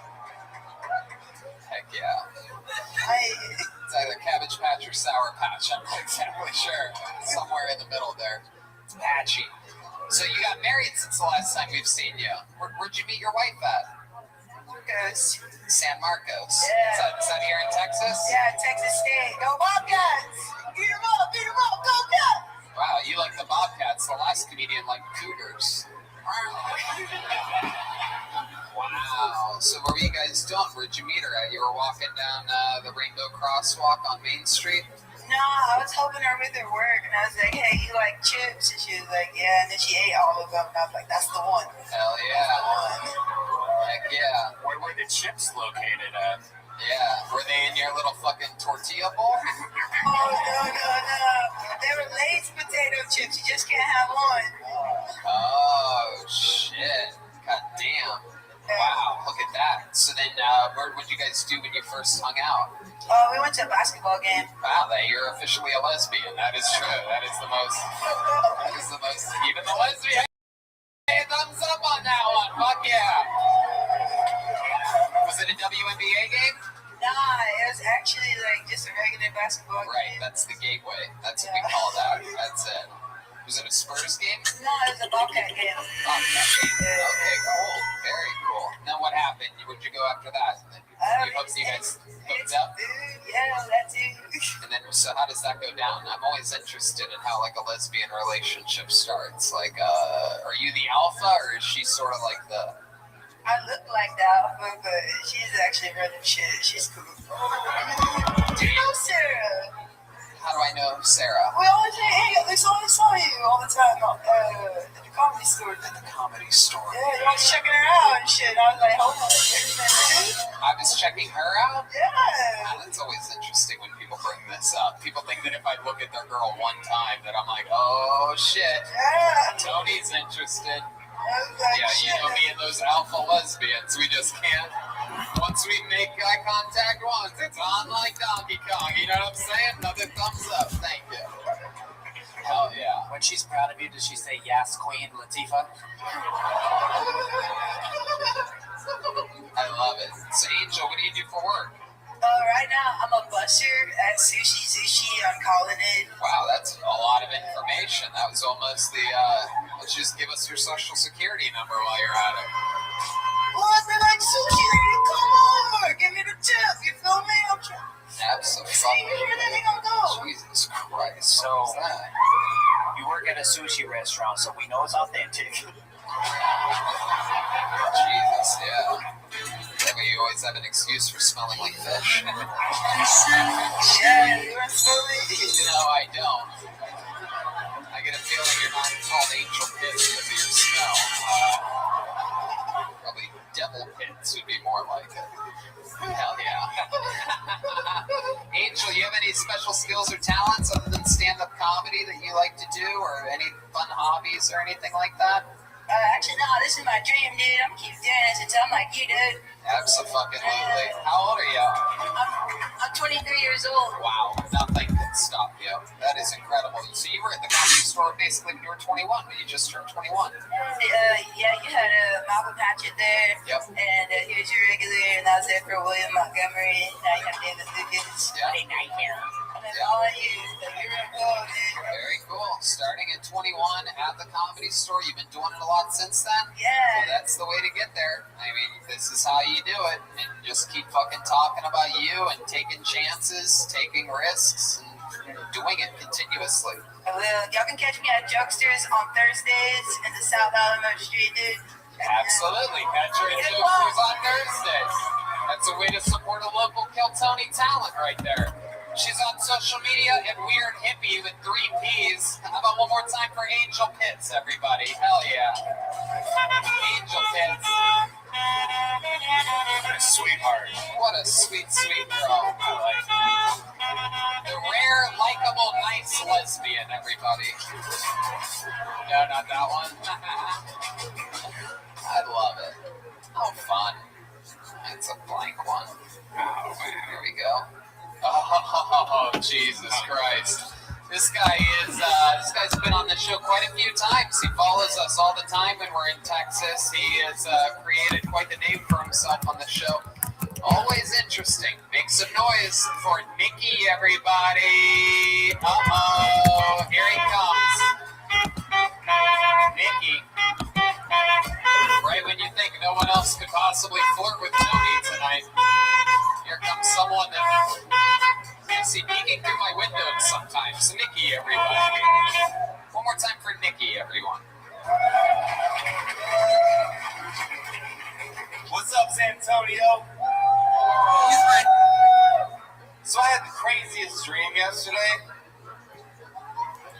That's I it, woke see up, I you. was in a hotel room, and I was head like this, and I see Joe Rogan, and he turns around, he goes, "Hey man, pull out that sweet Italian sausage, you suck that." So I just lay there, and I let Joe do his thing. I rub his head like the top of a basketball. He purrs like a kitty. And then I look to my left, and I'm looking in my eyes of this sweet, simple man named Tony Hinchcliffe. And Tony comes over to my ear and whispers, and his mustache tickles my ear. And he goes, "Hey, I want to show you some slop top." All right, I won't finish it, but Jesus, Nikki. My God. That was just the gayest thing that I've seen all night. Oh, come on. I saw the sound guy kiss Ishmael on the cheek, but It's crazy, man. Power forward meets power bottom. Huh? hell yeah. So, Nikki, welcome back. You're one of our favorite little Texas gay people that have ever been on this show. Always interesting, always compelling. You shrug like that's shocking to you after you say that you had a dream with Joe Rogan and I and it tickling you with our mustache. Fuck yeah. All right. Is that what you planned on talking about here tonight? You got pulled out of the bucket? No, I had something else, but I just want to go Hey, we have word that Joe Rogan is calling in right now. He has some notes for you.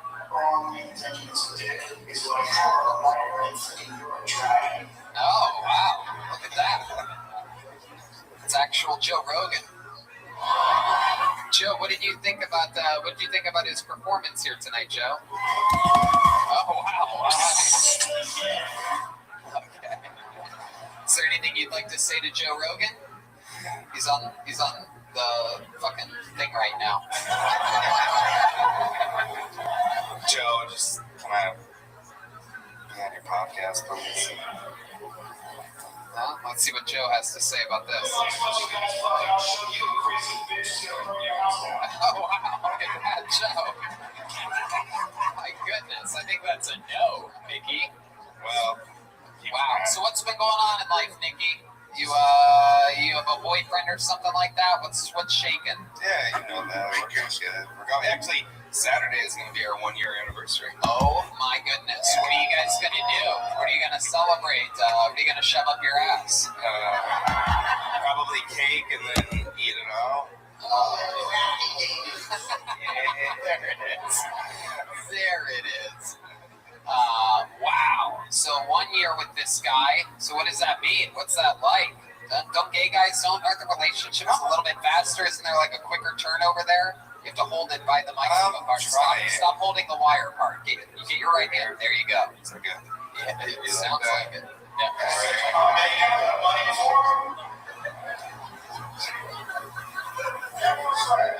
All right, Joe. Settle down, Joe.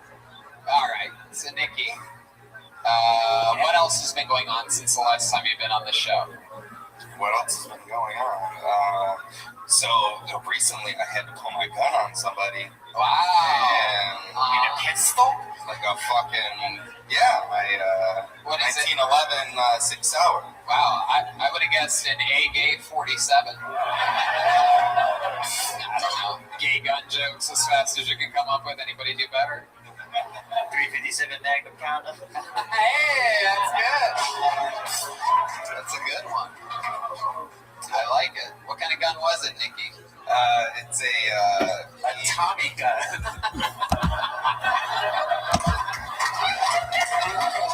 Oh my god. Seriously, an assault rifle.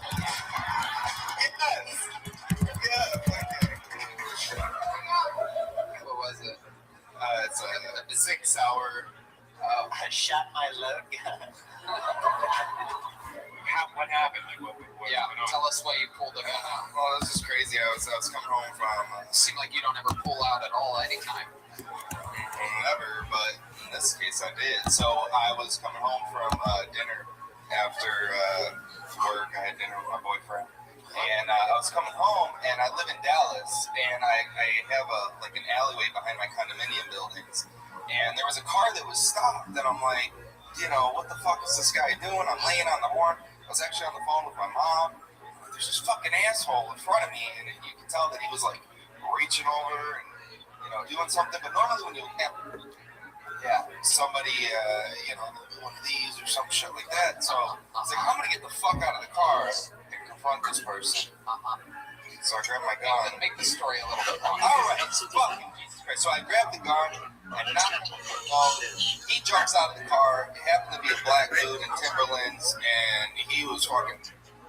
He's like 6, right?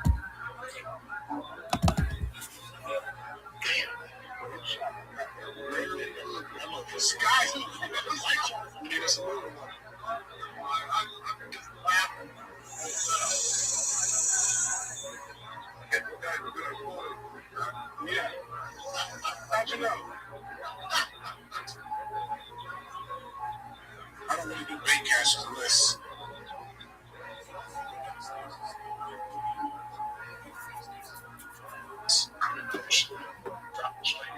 Fucking serious?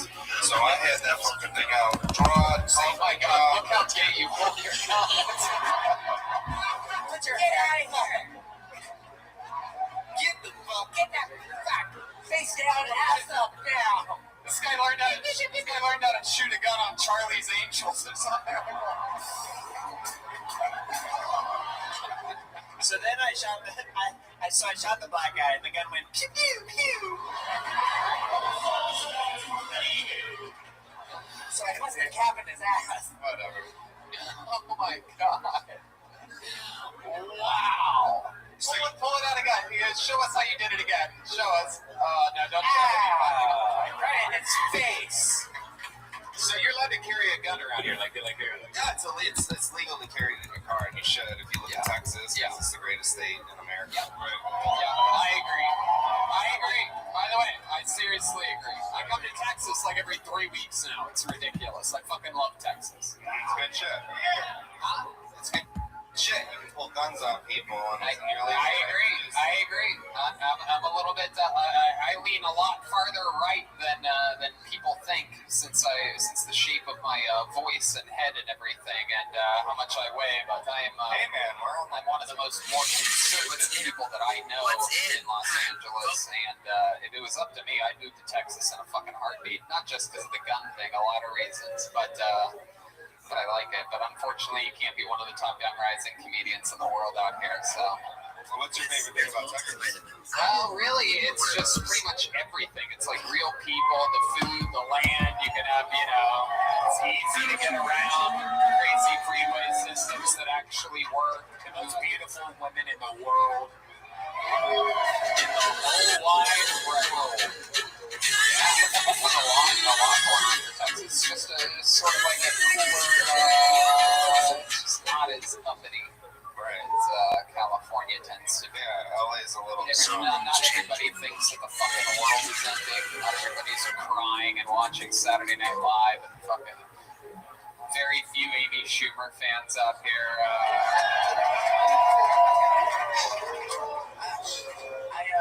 I realized that in your story, the guy being black and wearing Timberlands had nothing to do really with anything. Yeah, that was scary. Because if he was like a trippy dude, I'd be like, hey, I'd like keep the gun still right here. But man, he was ready, and I find it interesting. It's one of the things you can always tell. Like, gay guys are so interesting, right? Because you said Timberlands before he even stepped out of the car, so that means you knocked on the window and you're like, what kind of shoes do you wear? Oh, fuck, Timberlands, skinny syrup. See, you know what I mean? No. Yeah, no. I'm saying that that's what I mean. That's not what I would have done. I would have gone around him in the alleyway. Of course, you trying to rear end the fucking guy. All right, Nikki, we did it again. How many times have you been on this show? 4 or 5 times? This is number 4, man. More coming tomorrow. So heck yeah, no one knows more about a comeback than you do, Nikki. So there he is again, Nikki. Everybody, Nikki Dallas. Thank you, San Antonio. We love you, Nikki. Fun times. There he goes. What do you guys say go to the bucket one more time, huh? Okay.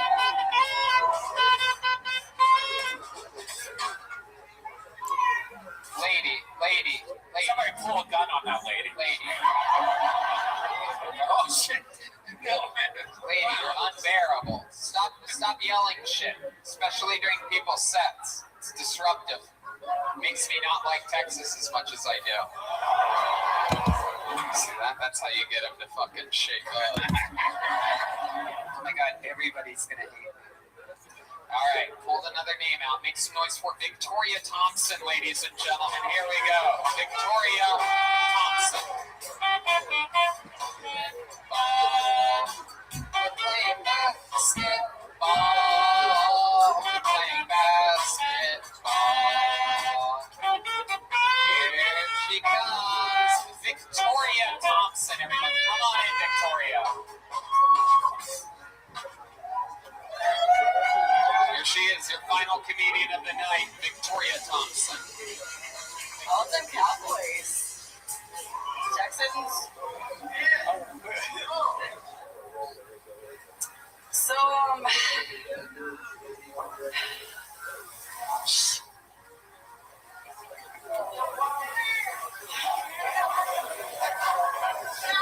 sorry, I think.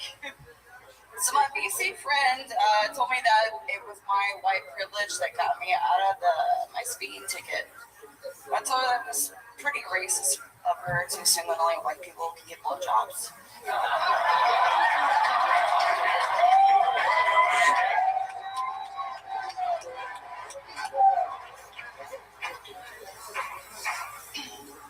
So Instagram is a great name for a drug dealer who 3D prints his cocaine.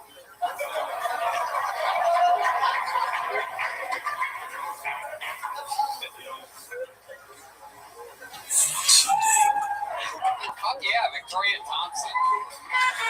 Having about 20 seconds worth of material into a minute. Real tight squeeze you got there, Victoria. Way to make them want it. Way to leave them wanting more. Victoria, how's it going? We met you in Washington, D.C., is that correct? I remember that, absolutely. Just like this guy right here with the ball cap. Our guy Creepy Creeper's the prophet. Marcus is here. Yeah. So, Victoria, how's life been going? I like him up. It's okay. It's all right. Just commit to it. It'll work. All right, thank you. Yep. Don't shake it around as much as you can. Just leave it right there, right in front of your fucking face. You're not trying to get out of a ticket. Yeah. Is that true? Did you really blow a cop to get out of a ticket? Well, you know, I tried. But he didn't want you to. He'd rather just give you the warning. He's like, oh, no, I'll just let you off with a warning. Your mouth isn't small enough. Right. Yeah. No one wants to fuck that loose ass mouth. So, Victoria, how's life going? Where do you live? North Carolina. North Carolina. So, did you come here? You flew here for this? For Kill Tony? First time flying, actually. Wow, your first time flying, and it was for Kill Tony. Look at that. The bucket of destiny has the rhythm to it. Did you have fun flying? Was it scary? So, at first, yeah, like super scary, but I have a labor or whatever. Like the first flight, it was like super smooth, but going from Tennessee to here, San Antonio, was like it was great until we were landing. What happened while you were landing? Turbulence from the fucking like. Okay, that's all very common, Victoria. It's just a little bit of wind. There's a lot that goes on when you're in something that weighs many tons, flying through the air at a fast rate. You got nervous? Did you scream or anything like white trashy like that? Oh fuck no! Jesus Christ, this is my first flight! Oh fuck, I'm from North Carolina. I just wanted to go to Kill Tony. Like that? Yell anything dumb? Did you clap when the plane landed like a fucking real garbage human? Like a real fucking bozo? Oh, below the pilot, I swear! Just get me out of here! Remember, the big far, far, far away. what the fuck I was doing, and like this lady here sitting next to me, she like grabbed my hand. Oh, she has to have whichever kids tattooed on the ball. What do you do for work, Victoria? I am in between jobs. In between jobs. I was working at the State Farmers Market. State Farmers Market? That's interesting. That's like a combination of two jobs. Farmers Market and State Farm. Yeah. State Farmers Market. I was found by the state, so it's like we are farmers.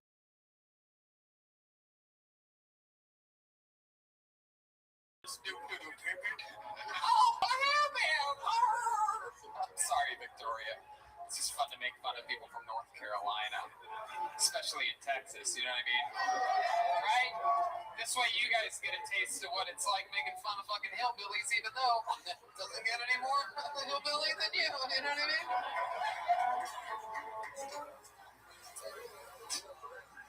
What are you playing over there, Jeremiah? Hey, there you go. That's great. He knows all the insurance songs. What the fuck? Victoria, this was awesome. You got up tonight. I just don't feel like this is a way to end an episode, though. I'm going to try to squeeze one more person up here. How about one more time for Victoria Thompson? Here she goes. Let's see what happens here. Victoria, awesome stuff. Way to go for it. Got a little shaken up. Sometimes it's not easy. The pressure. 2 flights with a layover. You flew in today, Victoria? Flew in today? Yeah, see, you're a little bit out of your element. Need to rest up a little bit. You going to the shows in Houston? Oh, very cool. All right, we'll see you there. One more time for Victoria Thompson, everybody. Okay, this is it. Your final comedian of the night. You guys ready for this? Because we can end it now if you guys want to. We can. All right. I just don't want to have you guys out too late. We're going to be doing a meet and greet after this. Ryan J. Ebel drew specific Texas prints for this run, so if you guys want any, you'll sign them or whatever after this in the lobby area. Jeremiah brought some merch from his new Jeremiah Watkins merch store.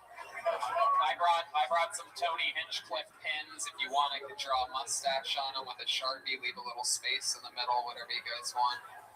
Anyway, your final comedian of the night will go by the name of Dante Verduzco. Dante Verduzco. Here he comes. He's excited. Arm up in the air. Jeremiah, make some room for him. Here we go. Come on, people. This is it. Dante Verduzco. Do you guys think it's weird for me to close the blinds before I masturbate? Could you help me convince the people at Starbucks? It's bad enough they got my name wrong. I said call me Daddy, D-A-D-D-Y.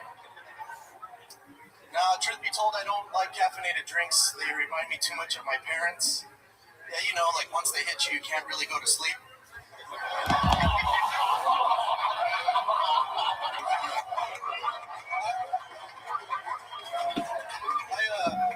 I don't drink caffeine. I also don't smoke weed. I had to stop.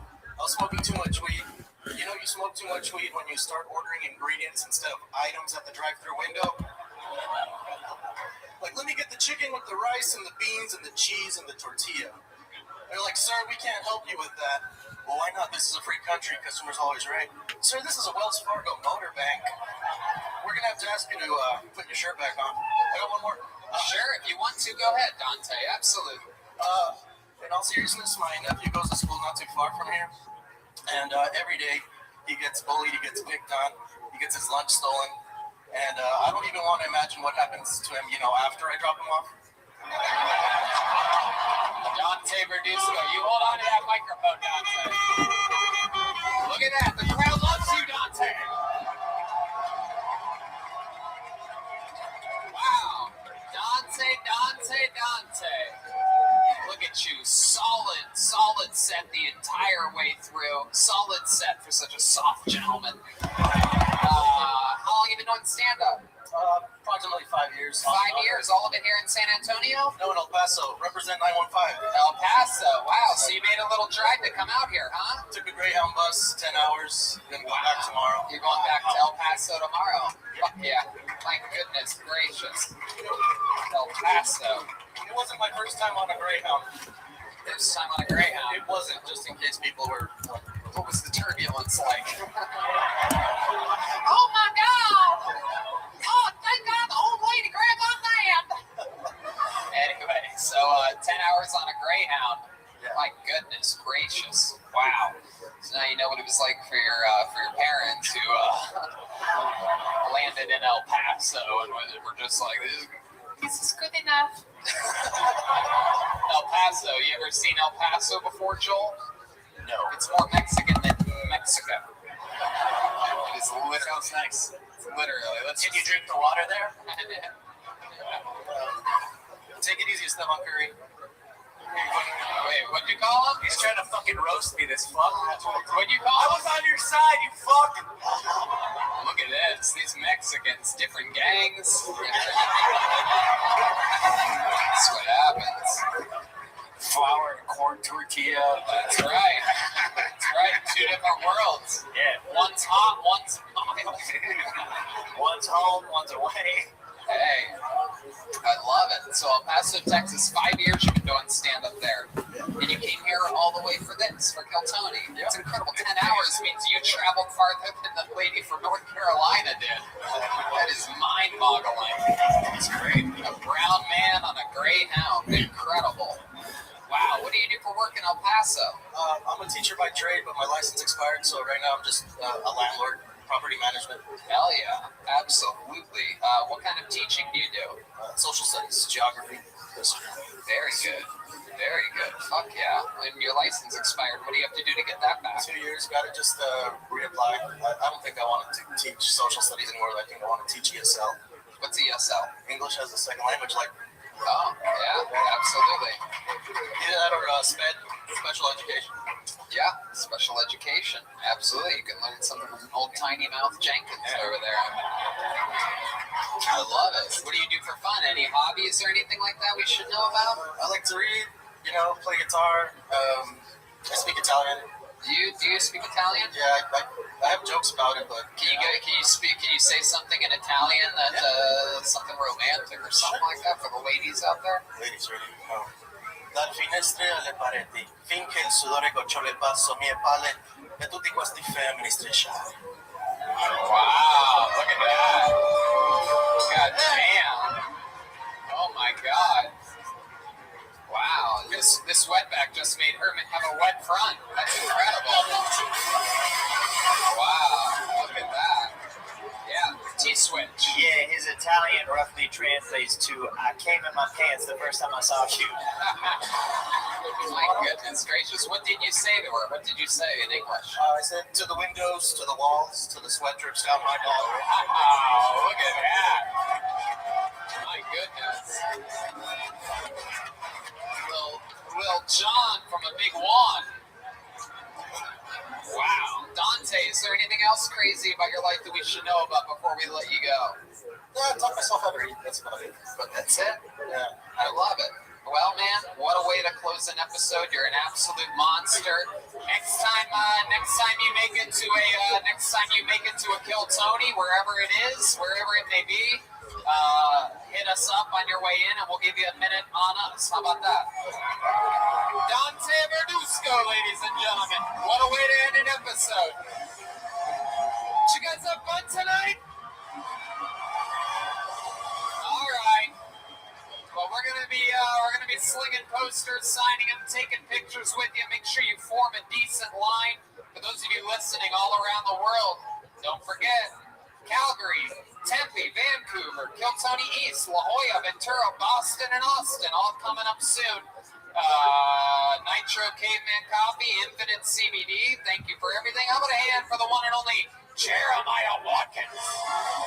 T-Switch.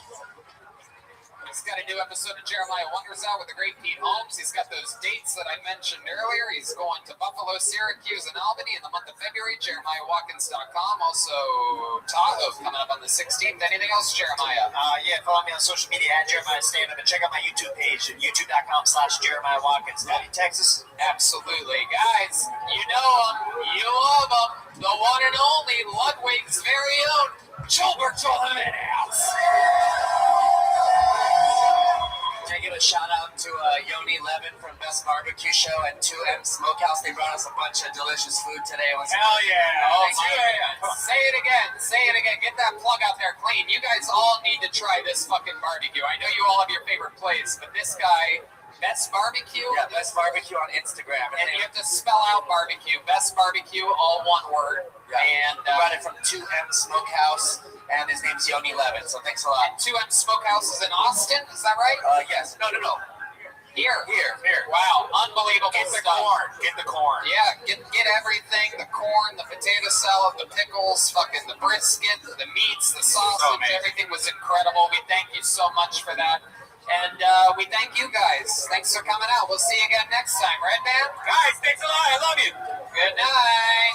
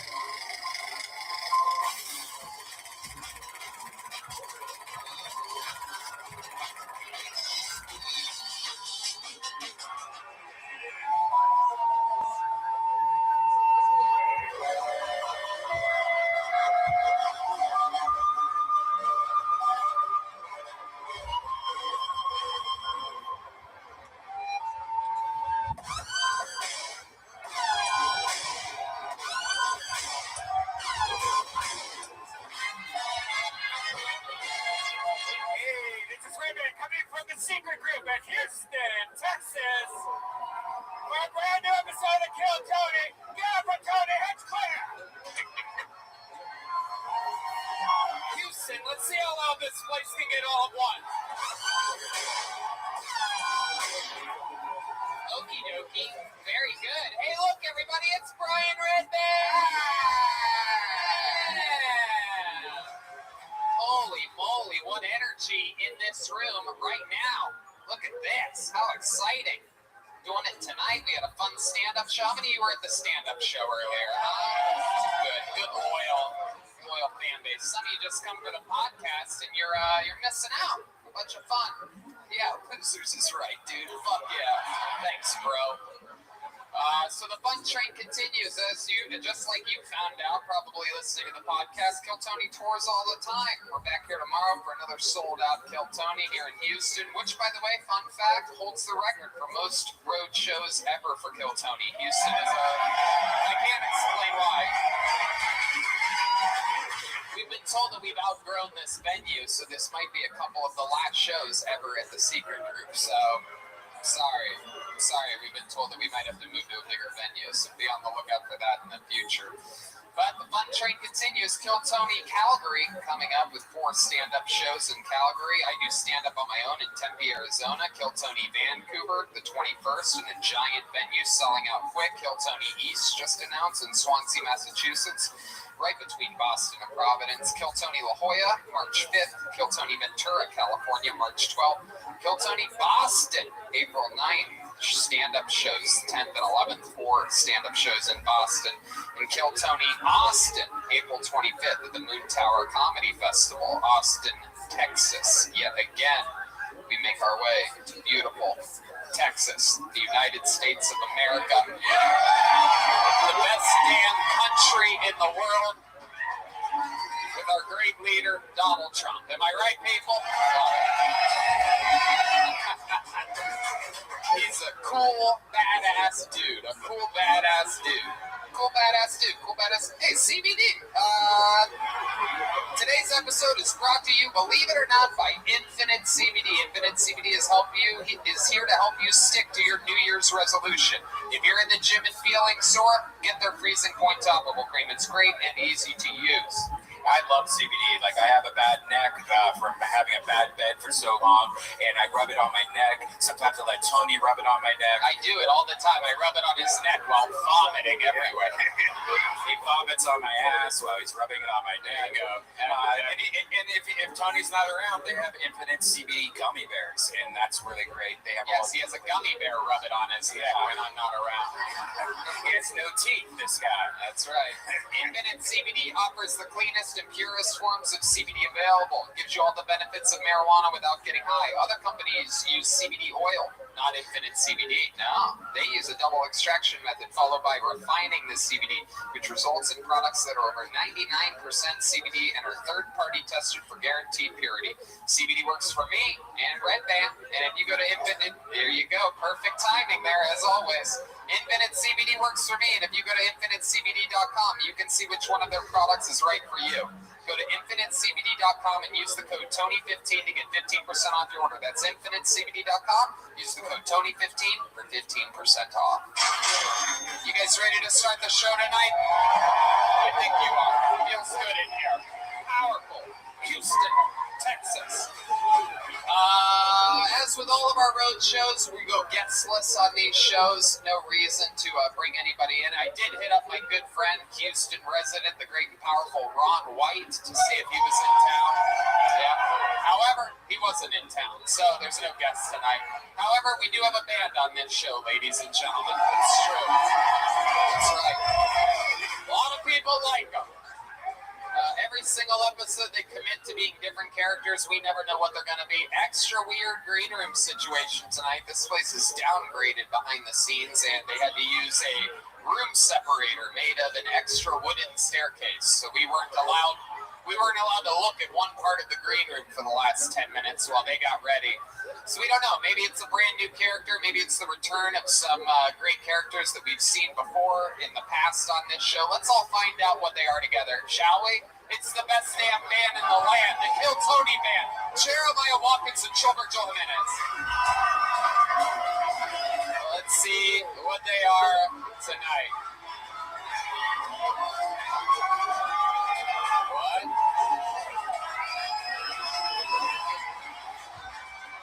Wow. Look at this.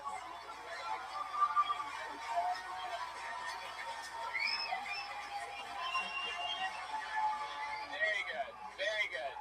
Clearly they are flight attendants. This is very exciting. We do a lot of flying. Oh, Jesus. I'm working on currently getting my private pilot's license, and this is exciting to be around some real flight attendants.